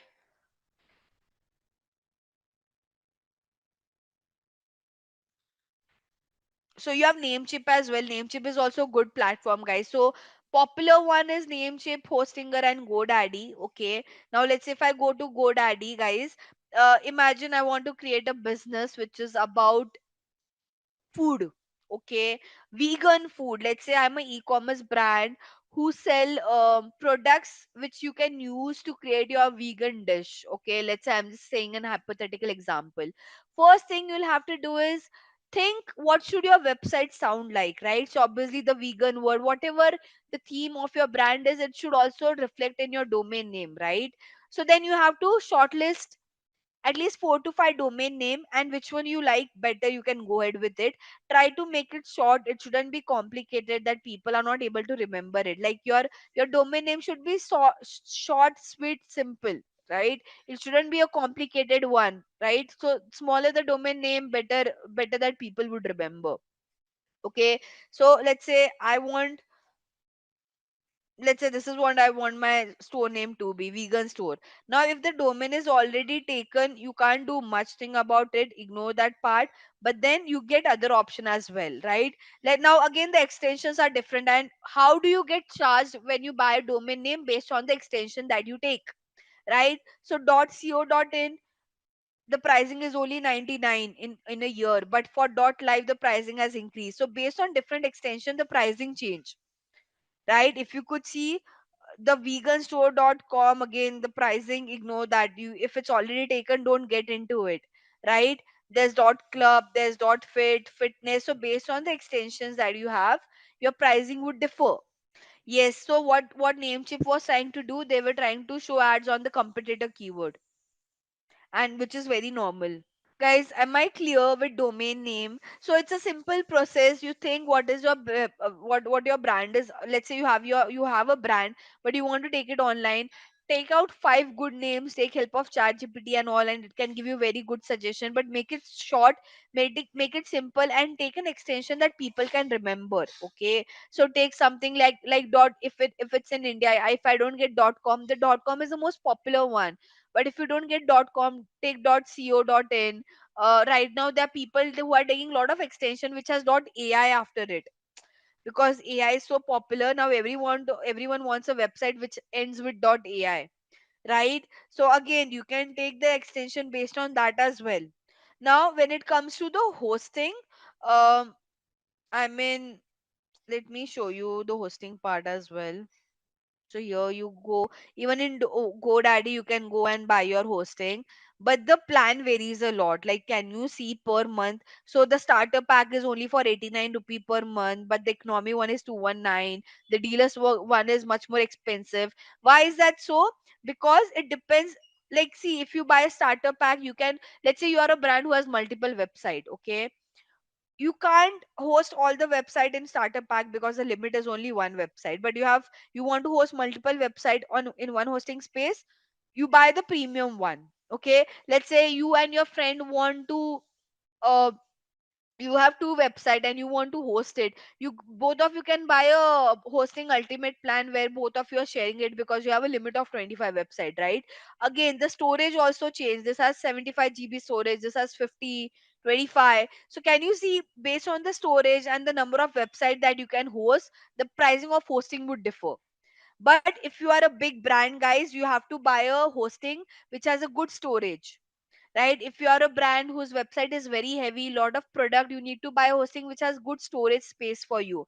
But if you are a website or a brand who just have one page website, a service kind of a brand, right, where people hardly go, they just go to a website to check your products idea, you can take a starter pack as well, right? Because it's not that heavy loaded website. So like for Amazon, they'll need a hosting which has a good storage. But for people, let's say for me, uh, uh, who has a service website, I can start with a starter pack as well. So hosting is nothing but where you store your website data. Imagine it's a storage space for your website data. On your website you have so many pictures, so many text, so many templates, all of that, right? Where does it get stored? It gets stored in your hosting space. So if your website is very heavy but the hosting space doesn't have hardly have some storage, it will affect the loading of your website.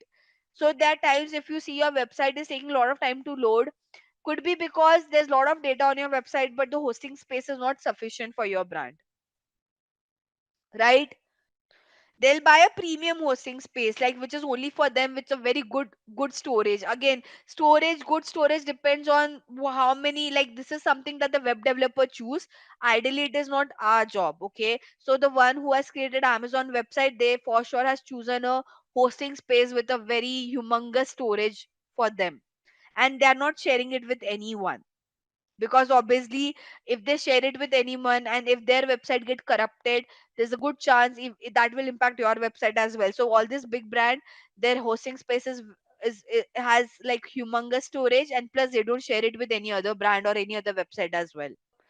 If you're creating a free website on WordPress, then you don't have to buy the hosting space.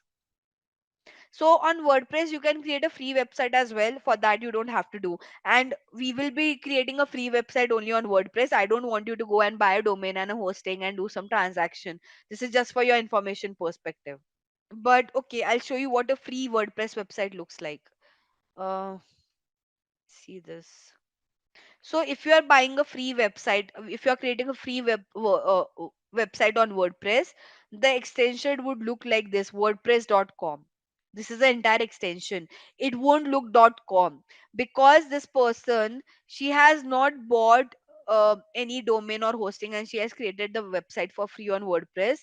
It says wordpress.com. This is the difference between a free website and a paid domain and with an hosting website, right? If you see a normal website, it will say just .com, right? GoDaddy.com. But here the extension says wordpress.com. So because WordPress is allowing you to create in free, in your domain name they'll add their name as well. Hence they are just allowing you as like a free dummy thing to create. And again, in a free, in a free website creation part, guys, there are a lot of things that you can't do, which you can do when you buy a proper domain and hosting. I have already spoke about this. There are a lot of hosting and domain service provider. Most popular, you have GoDaddy, Namecheap, Hostinger, HostGator, Bluehost, whichever you guys want. To be very honest, I mean, I choose this platform based on their after service. So my experience has been really good with Hostinger. Namecheap also I've tried once, and GoDaddy. I haven't bought domain and hosting from HostGator and Bluehost, but again it's up to you. Okay, now there are different kind of website creation platform. Okay, now how does this platform makes your job easier? Basically, you don't have to do a coding. Let's say you are a non-coder who also want to create a website. You will use all this platform. Let's say, okay, whenever you want to create an e-commerce website, you have to create it on Shopify or Wix. If you want to create a service kind of a page, you do it on WordPress. Okay, that's what they are made for. If you don't want, if you want to do it without coding, like if you don't want to create a coded website and you want to use a platform, these are the platform to go to. Okay, and you as a non coder can also create a website with the help of this platform. Okay, so it is very feasible to create a website on such kind of platform, because they have different features. Shopify and Wix features is specifically created for e-commerce, whereas WordPress features are are specifically created for a portfolio or a service based page. Okay, now guys, I'm just like, if you want, you can choose whatever, like where you would want to sell. So we can, you can choose as per your choice, guys. Like you want to sell it on an online store, so you'll say that is this shop for a newer existing brand. I can say like an existing business. Again, it's up to you whatever you would want to choose. Do you currently sell on other platform? uh, I'll say just others, and I can say next. I don't have to give ideally all this detail to Shopify. Okay, do you want to use your current website as a starting point? I'll say no, because I don't have a website. I want to create a dummy page on Shopify. What do you plan to sell? Let's say I want to sell some product. Okay, and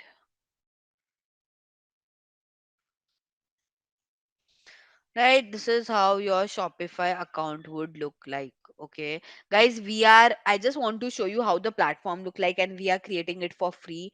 Obviously, in free there will be few features that we can't use, but at least I just wanted to give you a gist of the platform. Okay,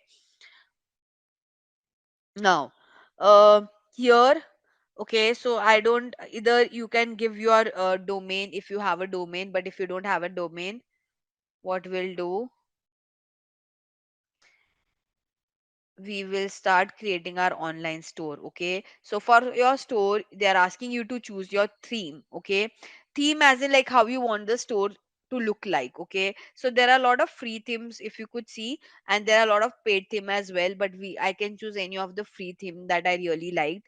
So let's say I really like accessories in general, so I'll say this one. As this is something, this is one of the theme that I really liked. Okay, now basically, see, it is like an edit kind of a template. Okay, you don't have to do much.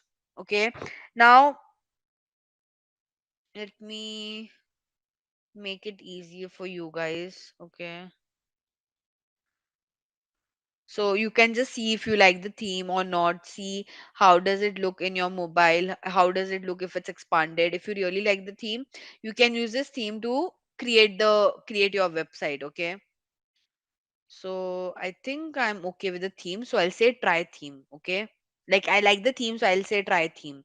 Basically I'm saying this is how my website should look like, but obviously within that I'll change the title, I'll change the picture and everything. Again, Shopify is also like your drag and drop tool. Okay, so let this load, and once this load we can customize it.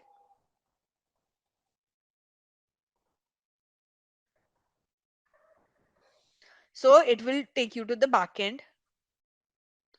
Wait, I want the other one. So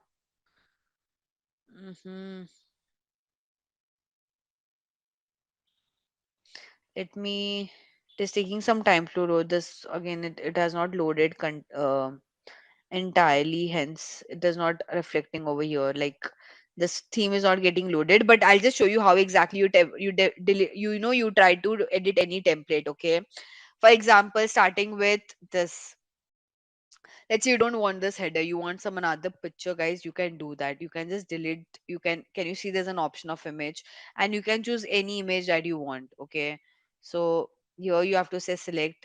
Okay, either you can upload from your gallery, or uh, I don't have anything in my gallery, but let's say bag banner. Okay, I'm just trying to give you a random example. I'll just save this in my download section. It's a drag and drop tool, guys. I mean, it nothing complicated. And it's a download, and I want to use this.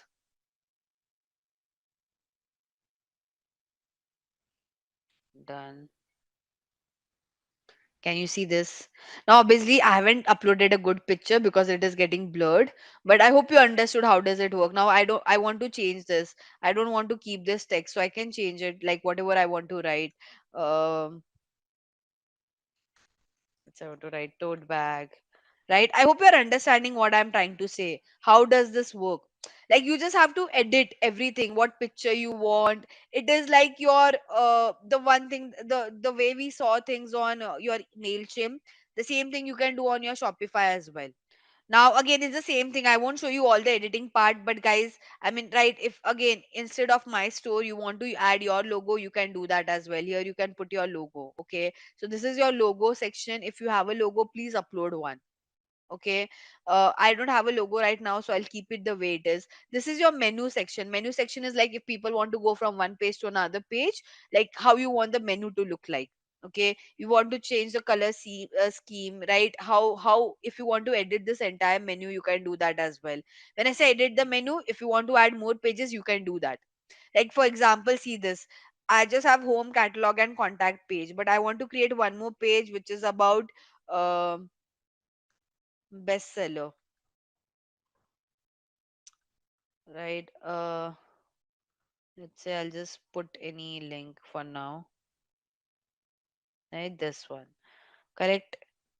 Now, if I want the seller, if not necessary, so see this. If I want this bestseller to be showcased under my catalog section, this is how it will look. Okay, see this. If I save this over here, and if I go back to this page, so we'll open the preview, and can you see? I can see bestseller under catalog because I added this as a menu, right? So it's up to you, like how you want in catalog. If you want to show 10 other pages, you can keep on creating over here. Does that make sense? What is a menu? One more thing that you guys should know is product type. Okay, now here, okay, whatever product you want to show on your website, it needs to be added over here first. Okay, so imagine under my home page, okay, I want to add multiple products. Okay, so what I would do, I will start creating over here. So I'll go back to my product. Okay, can you see there's an option of add product? So I'll show you a quick demo how does it look like. Okay, let's say I'm doing this for bags, right? So I'll just copy something which is already there. um Mm, right, let's say I want this bag. Let's say this is one of the bag, okay? I'll just download some detail from here because I can't invent a new product altogether, right? So I'm just downloading things. I'll give the same name that they've given over here. So this is the title of my bag. I want to give a description. I'm just copy pasting, which is one of the product which is already there on one of the page, but I'm just showing you if you do it how you have to create it, okay? So this is there. Now here I'll have to upload the picture of the bag. So done. Okay. Category. This is a clutch bag, so I can keep it. Now there are different kind of bags, right? So I'll call this as a clutch bag and I'll keep it the way it is. What is the price of this bag? 3596 INR. So 3596 INR. Okay. Now inventory wise, I'll have to say, if there's some variant in color, like this has automatically captured with when I uploaded the picture, so I don't have to change it ideally. Okay. And if I save this, okay, so the product has been created. Okay. Now again, if I go to my collection and if I go to my product, can you see one product would be showcased over here? Okay. Now on my site, I'll have to reload this. Can you see? Now it is showing sold off because I'll have to edit it. Wait. Okay. Bulk edit.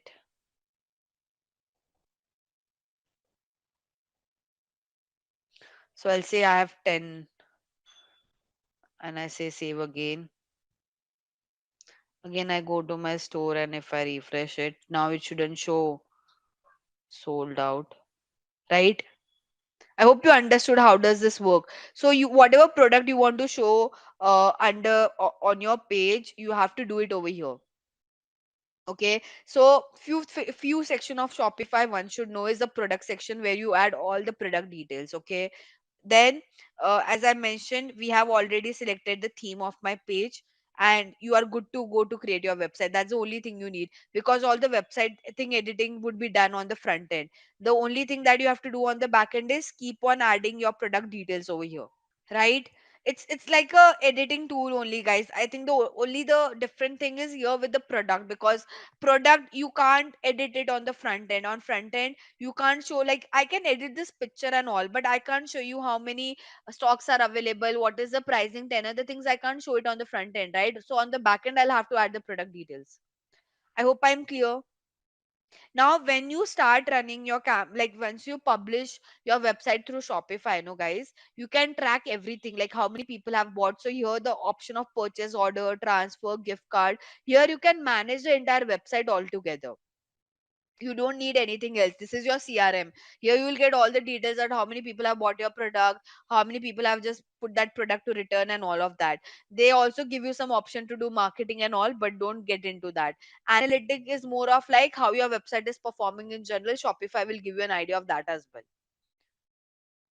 right? Like here you'll get all the business related details. Now I can't see anything because obviously we haven't created any page or published any website from here.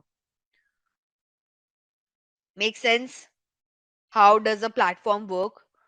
So it takes time to edit and all, but it's a very easy tool to work on. I'll just close all this tab because it's looking a bit chaotic. I'll go back to my, let's say, customize theme again. So admin is where you do all the backend work.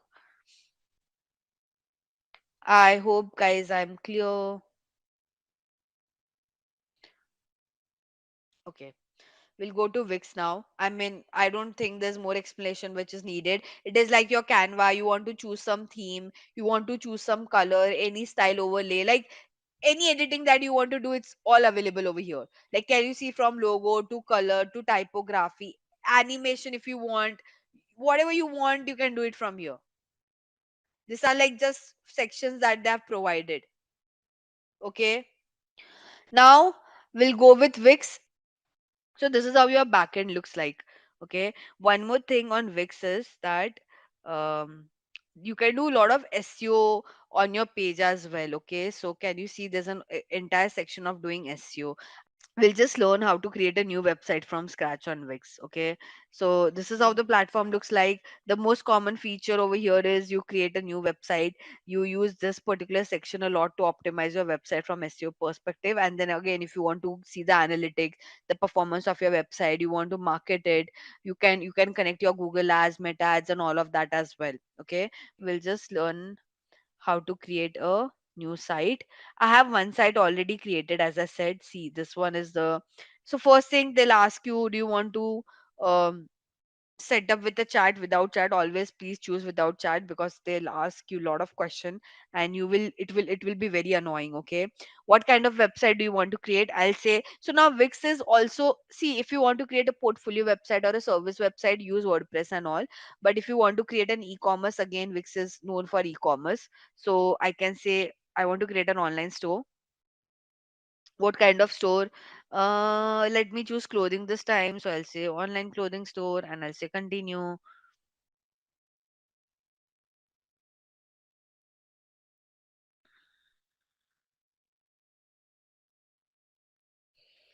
Okay. Now, what do you want your store to be called as? So, um, there's a brand called a Soul Store. I'll give the same name only for now. Okay.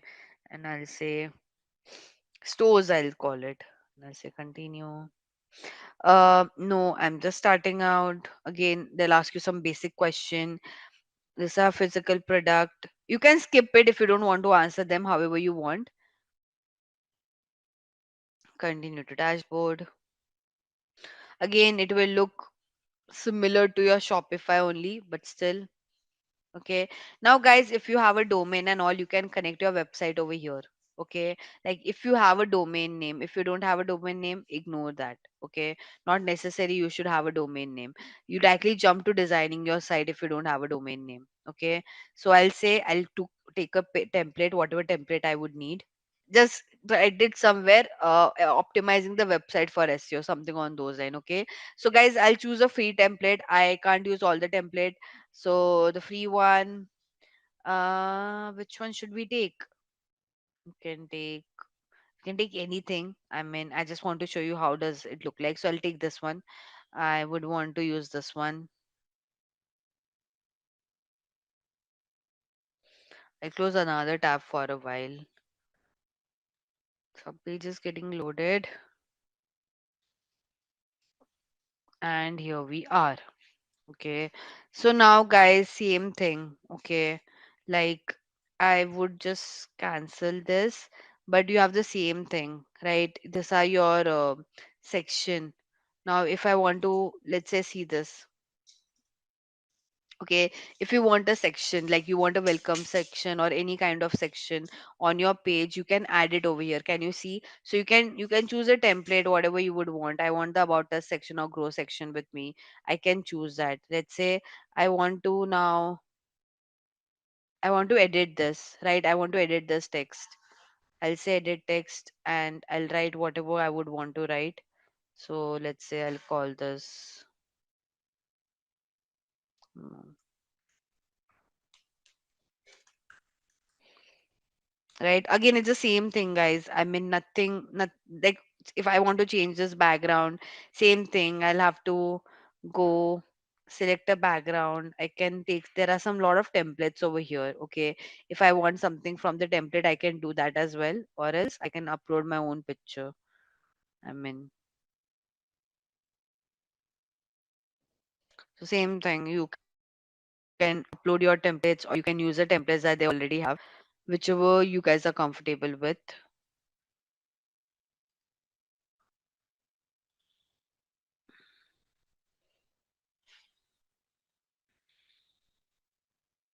You see, now why did it came it this way? Because the picture is very small in size, so we have to edit it and all.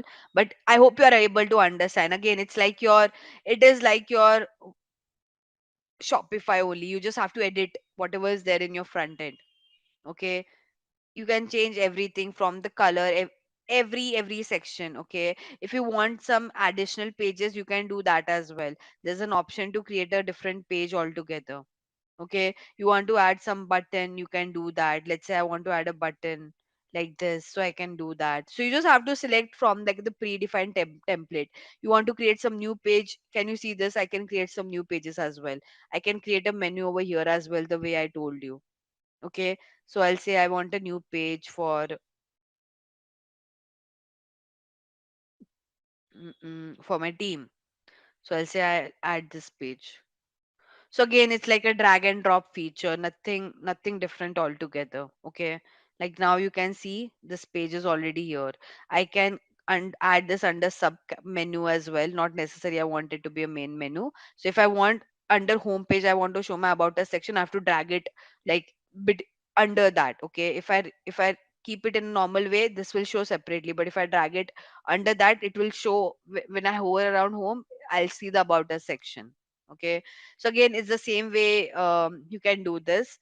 Again for product as well, guys, you have an option to create the way you added products on Shopify, the same way you have to add your products on Wix as well. Now overall, guys, we'll just uh, uh, do a quick comparison between Wix and Shopify. Wix and Shopify, guys, again, Wix has a good user friendly. It is a user friendly platform. You can create website in minutes. No coding language required. We just saw that, right? The good feature of Wix, as I said, quick. User can create some website without the need of a developer. You can hire some. Trust me, even if you don't need a developer to create a website on Wix and Shopify, there are many people who hire a developer. Now imagine there are different people who are specialized themselves on WordPress, Wix, and Shopify. So there are many web developer who don't create website with the help of coding. They have specialized this platform and they have went so much in depth in this platform that they take a lot of freelancing and consulting, that I'll create a website but not with coding on Wix, Shopify, and WordPress, but in a very detailed manner. Okay, now why one should, like, if I compare your Shopify versus Wix, guys, I would say Shopify is majorly used when you have a mid-size e-commerce brand with you need some customization, you have a lot of inventory. Wix is ideally preferred if you want to create a very simple basic website. On Wix, like if I talk about customization, the least customization is available on Wix, and like if you want like better than Wix, then you go with Shopify. Okay, apart from Wix and Shopify, guys, if you want to go more about Shopify, there's Magento. Okay, Magento is something that many brands are opting out for Magento because again of their customization. Again, they have their own advantages and feature. WordPress is also popular. WordPress is popular for service based pages and blog based pages. Okay, pricing wise, guys, one thing, Wix, right now we were just doing this in free, the Wix and the Shopify website we were creating in free. But because it's a free website, how it would sound, if I create a free website on Shopify, it will look like krish.shopify.com, krish.wix.com, right? That's why I need to buy my domain and hosting and connect it to my Wix and Shopify to see that proper address, right? Pricing wise, apart from the domain that you buy, guys, the platform has their own service. The platform has their own charges. Shopify and Wix have their own charges, but it is not that expensive. Like Wix is much more cheaper than Shopify. When I say cheaper, would be some difference of like 10, 20, um, around like 50, 100 INR difference. But still, pricing wise, I won't say there's like a big difference between Shopify and Wix as well. I mean, they have different plans as well. Like you can just go and check it out once. You'll see the different plans based on the customization that you need. Honestly, the pricing depends on what kind of customization and the storage of website that you need. Okay, we will be starting with WordPress. That's the only part that we are left out when it comes to the website creation. We have understood what is a domain, hosting. We have seen how the Shopify website look like, how a Wix website look like. We will discuss more from the WordPress part. So now WordPress is like, it's one of the most used platform when it comes to website creation. But majorly WordPress is used if you want to create a not an e-commerce website but a portfolio website or a service website. Okay, because it has some a very user the user interface is created in that perspective. You can install WordPress easily. It has a simple UI and UX. Again, it has some features, and you can create website without doing any coding. Okay, hence WordPress is one of the go-to platform when it comes to a basic website creation, guys. So I won't be referring to PPT ideally. I'll be starting with the demo directly. How do we create the account, and how should we proceed further? Okay. If you guys want to do this along with me, feel free to do it. Okay. So now, quickly, I'll go to my page. This is the URL where we go to. Okay. Now here, the first thing where see, so like if you are going to the WordPress for the very first time, if you already have a account, you can say continue with Google. But if you don't have an account, you have to create one. Okay. I already have an account, but because I want to show you guys everything from scratch, I'll create one more new account. Okay. So quickly, I'll say create my account on WordPress here. Now I can continue with Google. I have one of my Gmail ID already added. I have a dummy Gmail ID with me, so I'll choose that and I'll say continue. Okay, let this load. Right. Could you see over here? So now, you can ideally buy a domain directly from WordPress, or if you already have a domain, you can connect it. Okay. For now, what I'll do, I'll search for like a domain name. And guys, we won't buy any domain, mind you that. We will choose a free domain. Okay. So what we'll do, our ideal part is that we want a free domain. Okay. We don't want to buy a paid domain at all. Cool. So I'll search for some domain name. Now, guys, I'll choose a topic for which I want to create my website. So I'm someone, I would want to create a website related to digital marketing guidance. Okay. So I'll try to give some prompt over here of something on those line. Let's say I'll just talk about performance marketing, a website which is very specific to performance marketing. So I would say, let me think. I mean, I'll just write and see what kind of suggestion I would get. Okay. Performance. Now, if you could see, there are different, I obviously it won't get, I won't get this for 0 rupees, guys. Ideally, I'll have to pay for it in future. But for now, I'll just try to uh, see something that I could for free. So this one, we have to buy this one. Where, so why I want to buy this one? Because here I don't have to pay any money. If I buy any other domain like only .in, .org, .group, I'll have to pay that amount. Okay, like I'll have to renew it. So I don't want to do that. Hence, I'll use this one. So whenever you want to create a free website on WordPress, how it is a free website? Because the extension says WordPress.com. Okay, so I'll say skip purchase. Okay, and here I'll take the free one and I'll say start with free. I hope I'm clear why did I proceeded with the free one, because I mean you guys will be also creating the website for the very first time. We can't take that bet to buy a domain and then do the work. Once you get comfortable with WordPress, the platform and all, in future you can buy a domain and you can create like a proper website. Okay, so now this is your WordPress backend. Okay, this is the backend where you do all the work. The front end looks some completely different. Okay, now guys, everyone, this is how your backend would look like. Okay, backend is nothing but this is where you create your pages, posts, you upload your image. You decide everything at the backend. Front end is only there to see how the website would look like. Okay, now for the front end part, whenever you want to visit your site, over here near your logo, okay, there's an option of site and you can tap on this visit site. Okay, so it will show you the front end side. Now, why the front end looks blank? Because I haven't created anything at all. Okay, I hope I'm clear so far. So Now, first thing we should know is we will check some themes for our website. Okay, what exactly is a theme? Theme is nothing but a template, how I want my website to look like. And we can, for now, because it is a free plan that we have selected for WordPress, the theme also that we can take our free themes that we can select. Okay, we don't have an option right now, we don't have an option to use any paid theme. Okay, so we will see some free themes. Okay, and whichever free themes that you guys like, you guys can just select it. Okay, so there you would see whether it's free or whether it's paid. Okay, for example, this is free, so ideally right now I just have two free themes. Okay, let me just see what under the all section in case if I can find anything else. So this one is free, this one is free, this one, the retrospect one is free. Rest all, if you could see, there's a start. This one is free, so it will mention which one is a free theme. Okay, you guys can choose any free theme right now of your choice. Okay, let me just also see. Theme is nothing but the appearance of your website, guys. How you want your appearance of website to look like. Okay, so I'll just choose any one of my choice quickly. Give me a minute. Mm-hmm. So I think all the free one are there at the top, so I'll have to choose anything from the top itself. This one I don't need it. I need something with some color.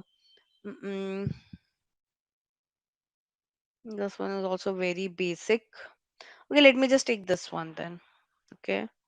So I'll say this, I'll tap on it, whichever plug theme I want, I'll select that. Okay. If I want some style variation, I have one more variation which is in green. I have one in blue. Which one, whichever I like, I can just select on that. Right now, I think the blue one is better, and I'll say activate. Activate as in I'm trying to say now this is a new theme that I would want to use. Okay. I hope I'm clear so far, guys. Okay, so guys, we have come here till theme section. Let me just scroll down. So we will do this together with our doc. I don't want to miss out anything. So we have already picked our design. We have selected our design till here. Okay, one second. Now here we will start using how to navigate your WordPress website. Okay, let's go back again.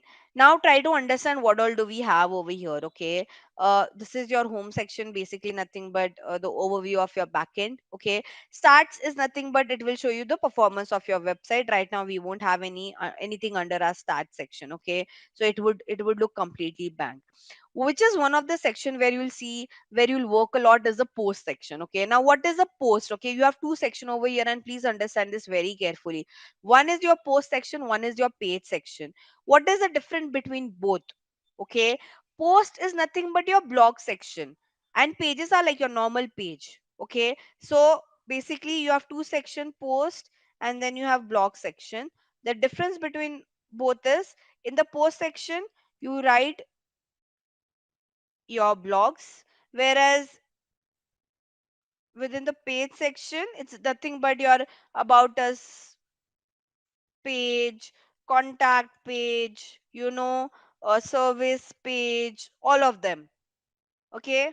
So basically, post in the post section, you keep on writing blogs, right? You keep on adding blogs. But in the page section, once you create a page, hardly you'll make any changes within it if it's required. Like you won't make any frequent changes within the existing page that you have created. But when I talk about the post section, you will keep on writing a lot of blogs. Okay, like for example, I'm not sure if Amazon has blogs, but we can check. Yeah, so this one. Okay. Now this is the Amazon's blog page where they keep on writing blogs on different topic. Like this is your post section in WordPress ideally. Okay. And what is a page section? Page section would be if I go to the product section and I can see different products. Okay, so whenever you write a blog, you have to go under the post section. If you're creating any pages, you go into the pages section. People tend to get confused, but please never do reverse of this. Okay, now you also have a media section. Media section is here you upload all your pictures, all your video that you want to use for your website. Okay, so whatever media, whatever images and videos you would want to use on your website, first upload it in the media section.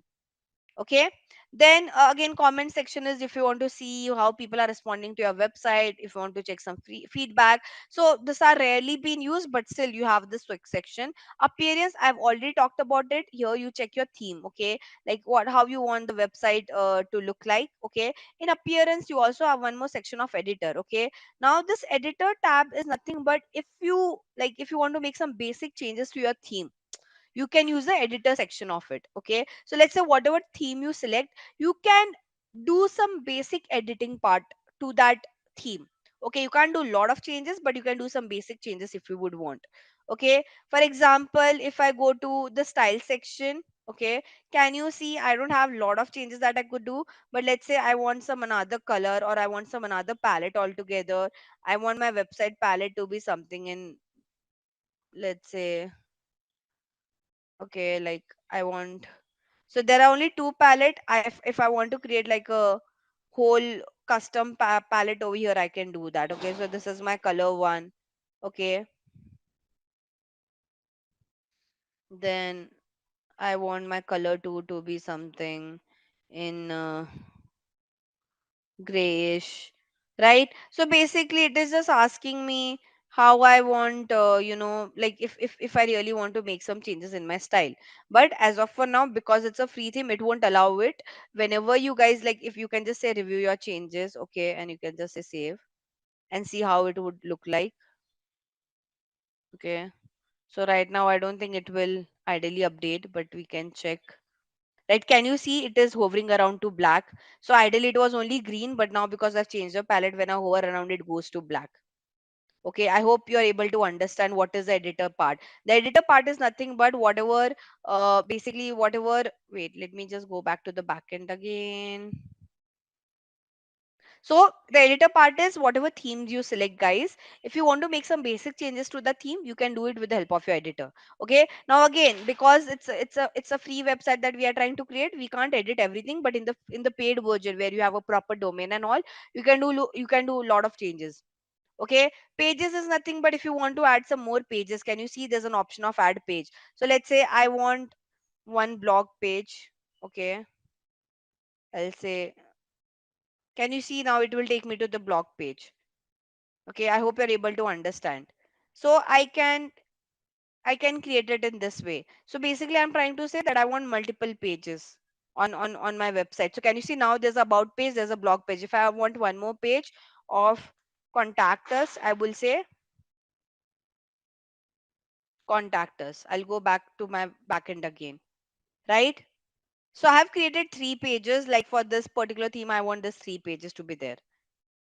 Okay, then if you want again some changes, like again the template thing would remain the way it is. We can't do a lot of changes under the template for the free one. If you want to make some changes within the pattern, you have some option that they have given you. Okay, like if you want to make some changes in the header, in the footers and all of that. I hope I'm clear. Right, now the most important part, and I believe this is the core of your WordPress website, which is your plugin.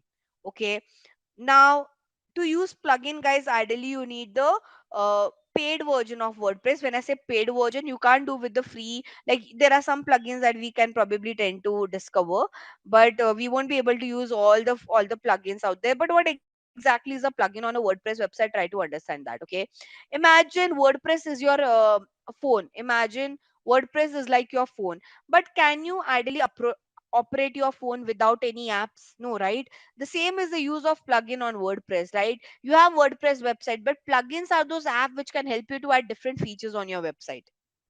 Does that make sense now? So let's say you buy a phone, but then you don't have apps. I don't think you'll be able to use that phone properly, right? Same is the case with WordPress. You can use WordPress to like, create a very simple page and all. But let's say you want to add some additional details. You want to make it very customized. You need plugins. When I say customize, what do I mean by that? Let's say you want to create a form of contact us. Within the free within without plugin you can't do that. You want to make your website SEO friendly, you'll have to use some plugins for that. So plugins are nothing but like apps that you have on your phone, which makes you know uh, your phone ideally a smartphone when you use different apps and you use different functionalities. I hope I'm clear, guys. Okay, now you have like ideally a lot of plugin. Let me just Okay, but the problem is we won't be able to use it. Like if I tap on it, can you see require a plan to upgrade? Ideally, upgrade and active. Can you see? So now for this, I'll have to buy like a proper domain and all of that, and then only I'll be able to do it. Okay.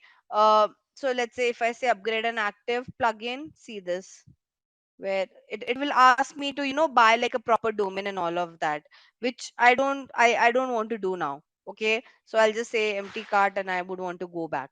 So right now I won't be able to use any plugins, but I would let you know what are some plugins that you guys should know, that you guys can really use. There are a lot of good plugins. So my favorite, one of my favorite plugin is this Elementor. Okay. Now this is usually used to add different features on WordPress website. Okay, so let's say if you want to add some carousel, like it is more of to give a good UI UX to your website. Now for SEO as well, we have different. So now for WordPress, if you want to do SEO on your WordPress website, you still need a plugin. Okay, now you have many of them. Let me just open it quickly under the plugin section. So Yoast SEO is the most popular plugin when it comes to doing SEO optimization. So Elementor, you have Yoast SEO. Okay, these are two of my favorite plugins, guys. Apart from that, you have other plugins as well. Like you have Monster Insight. Now, what is Monster Insight plugin? Monster Insight plugin is to connect your website to Google Analytics. Okay. So now again, like we have similarly like this, we have multiple plugins, but as of for now, even if you know all this different this plugins, it is enough. Okay. I hope I'm clear what is the use case of plugins. We won't be able to use the plugins for now because we are using the free version of WordPress. Under the user section, guys, if you are a brand who have multiple people who are handling a website, you can add user. Let's say I want Mahalakshmi, because Mahalakshmi works along with me, I can add her as a user over here, because if I want her to make some changes on my website, she can do it once I add her as a user. Okay, so you can add some new users over here. Okay, you have tools where you can export some data, import some data, do some marketing as well. Okay, you have one more important part of your WordPress website is the settings section. Okay, now here in the settings section, guys, you can give the title of your website. What do I mean by the title of your website? It is nothing but how should I say, here it just says site title, right? Can you see? It is not showing my website name over here. It just says site title. Now I want to give like a proper name for this. I want to call this as Performance Marketing Pro. I want to give some tagline. I can do that. What is site icon? Can you see this WordPress icon here? There's one icon for Gmail. There's an icon. If you want to use if you want to give an icon, you can do that. Okay. So let's say I can show it to you quickly. PPC icon. I can just download something. Imagine I want this to be my icon. Okay. I'll go over here. I'll say choose a site icon. I'll say select file, and I'll go to the download version, download, and I'll say open. I'll say set a site icon. Let's say have to crop it a little bit. That is fine. Okay. So it will reflect after a while. I want to give some logo, I can do that. How my WordPress address would look like, the HTTP performance marketing 8.wordpress.com, because I've used in the free one. Okay. Time zone, whatever time zone, date format I want, time format I want. Okay. So these are like what should be some basic settings, and I can say save changes. Now when I say save changes, okay, let me just reload this website once again. It will. Can you see now this icon has changed? It says Performance Marketing Pro and the icon has also changed. I hope you understood what did I do right now, everyone. I'll go back to my website now, and again in the setting we have something called as permalink again, which is very important. Now what do I mean by permalink? Again, now they won't allow me to do permalink thing over here, but permalink, guys, is nothing but the URL of your website. Right now, if you would see, my URL of the website doesn't look good. Like, can you see after .wordpress.com as well? There are 10 other things that's showing up. Ideally, I don't want that. but I can only change this within when I have the paid version of the WordPress. That's when I can. So whenever you want to change your URL, like you want your URL to look in a very specific way, you use the permalink setting. Okay, I hope I'm clear. Site title, for site title you have to go to the setting and you have to go to the general setting within it. So there you can give the site title, tagline, and the site icon. Okay, guys. Now we'll go towards the main part where we have to write our blogs and our post. So we what we'll do, we'll write a blog. Okay. Now for write a blog, you have to go to the post section. Now this is where you see all your blogs. So you have to say add post. This is the by default one blog that you could see if you want. By the way, you can edit a blog, you can delete a blog, you can do like whatever changes you would want to. Okay, I don't want this block to be there like hello world. I can say put it in the trash. Okay. So you can add it, you can remove it, you can edit it, you can do whatever you would want to. Okay. Now I want to create a new blog. I'll say add post. Okay. I went to the post section and I said it. I said add post. Okay.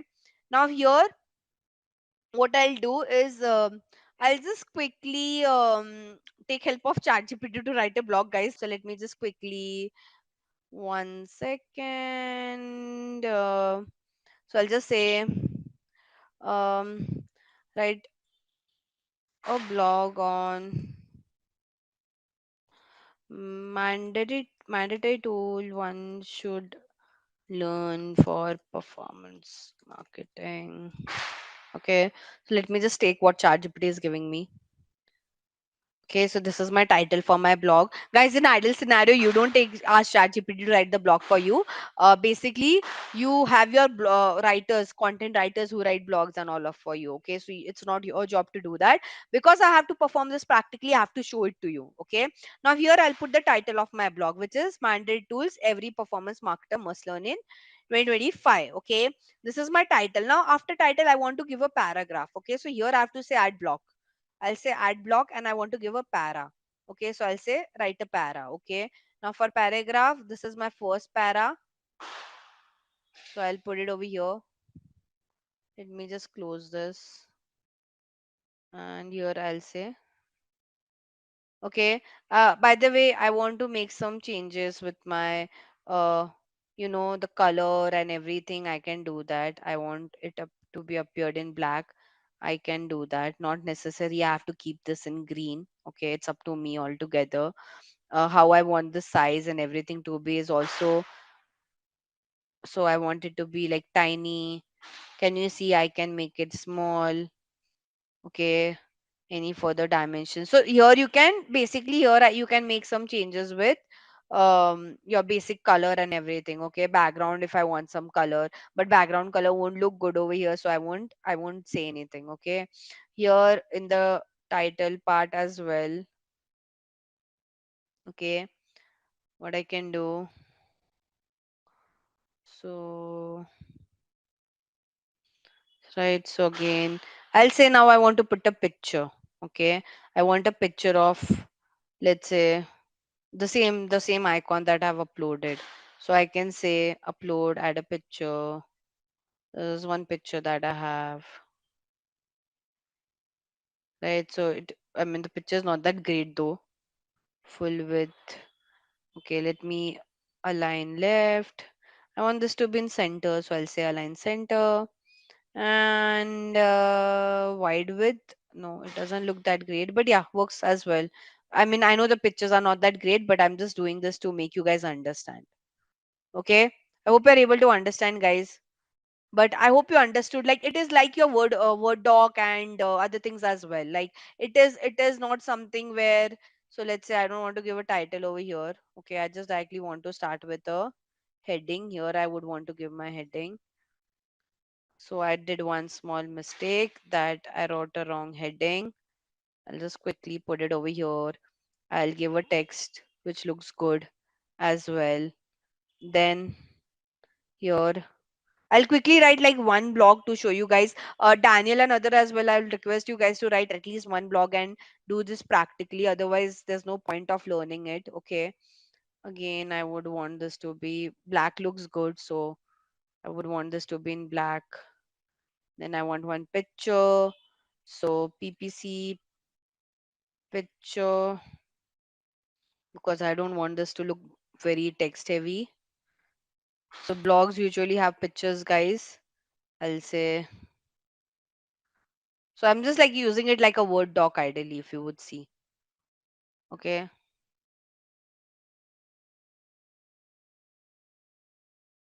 Okay, so let's keep this to be down there.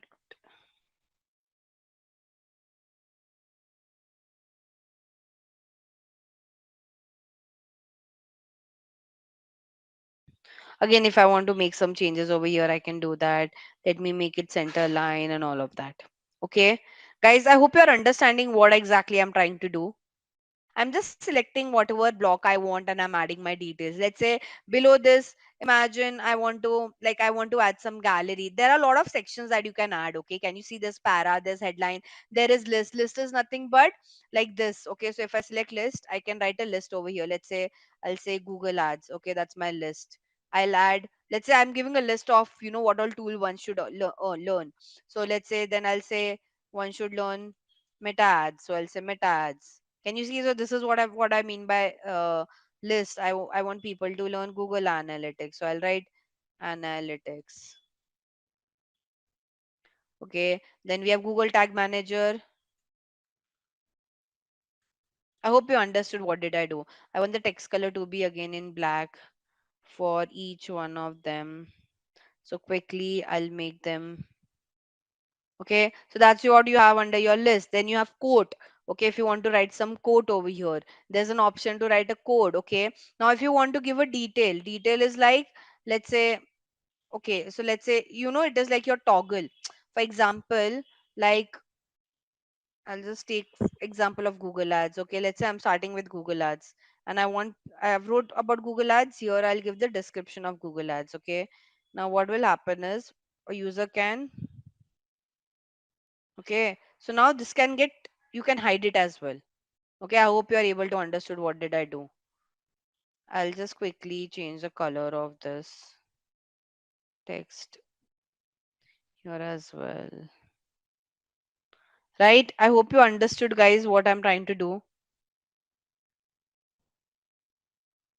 I'll have to like keep on doing this, but I hope you understood, right? Similarly, you have some pull quotes. If you want to add a table, you can do that, right? There are different things that you can add. Media, you want to add some image, you want to add some gallery, like a different, how should I say, a scroller, like a carousel. You want to add some audio, right? You want to add some video, you want to compare an image, you want to give a slideshow, like where people can scroll and see multiple picture, right? If you want to add a button at the end, let's say I want to add a button which says so I'll put this in the center. I want people to say like learn more, so I'll put a button like this where they can go click and check other things out. So you have like so many things that you could use, basically is what I'm trying to say. And that's how you create your entire blog or your page. Make sense? How do you create it? And once you do this, guys, you have to make sure you say publish. Okay, so when I say publish, basically it will be visible publicly. Would take some time, but at least if you want to see how it does it look like, I can show it to you. So when I say publish, I won't say I've created a great page, but I can show you how does the post would look like. See this? Can you see? Again, I'll have to make it center line and 10 other things. But I hope you understood.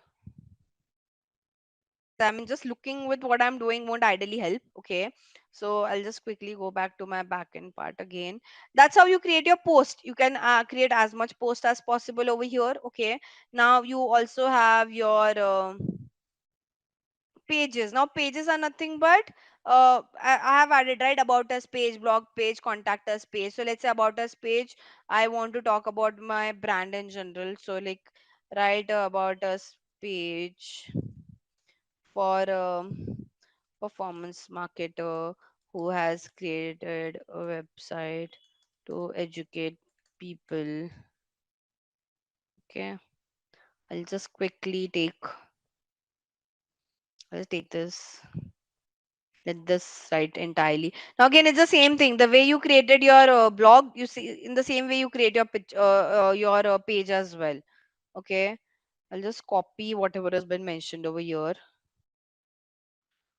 and I'll change the text color to black again.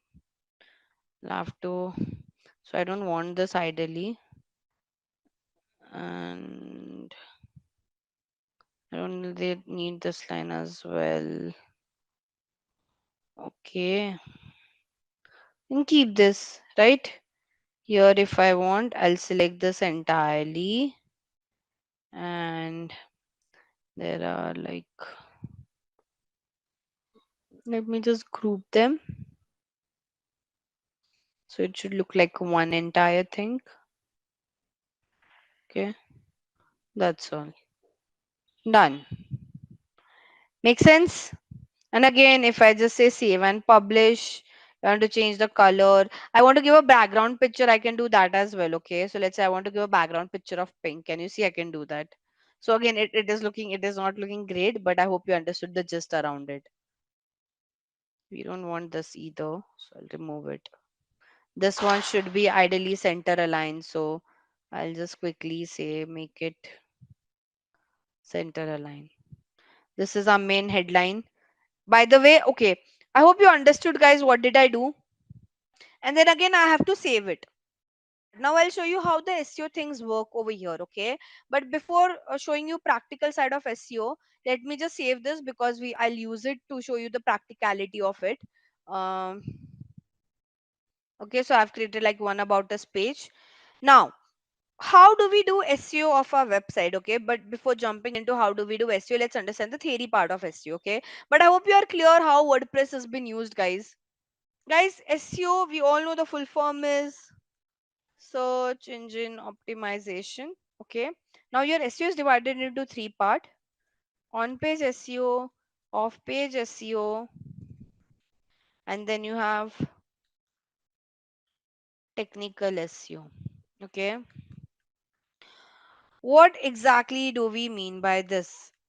Try to understand. On page is nothing but um, making changes on your site as per the search engine recommendations to make it SEO friendly. Okay, when I say, so on page is nothing but, guys, you are making changes on your website, on site, like on your site. When the word say itself answers the question, basically you're making some changes on your website which are ideally suggested by the search engine itself, that if you follow this guideline, your website would be SEO friendly and your website can rank higher. Okay, off page SEO is basically nothing but, you don't have to do make you don't have to do make you don't have to make any changes on your site, but ideally, how should I say, mention about your brand on third party websites to increase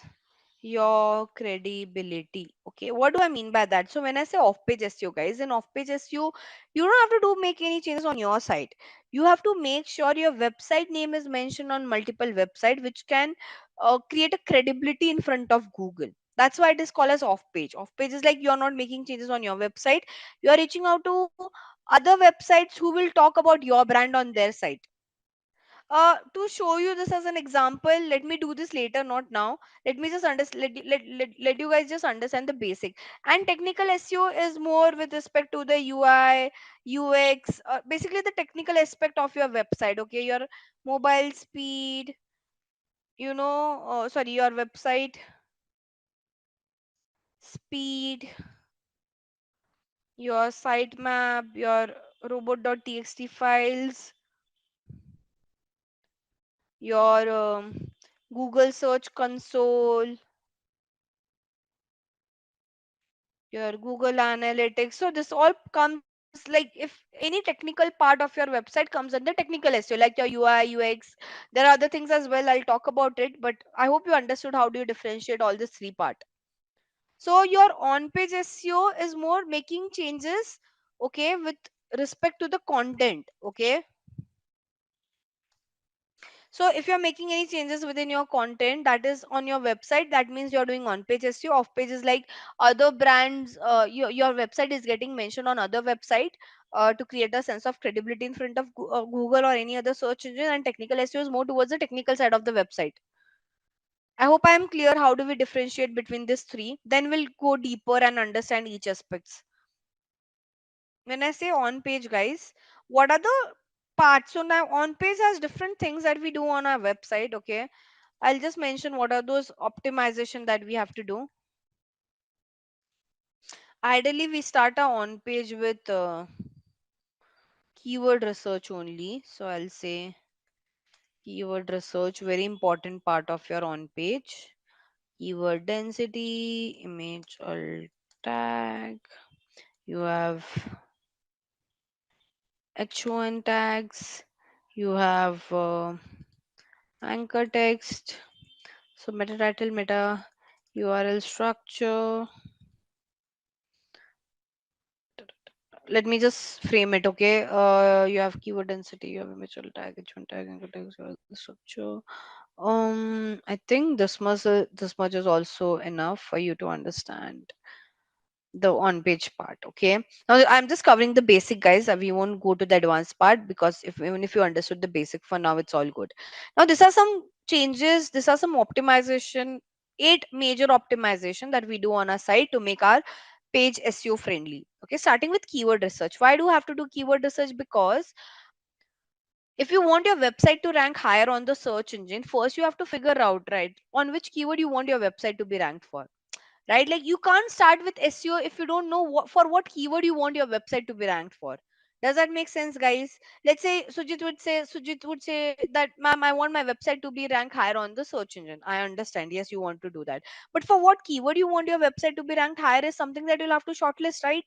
You can't, first thing, at a time, it takes SEO is a very slow process. So you can't say that today only whatever websites, whatever keywords are relevant for my brand, I want to rank for all those keywords in like in next 10 days. It is not possible at all. It takes time.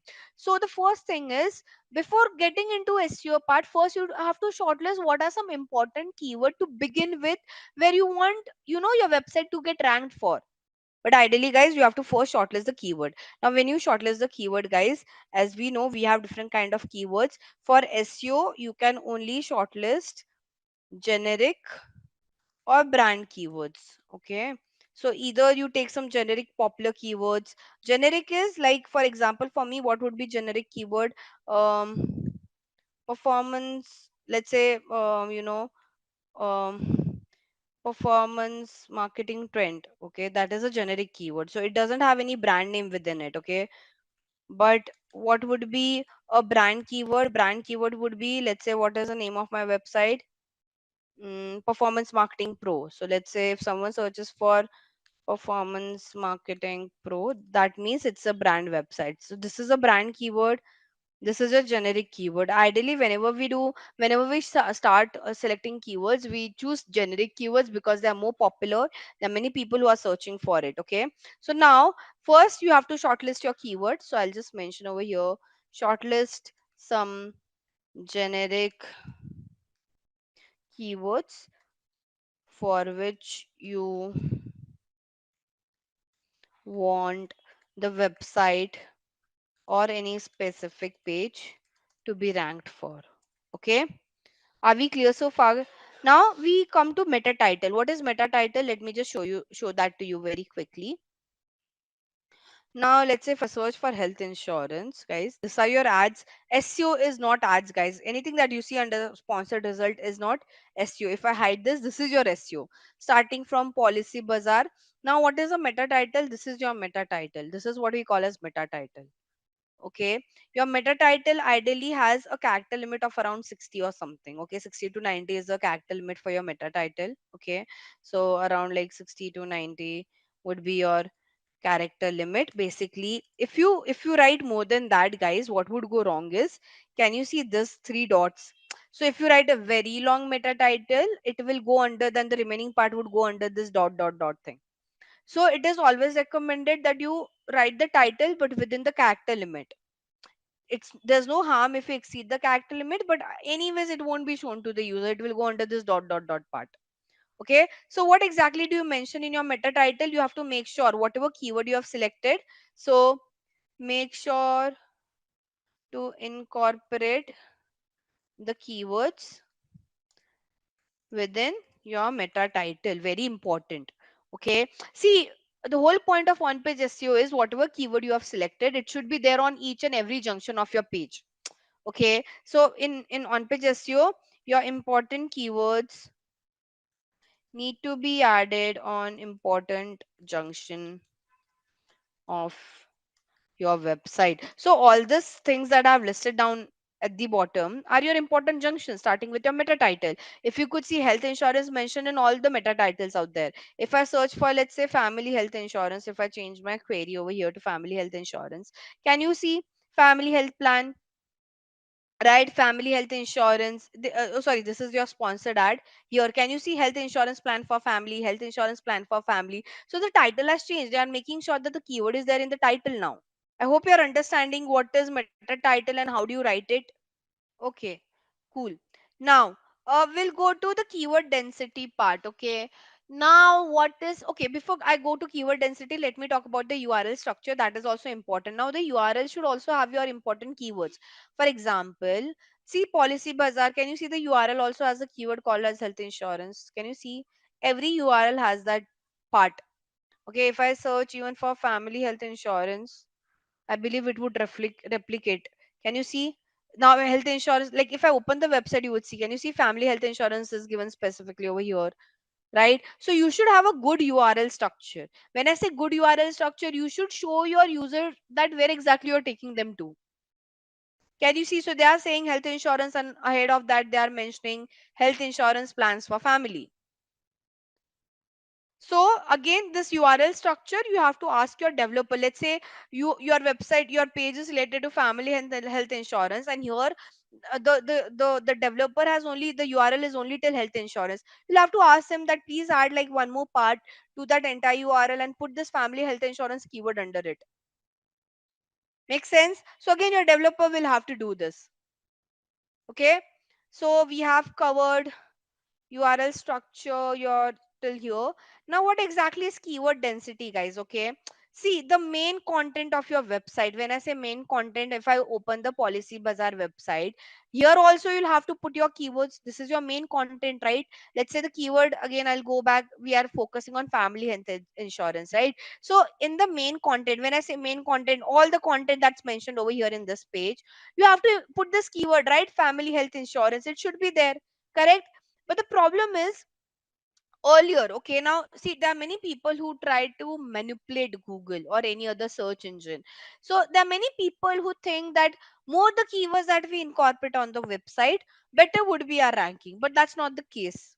Okay, Google has given a limit because again people do all this kind of stuff. They repeat that keyword multiple time and make it look. So if you cross the limit that Google has given you, so let's say, see, Google has given a limit, which is what we call as keyword density. Keyword density is nothing but Google says that yes, you can repeat your keyword, but make it under this percentage range. Okay.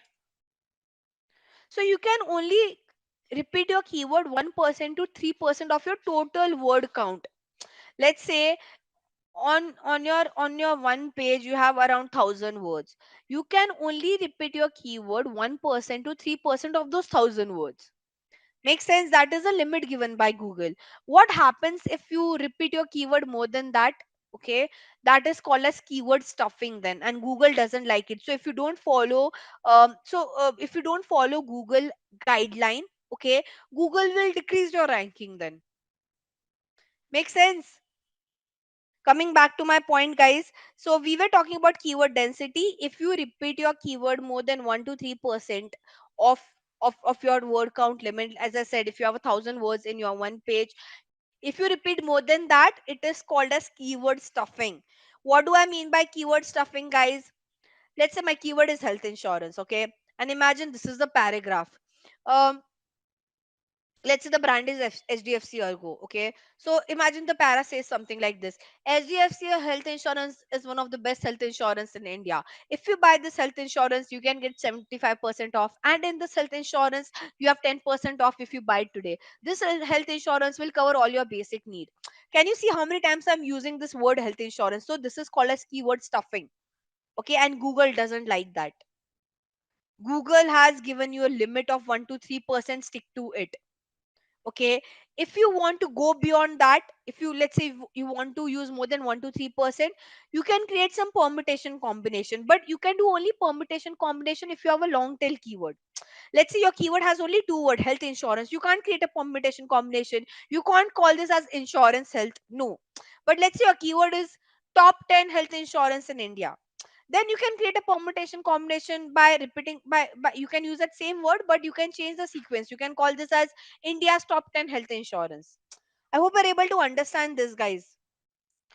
Now, so we are done with keyword density. So let's say I open this page, right? This was for family health insurance, right? So even if I search here for family health insurance, okay, can you see like they have repeated the keyword multiple times because they have that kind of words count as well. Can you see this page is very long. They might have more than 1,000 words. So for them, it's okay if they repeat it. So they do this counting that how many times they're repeating the keyword. They have repeated this keyword 65 times. But that could also be because they have that kind of word count in this particular page. Make sense? Now, coming to the next part, which is your image alt tag. What is image alt tag, guys? This is nothing but whatever images that you have uploaded on your site. Okay. First thing, I told you, right? Whenever you create a website, the Google bot and crawler will come to check your website, right? So now, when this bot and crawler come to check your site, there is one thing when it comes to picture, it is very difficult for them to understand an image. Okay. Hence, we need the image alt tag. So, image alt tag is the meaning of alt is alternative text. Image alt text, okay, which is nothing but image alternative text, okay.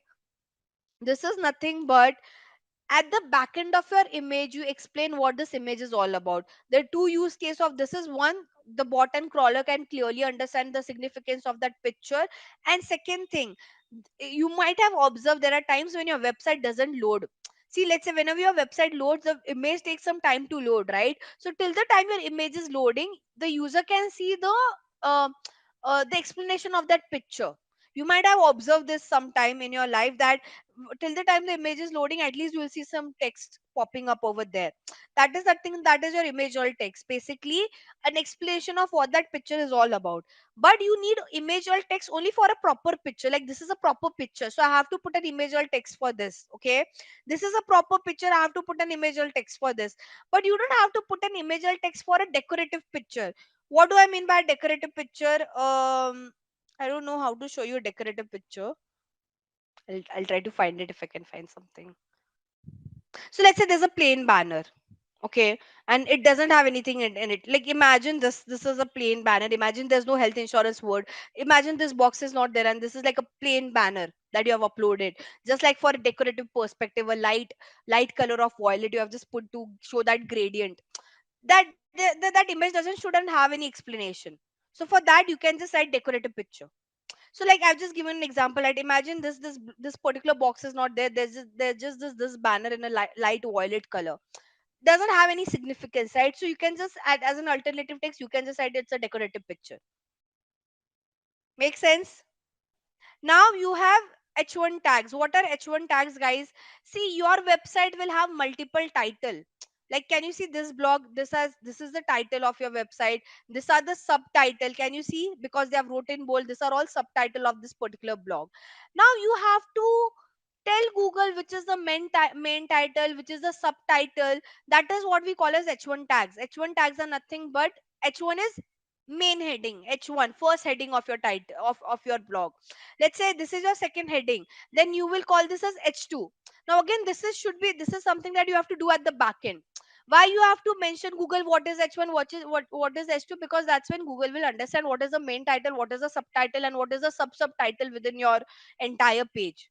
Okay, how does this look like? You can again, if I have to show you at the back end, see this. When I say H1, okay, see this H1. Now this is given as H1. This is the main title, right? What is the main title of this blog? Stop guessing your perfect lipstick. Stop guessing. So they have given this title as H1. Okay. Now if I say H2, can you see lipstick meets undertone? Okay, so I'll have to see where is lipstick. Can you see? Now this is the second sub headline. So that's why it comes under lipstick meets undertone comes under H2, right? The lipstick alchemy. So if I scroll down, this is lipstick alchemy. Again, it comes under H2. What would be H3? You know, your H3 here, I believe they would have given H3 to this title. If you are cool toned, let me see if there's any H3. It depends on the brand to brand, but I'm just assuming this. Okay, if I say H3, yeah, see, can you see this is the H3 because now this is the subtitle. Can you see if you are a cool tone is H3? So this is the main title H1. This is the subtitle H2. There are multiple H2. Based on the size only, you can understand there are multiple H2. This is H2. Okay. This is H2. This is H2. And what is H3? This one under it. I hope you are understanding this. So the same thing should be there at the back end as well. Yes. Now the last part, which is your anchor text. Okay. Now anchor text is nothing but uh, ideally the above part was your anchor text, but see this, okay, this one. What's the best starter lipstick shade if I'm totally new to makeup? Go for a my lip but better nude like Charlotte Tilbury Pillow Talk. So this is your anchor text. Basically, if I tap on it, it will take to me to another internal page of this particular brand's website. Make sense? What is an anchor text? Basically, if you want the person to go from one, so the important keyword on your site, okay, if you have any important keyword, make this as like your anchor text, and if someone clicks on it, you can take them to another internal pages, so you're promoting one page to another page. Does that make sense? So all these pointers that I've discussed, guys, your anchor text, your URL structure, your H1 tags, your imageal tags, everything that I've highlighted, all these 8 pointers, you have to try to put your keywords within all this junction. So I have covered the major part of on page, and I've also given you a note over here. For every page, you have to make sure you do this. Let's go towards the next part, and I'll delete this. Oh, where's my okay?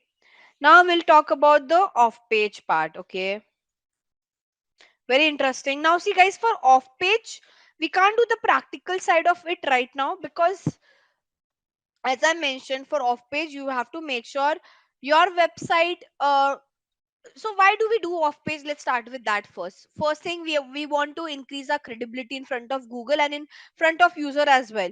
Imagine there is one thing that you're trying to vouch for your brand on your own site, but let's say there are other people, other website who are trying to vouch for your brand, which will create bigger impact, the other one, right? Let's say, imagine Mahalakshmi has a website where she's trying to vouch you what she's trying to vouch about her products. Okay, obviously everyone does that, but imagine I'm a blogger who talks about lifestyle, and there I mention Mahalakshmi's brand, that she has some really good brand, really good product. What do you think which will create a better impact? The later one where I talk about her brand, right? The one reason why do we do off pages, we want to increase our credibility in front of the user and in the front of Google as well. Second thing, we want to increase our domain authority and page authority score. Okay, very important part. So one is increase the credi, and then we want to also want to increase the domain authority and page authority score. Okay, first thing, let's talk about the domain authority and page authority score. We'll go one by one, and I'll try to break down this as much as I could.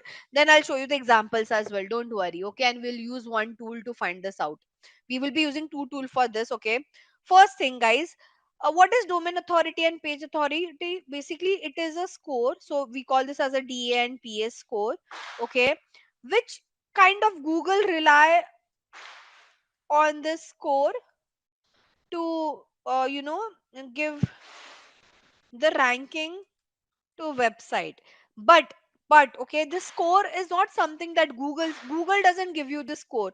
There's a tool or a platform. So the platform Moz gives this score.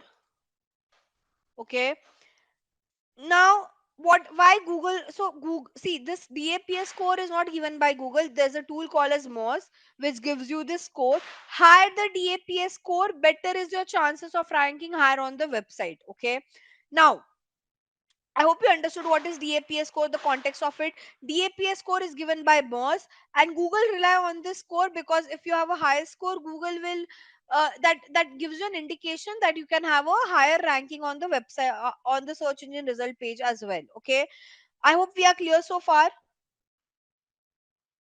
So domain authority is the score given to overall website. Page authority is the score given to individual pages on your website. Okay, now coming to the next part, that how should I say, okay, or let's say, what are the ways to increase DA and PA score? Okay, what are the criterias which can help you to increase your DA PA score? One, okay, starting with the first part, your content on the web. So first thing, guys, one disclaimer. Okay, if your website is new, there's high chance that your DA and PA score would be less. Okay, so basically I'm trying to say a older website has a better DA and PA score. Now how do I increase the DA and PA score, guys? First one is the content on the website should be unique. When I say unique, no plagiarism. Okay, you can't copy the content from someone else's website and you put it on your website. Basically, the content on your website should be very unique. Second one, to other way to increase your DAPS score is get backlinks from those website who has a high DA and PA score. These are the only two way to increase your DA and PA score, guys. Okay, one is you should have a really unique content. Second one is you get backlink from them, from those website who themselves has a good DA PA score. Let's say I'm a new brand. Okay, let's take an example. Sujit is Amazon. Let's take an example. Sujit is Amazon over here, and I'm a new aggregator platform. Okay, now I'm a new website. As I said, my DAPA score would be very bad.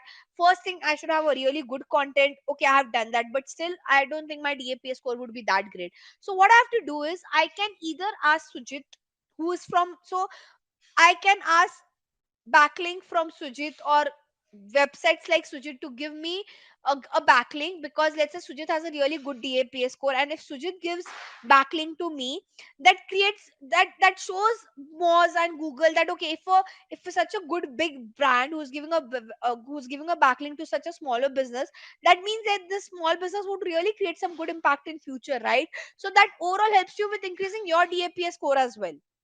Okay, so now, okay, coming back to the next point, guys. I hope we are clear so far what is DAPS score, which is a platform who gives a DAPS score, and what are the ways you can increase your DAPS score. Now, coming to the next point, guys. As I mentioned, we have off page is all about taking backlinks, right? So, from whom you can take your backlinks, okay? First thing, you should take backlinks from people, from brands or website within your industry. Okay, let's say I'm an education website and Sujit is Amazon. If Sujit gives backlink to me, it won't be considered a good backlink because it is not from my industry.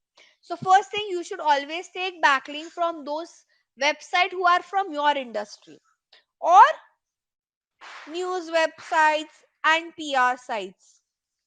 because news website and PR sites talk about all kind of category. Okay, so you can take it from your competitor as well.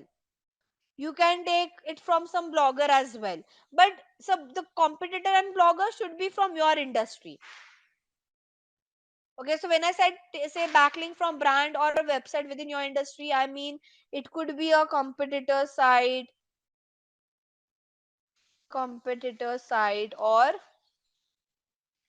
um, your any blogger site.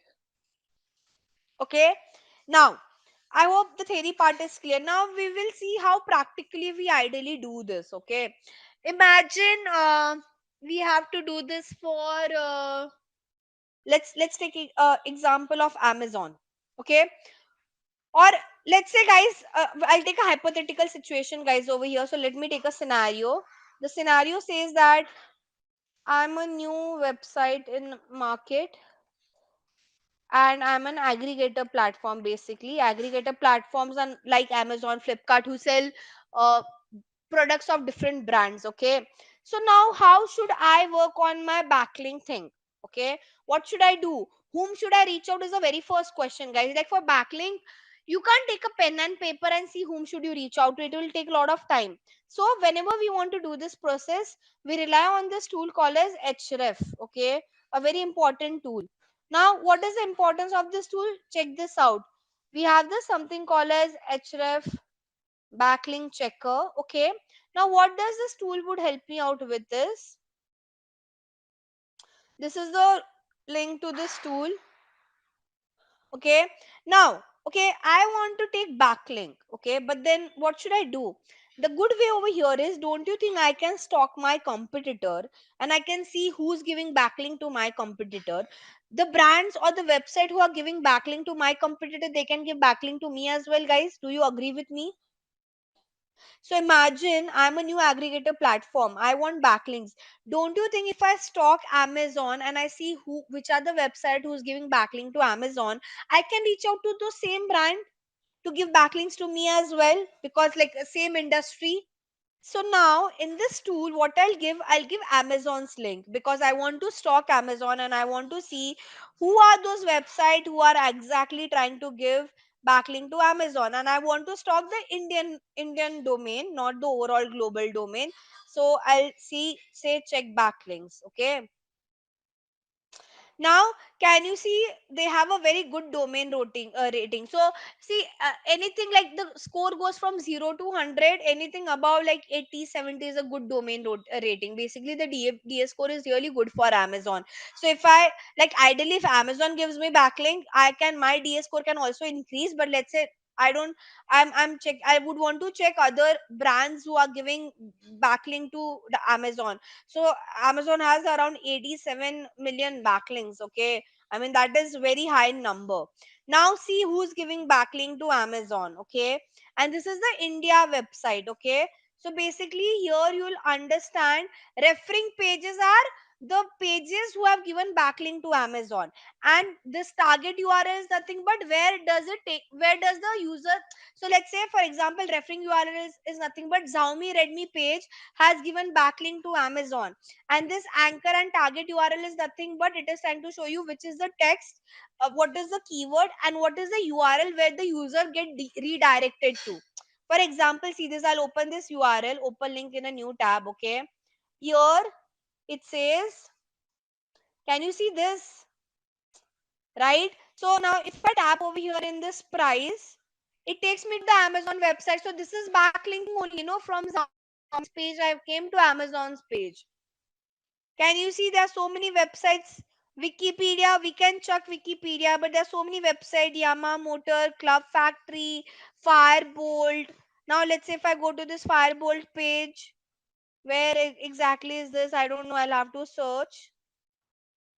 But they might have given this backlink somewhere at least.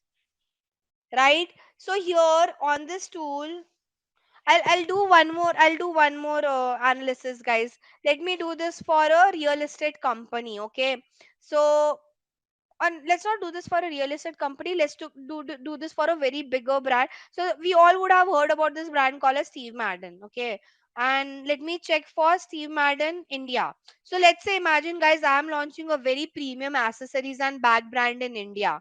Okay, and I want to see Steve Madden is my competitor because they have the same price range. So I can stalk Steve Madden and I can see which are the website who has given backlink to Steve Madden India, and I can reach out to them as well. Now see, the ideal in Steve Madden India rating is very low. It is only 31. They have only got 1500 backlink, but at least I can check and see who I've given backlink to them, right? For example, this one, Lux gift card. There's this link called as Lux gift card, and they have given backlink to Steve Madden, right? There is this website called as Amber Shoe. Okay, and I can just see where. See, so what is their blog now? They have wrote a blog. This is website called as Amber Shoe. They have wrote a blog. Top 10 leather shoe brand in India for men and women. Okay. Can you see they have featured Steve Madden over here? So now this is what we mean by, and they have given a link. So when I tap over here, I'll go to Steve Madden's website. So I can reach out to them as well. Now I can reach out to Amber Shoe to give backlink to me as well. Make sense? 40 list of top shoe brand. Again, this one, Style Sat Life, Coupons Guru. These are all the pages you can. These are all the sites you can reach out to give backlinks to you guys as well. Now, what do you have to do? Now you got all these sites who can give backlink to you. Okay, you can get their details from Google. You can get contact details of their Google from Google. You can get their Gmail ID from Google, and you can reach out to them, right? But very important, before reaching out to them, you should check how is their DAPA score. So let's say I really like this website, this one, ambershoe.com. Okay, but before I reach out to Amber Shoe, I should check their DAPA score, because if they have a good DAPA score, my DAPS, there would be some upgrade in my DAPA score as well, right? That's when, how do you check your, like, so whenever you approach anyone to give backlink to you, first check their DAPA score. Okay, so that's, I'll mention over here, basically backlink from brand or website within your industry. Then take backlinks from those who have a good DAPA score. So first thing that you have shortlisted is they should be from industry. Then next step is you check their DAPA score. Okay, now I'll check the DAPA score of this Amber Shoe website. The tool that I would use is Moz DAPA checker. I'll go over here, and I need the URL of this. I'm closing this tool href, guys. I think we all understood what is the use of href. So I'll just close this. Here I'll give the URL of Amber Shoe and I'll say check DA. It will take some time. So you guys should know this tool to check the DAPA score. So if you are approaching any website, first check their DAPA score. Now see this, they don't have a good domain authority score. It is not that great, only 3. Okay, so I don't think I should consider them. But let's say if I just check for Amazon India,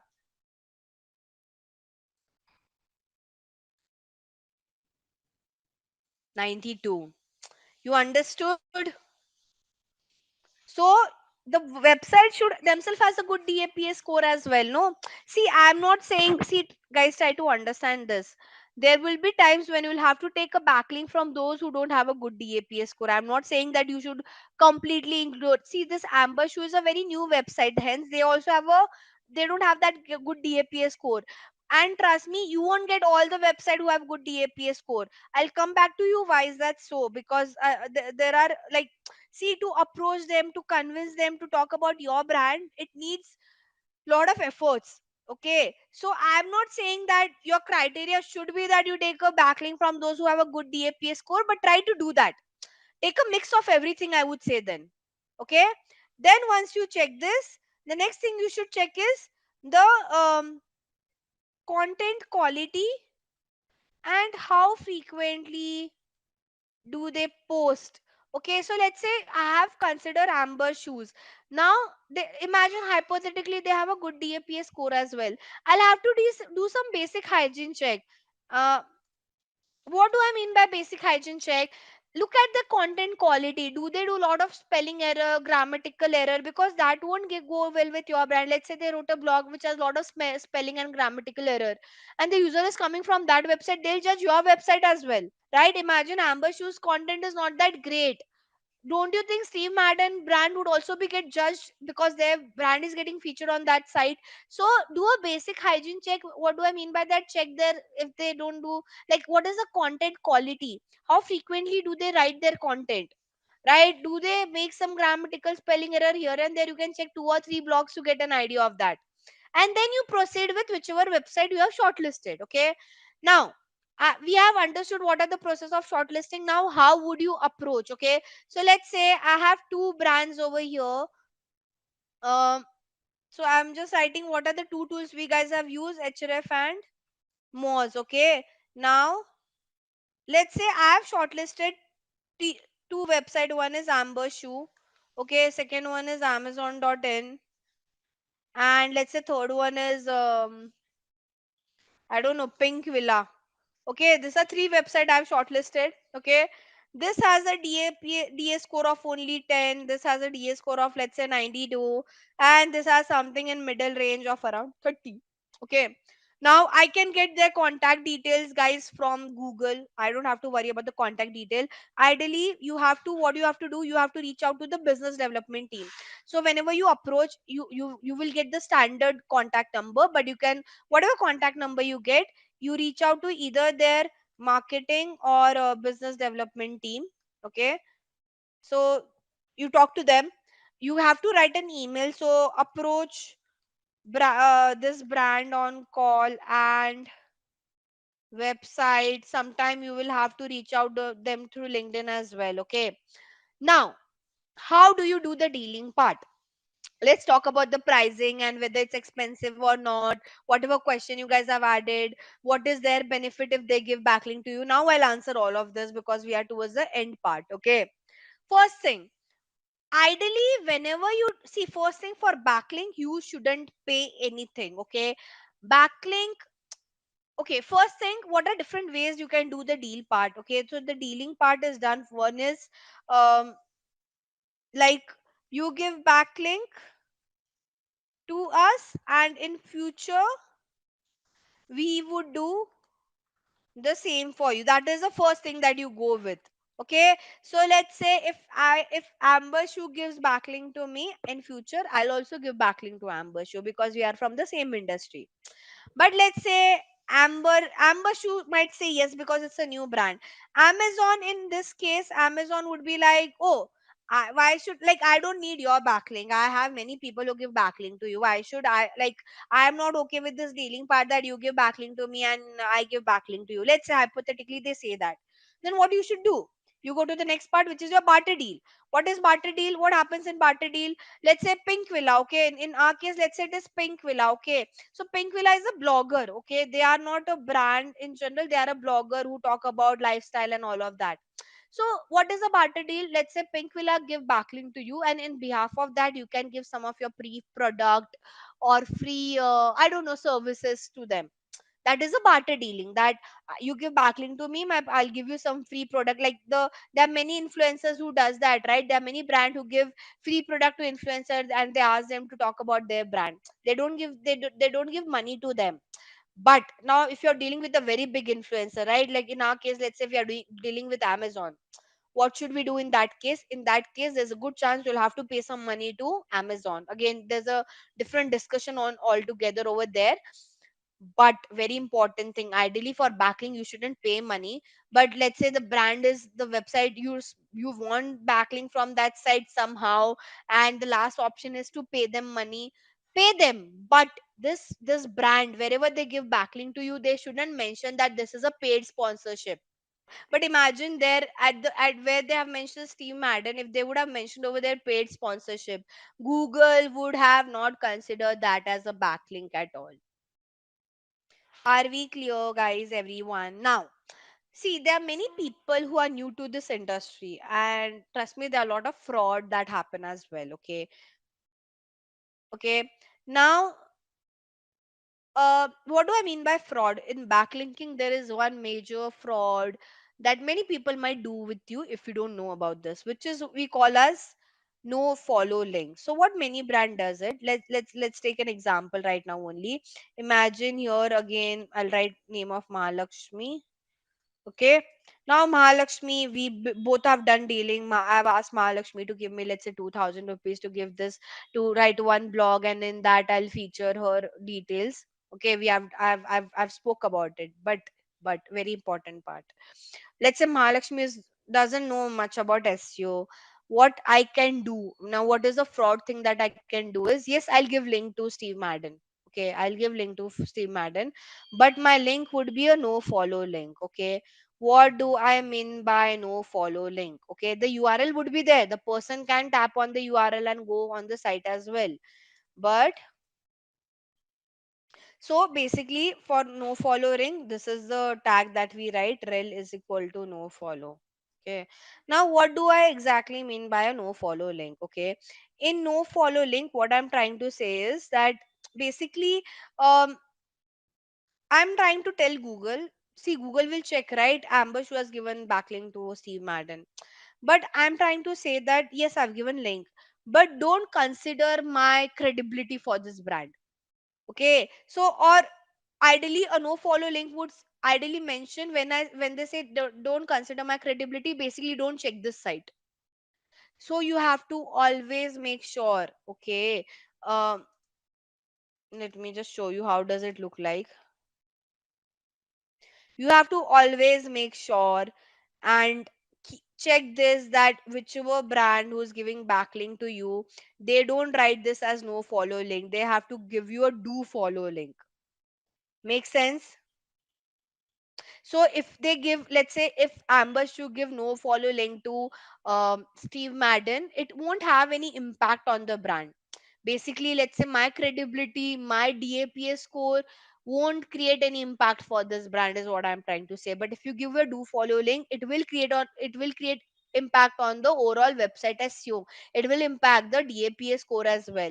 So there are many brands who give a do follow link, they take money as well, but they give a they give a no follow link. So you have to make sure to check to get a do follow link and not no follow link. Make sense? Okay, let me see if I could show you, like, it doesn't reflect every time, you need to take help of your developer. But what was the brand that we checked? Steve Madden, no?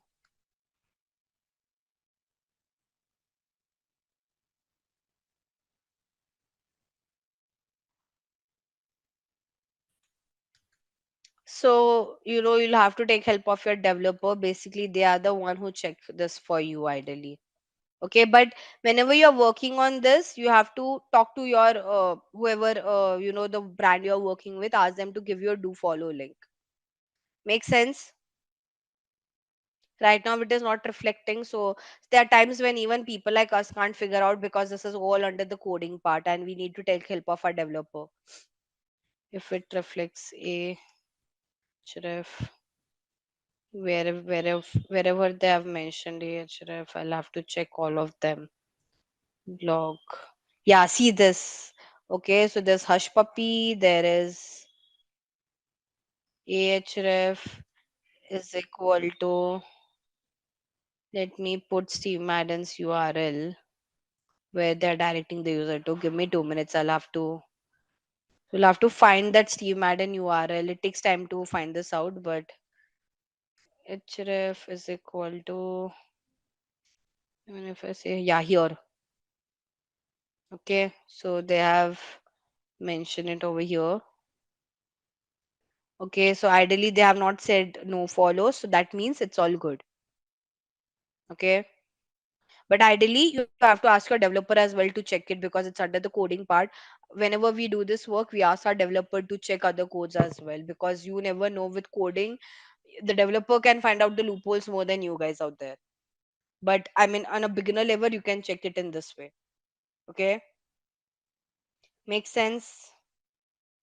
There was one part that I had to cover. Okay, apart from this, guys, you can take backlink from Quora, Reddit, social media as well. Okay, but would it create a bigger impact? Not at all. Okay, when I say Quora, Reddit and social media, let's say, on Quora and Reddit people ask a lot of question. Let's say if someone asks question on Quora, okay, let's say, uh, I'll just open Quora quickly. But as I said, it won't have that great impact when it comes to off page SEO. But like, you can test it out, is what I would say, right? So if people are asking for such kind of question, you can ask your employee or someone from your company to respond to such question and give link of your brand. Okay, I hope you're able to understand. So that is also like people can come from Quora to your site, right? Similar you can do on Reddit, similar you can do on social media. But would Google consider it very specifically the way they consider for the third party website? No, it won't create that big impact. But again, you can just try it out for your brand once. Make sense? The social media one, again, it should be there. You should have a social media page where your website URL is there, because from there also people can can get redirect to your main page. So try to be there wherever you can, like Quora, Reddit, social media, and on some third party websites where you can ask other brands to mention about your brand over there. Make sense, guys, about how does the off page SEO part works? Okay, good. Guys, now let's go to the next part, which is your technical SEO. Now, in technical SEO, guys, you have your UI, UX that we have already discussed in theory, but there are some pointers. I've also talked about your mobile speed. Okay, I had also talked about the sitemap thing, if you remember. Okay, you guys remember I discussed sitemap part, a roadmap of, because whenever a crawler comes to your website, um, the first thing that they would check is the roadmap, like what are the pages they should crawl. So that's why you need that's what you need a sitemap for. So a sitemap is a roadmap of your website, so that also needs to be uploaded on your website. Again, this is a job of the developer to do it, it's not your job. Now, one part that I couldn't cover in technical SEO, one is your robot.txt file. Okay, and now I have already taught you Google Analytics, but I want to talk about the Google Search Console as well. These are two parts that I'll talk about when it comes to technical SEO, because this other parts I think I've already discussed. So I'll jump towards a more robot.txt and Google Search Console. Okay, now what is robot.txt, guys? Robot.txt is nothing but, okay, guys, imagine when a, let's say you are an e-commerce brand. Okay, would you allow Google or any search engine to crawl all your pages of your site, or there would be some pages on your site that you wouldn't want the crawler to crawl? Okay, now how does this robot.txt file looks like? You have to create this robot.txt file, but your developer would upload it on the platform. Okay, so you just have to create it in your notepad and you have to share it with your developer. Okay, how does this look like? I mean, if I have to create it, it is very easy, guys. It looks something like this. Okay, so it starts with user agent. Like you can open a notepad and you can write this. Let's say I have to do this for Amazon, then I'll say user agent is equal to asterisk. What does this asterisk is, what do I mean by this asterisk? What I'm trying to say is, this asterisk is nothing but that all this condition that I'm mentioning is applicable for all the search engine, not just Google, but this is applicable for Yahoo, Bing, whatever search engine it is. Okay, then you have to mention disallow is equal to. Now you don't have to give the entire URL. For example, I don't want the crawler to crawl this backend page, then I don't have to give like the entire URL. I have to give the extension part of it, that I don't want the crawler, this is the backend of WordPress, right? I don't want the crawler to crawl the backend of the word this my WordPress backend, so I'll give this URL in this way.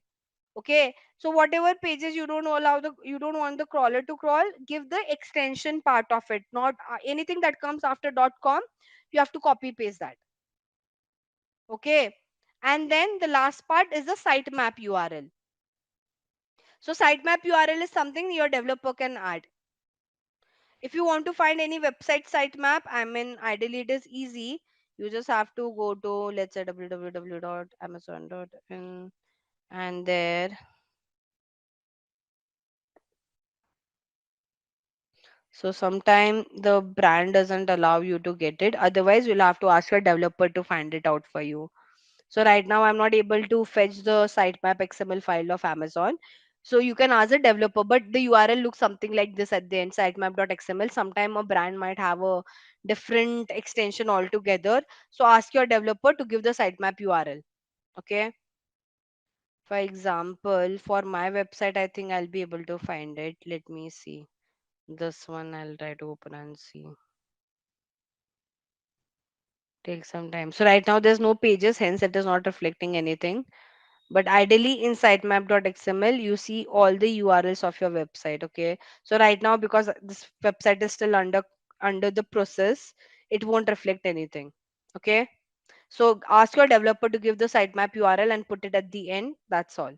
That's how you create your robot.txt file and give it to your developer. They'll upload it on the website. So now when the Google crawler and bot will come on your page, they'll first see your sitemap, overall sitemap, and then they'll go to the robot.txt file to see which are the pages they shouldn't crawl. I hope I'm clear, everyone. Okay. Coming to the last part of technical SEO, which is your Google Search Console. Now, what is Google Search Console, guys?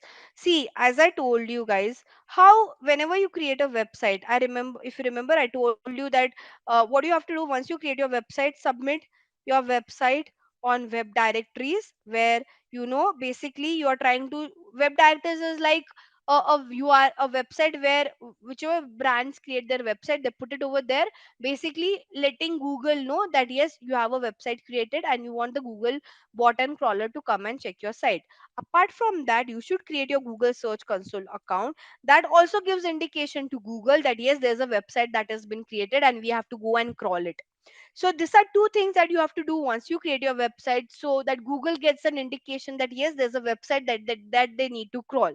So apart from this, what is the use case of Google Search Console? It gives idea of your website performance. Okay. It also gives you an idea of it gives you SEO alerts. Okay. Or let's say if something is wrong on your site, those indication Google will give you on your Search Console account. Okay. So Google Search Console account is mandatory required to understand what are the section where your website needs improvement of. What are the parts that you need to improve on your website. Okay. How does the Google Search Console account look like? Now I have a Google Search Console account, but that is of my client's website, so I can't open that. But I can show you how does the tool look like. Okay. So it is like your Google Analytics only. Like if you could see, it will show you the way you have Google Analytics. It gives you the same performance thing. The only additional thing that the Search Console does is the error. Okay. So let's say I can show you what do I mean by the error indication. Like, can you see? It will show you that there are, if you go to the coverage, it will show you that what is the issue on your site. So if there's some issue with your server, it will flag it to you, right? There's some issue with your website keyword, it will flag it to you. So basically, the reason people create their Search Console account is not to understand the website performance, because website performance will anyways understand in our G account. The importance of Search Console is to understand what are the problems in your website that you need to fix, because Google will give you the alerts of related to your website on your Search Console account. Make sense? Can you see, you get such kind of error if your website, if your page is not crawled. Okay, there are some problem that Google is facing when they are crawling your site. All those error would be reflected to you. Can you see? It will tell you error. They'll give you the reason as well behind the error. Everything would be given. Like if you see this screenshot, see this text is too small to read. For example, let's say there are many people who try to bluff Google by, so let's say if there are many people, what they do, if they want to repeat their keyword multiple times, no, and they want to they want to fool Google, what they do, they write those keyword in a very small letter. They think that Google won't be able to catch it. But if Google is able to catch it, Google will let you know in the Search Console. For example, they have mentioned it over here. One of the error, text is too small to read. That means you're trying to manipulate Google over here, right? Clickable element too close together. Let's say you have created some clickbaits, right? So any error related to your website that can decrease your website ranking, Google will flag it over there, right? So mandatory, you should have a Search Console account. Now I'll go back to the on page part. See guys, for on page, as I said, if it's a coded website, you can't do anything practically. You can't do anything. You can't do any practical implementation because you need the help of the coder. But if it's WordPress website, let's say, there are few things that you can implement, but you need help of plugin over here. That's where things get. That's where we are facing some roadblock. So now, if you want to write a meta title and meta description, you need a plugin to do that. Okay, let's say if you want to add an image or tag on your WordPress account, how do you do that? See this, I can show it to you very quickly. This is my WordPress account, right? If I go to my media, I'll show it to you over here. See, this is my picture, right? Can you see this box of alternative text? Learn how to describe the purpose of the image. So here you have to put the alternative text and then only you upload your picture. Whenever you upload your picture, you will see an option of alternative text. So in WordPress, you just have to mention it in the tool itself. But if it's a coded website, you have to ask the developer to do it. I hope you are able to understand this now. So if you want to put an image or text, you can do it this way. Okay. For your meta title, meta description, I won't be able to show you because you need a plugin to do that. Yours SEO plugin is required. Now let's say you want to give the H1 tags. Okay. How do you do the H1 tag thing? Again, like if I'll go to my pages, I'll edit this about us page to show you that. See this. If I select this, can you see H1? If I want to give this as an H2 tag, I'll select this as H2. Let's say this is my H2 tag. Okay, but automatically it is giving h1 h2, but let's say if I want to give this as an h2 tag, I can do it this way, right? So on WordPress, Wix, Shopify, within when you create the website, then only you can do all this. But if it's a coded one, you can't do all this implementation. Okay, I hope you are clear how to add image or tags h1. Now if you want to create an anchor text, how would you do an anchor text? Let's say this is my keyword. My keyword is learning community and I want to create this as an anchor text. What I'll do, I'll select this keyword, I'll create this link, and I'll give the URL over here. Okay, and this is done, this is done, this is my anchor text. So I'll have to save it. Like, let's say I have to give a URL over here. Okay, and this is my anchor text. Now can you see there's an underline that has came up? So image alt text, your H1 tags, your URL structure, your anchor text, all these four things you can do while you're writing your page. Okay. But for your meta title, meta description, okay guys, you need a tool called as Yoast SEO. Even if you want to, so on WordPress, see what is the use case of this Yoast SEO plugin, I'll tell you. This Yoast SEO plugin will for WordPress will help you out to create your robot.txt file. Okay, so you don't need a help of a developer to upload your robot.txt file. It will help you to upload your sitemap. It will help you to write your meta title and meta description as well. Make sense? Okay, here also you can write your title, guys. Can you see optimize your title? So here also you can write your meta title and meta description, but ideally whenever we work on WordPress, we strongly recommend using this tool called as Yoast plugin to do this. You can use the within inside feature as well. Okay, let's say, can you see it is giving me suggestion on what should be my title and description? If I want to replace this, okay, I'll write it from scratch, I can do that as well, right? I want to use this one, so I'll say, replace my title. Can you see? So you have within your WordPress also you have the feature to write your meta title, meta description. Can you see it says writing assistant, optimize your title for content and SEO. But better than this would be using a plugin called as Yoast SEO. Okay. Now coming to the last part of your SEO, guys, how would you understand what are the problem within a website? See, let's say I reach out to Daniel or Mahalakshmi that guys, I have a website and I want you guys to do SEO for me.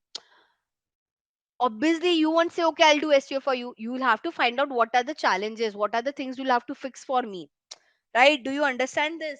How would you understand, like how would you understand that okay, what are the problems in my on my site when it comes to SEO, and what are the things you have to fix? Because based on that you'll give me the payment, or and that's how you'll give me the quote as well, right? Like, see how does payment thing works in SEO. Let's say if I'm a brand who reach out to you guys that guys, I want you guys to do you I want you guys to do SEO for me, you'll have to first do an audit of my website. So the first part, ideally jumping into SEO is doing a website audit. Based on the audit, you will see what are the challenges, how much work is required, and based on that, you will tell me the pricing that will quote you so and so number to retain. Like for ideally for an SEO, a brand has to give a monthly retainer fee. Okay, again depends on brand to brand. The price completely varies a lot, but usually in SEO you have to give a monthly retainer fee for to their agency to maintain your SEO every month and improve the ranking every month on month, quarter on quarter, and year to year. Okay, so you guys would have to do a website audit to understand loophole with respect to SEO. Now here we need one more tool to do that, which is your SEO optimizer tool. There's a tool called as SEO optimizer. If you guys would have seen, we have this is the third tool that we guys are going through, right? So there are many tools. I've introduced you to like at least four tools: Search Console, SEO Optimizer, Moz, Href, backlink checker, right? Now how does this SEO Optimizer tool like look check, please check this out. Okay, now you have to buy the paid subscription of this tool. Right now will you see the free one, or the see, try to understand, the paid one will give you very thorough audit, but the free one will just give you a top level audit. Okay, so let's say I want to do an audit for the Steve Madden website only, because we are discussing this for a while now. This is their URL. I'll put it over here and I'll ask them to audit it. So you don't have to manually go and check each and everything. You use tool to do the audit. Okay, so it makes your job easier, but you have to buy the paid subscription of this tool. It will take some time to do the audit and give you all the loopholes, but this is how the process works. You do the audit, you tell the client what are the things you will fix. Based on that, you will code, you will get the monthly retainer fee. You'll start with the keyword research. Once you do the keyword research, you'll start doing on page. Side by side, you have to do off page and technical as well, and it goes month on month. And your client also know it is a very slow process, it won't happen overnight, so you don't have to worry about it. Okay, now see this. The score they have given is C plus. Basically, it's not that great, and there's 17 recommendation. But because see, try to understand, because this is a free version of the tool. This tool has only audited the home page, www.stevemadden.in. They haven't audited all the pages on this website. They have just audited the home page. Okay, and the 17 recommendation are only for the home page. Imagine you have to do audit for each and every page. Hence, you need the paid version of the tool. Okay, now see this. They have given you the loopholes. Can you see this? Medium priority, low priority? Basically, low priority is it's okay if you don't fix it. Medium priority and high priority is something that needs, you have to fix it very ASAP. For example, can you see they say okay, the title is good, it is between 50 to 60 character limit, but for description it says cross. That means what exactly is trying to say? The length is exceeded. They have used their meta description length is 166. Can you see the your page has a meta description, however it is very lengthy. Can you see this? It is showing you how it looks on Google, right? H1 tag, it is not there. H1 tag is not there, but H2 to H6 tags are there. So it is asking you to put the H1 tag, right? Keyword consistency. Are you using the keyword consistently or not? Right? Amount of content, image alt attribute. They have found 7 image which doesn't have image alt attribute. SSL certificate. SSL certificate is your website secured or not? Can you see robot.txt file is there or not? XML sitemap, they are finding it difficult to retrieve the roadmap, the XML sitemap. So they are giving you an indication. Do you have analytics or not? Can you see everything has been mentioned over here? So this audit will tell you that what are the things that needs to be fixed. Makes sense? So first you have to do an audit to find out what are the loopholes, code them accordingly, and then you get started with the work. But because it's a free tool, it has only audited your homepage. Imagine if this would have audited the entire Steve Madden website, there would have been lot of recommendations that had been populated. Now we'll discuss the last part, Google Analytics Explore report, which I was supposed to take you through. So I'll just take a quick idea. I'll just give you a quick idea what exactly this Explore report is. I'll just show you one report that I can create. I'll create for one for you. Okay. Now, if you guys still remember your Google Analytics session, guys, there we referred to different report, right? And there used to be a primary dimension and the secondary dimension, right? If you remember, I'll just open quickly one. Like here, this is a primary dimension. If I want to break down this report further, I should put a secondary dimension like this to break down the report and see the data in much more detailed way, right? But this is where we have restriction in the report. In report, you can just put a primary and secondary dimension. Now, let's say if my client comes to me that Jigisha, yes, okay, I could see the people are coming from this channel and this city, but I want you to further break down this report and give me the age and gender bifurcation as well. I can't do this in the report section. Hence, I need the explore section. So if you want multiple dimension, when I say multiple dimension, you want 5 dimension report, you have to use the explore explore section. Apart from that, this explore section is also used to what should I say, have a standard template. You don't have to always go to the report section and download the data. If you create one template over here, you can use it for the rest of your life. So I'll just create like one of them because rest are very complicated and you guys are very beginner to understand all of them. I'll just show you the free form one, which is a beginner level report one should know. So in this free form report, try to understand, okay, this is how it looks like. First, I'll remove everything. Okay, I'll keep, so this is your output. Okay, here you select all your settings variable, and the settings section is where you select your settings, and this is where you see the result, the output of your report. Okay, so I'll keep this blank for now because I want to show it to you from scratch. So I'm just removing whatever I have. Okay, now this is entirely blank. How do you create this? First thing, you have to add the details in the variable section. Okay, now what is this variable section? Let me just remove everything from the variable section as well. Okay, I'll remove everything. Imagine, guys, you have given me, you want me to show you the report where I can show you a 5 level dimension report. Okay, now see here in the here, what are the settings? One is the type of report, this is free form. Here you select your date range, you're doing this for which date range, last 90, whatever the date range is, you can select. Okay, segment is for the comparison. If you want to compare your direct traffic to paid traffic, if you want to compare mobile versus tablet. So this is the comparison feature that you have. You can ignore it for the now. For now, let's say I'll start with dimension. Dimensions are the details that you would want to check. So let's say I want to see channel performance, so I'll search for channel and I'll select it. I want to see age performance, I'll search for age, I can select this. I want to see gender performance, I'll select gender, I can see it. I want to see city performance. So whatever detail performance you want to check, you just have to select it. Okay, I want to see platform performance. I'll say source platform. Okay, and I'll say confirm. So whatever details I want to check, I have to add under the dimension section. Now, whatever metrics I want to check, like I want to check how many people came to the site, how many people have done the revenue, how many people have bought the product. That is your metrics. Okay, so I'll add the metrics over here. Let's say I want to see the revenue that has been generated, right? Different kind of revenue that we have. I'm adding everything. I want to see purchase, how many people have purchased the product, so I'll just say item purchase. I want to see how many people have visited the site, so I'll search for sessions, right? What is bounce rate, what are my sessions, everything. So whatever metrics you want, you add under the metrics section, right? I hope so far we are clear what is dimension, what is metric, but still we can't see anything here in the report. Why? Because from variable you have to drag the settings, you have to drag the details under the setting section. Okay. Now, how do you do that? And they have mentioned, okay, what you have to drop where. For example, can you see here? It is saying that you have to, if you want to see any metric, you have to add it under the value section. If you want to see any dimension, you have to add under the column section. So they are mentioning it. If you want to add some rows, that also you can add under the dimension section. If you want to compare two report, let's say mobile versus traffic, you can do it over here. Right now, see this. Okay, I want to see. I'll just show you quickly. So this is, I want to add some column of, I want to see the channel performance. Then I want to break that down further into age.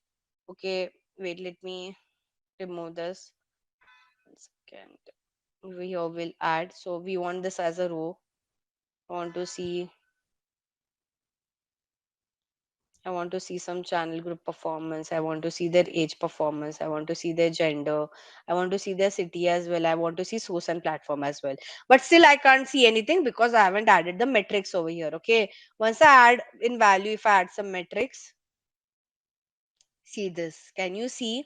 So what exactly this report is saying, people are coming from which channel, to which age, to which gender, city, platform. Basically the breakdown, I'm just breaking down my report into 5 layers. You're seeing this.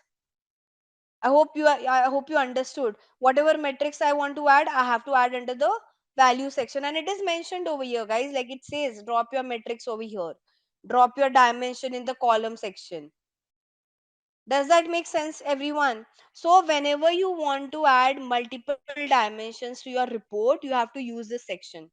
But did you understood how this why this explore reports are there? Because in your normal report you can have only two dimension, primary and secondary, but here you can have many dimension. Secondly, you can create this custom report. Now in future, whenever your client need this report, you can just save this template. You just have to, whatever date range they last, you just have to change the date range and give this report to your client. So every time you don't have to put all these filters and all. Make sense? So ideally, the use of explore report is it helps you to break down the report into more than two dimension. Plus, you can save that template. In report section, you have to always go and put that filter. But in explore section, you just have to create the template. Whenever your client need that report, you just have to change the date range and show it to them. So that is the use case of the explore report. The easiest one is a free form that I've shown it to you. But the UI of other report is also something like this only. You have the variable, then you have setting, and then you have output. So variable, setting, output. The settings remains the same. It's just that the way the report looks is a bit complicated. Make sense? Everyone, what is the explore report and what is the use case of explore report? And with that, we have come to the end of this course. If you have any doubts or questions, you can ask them in the comment section below. Our team of experts will reply to you as soon as possible. Thank you and keep learning with Simplilearn.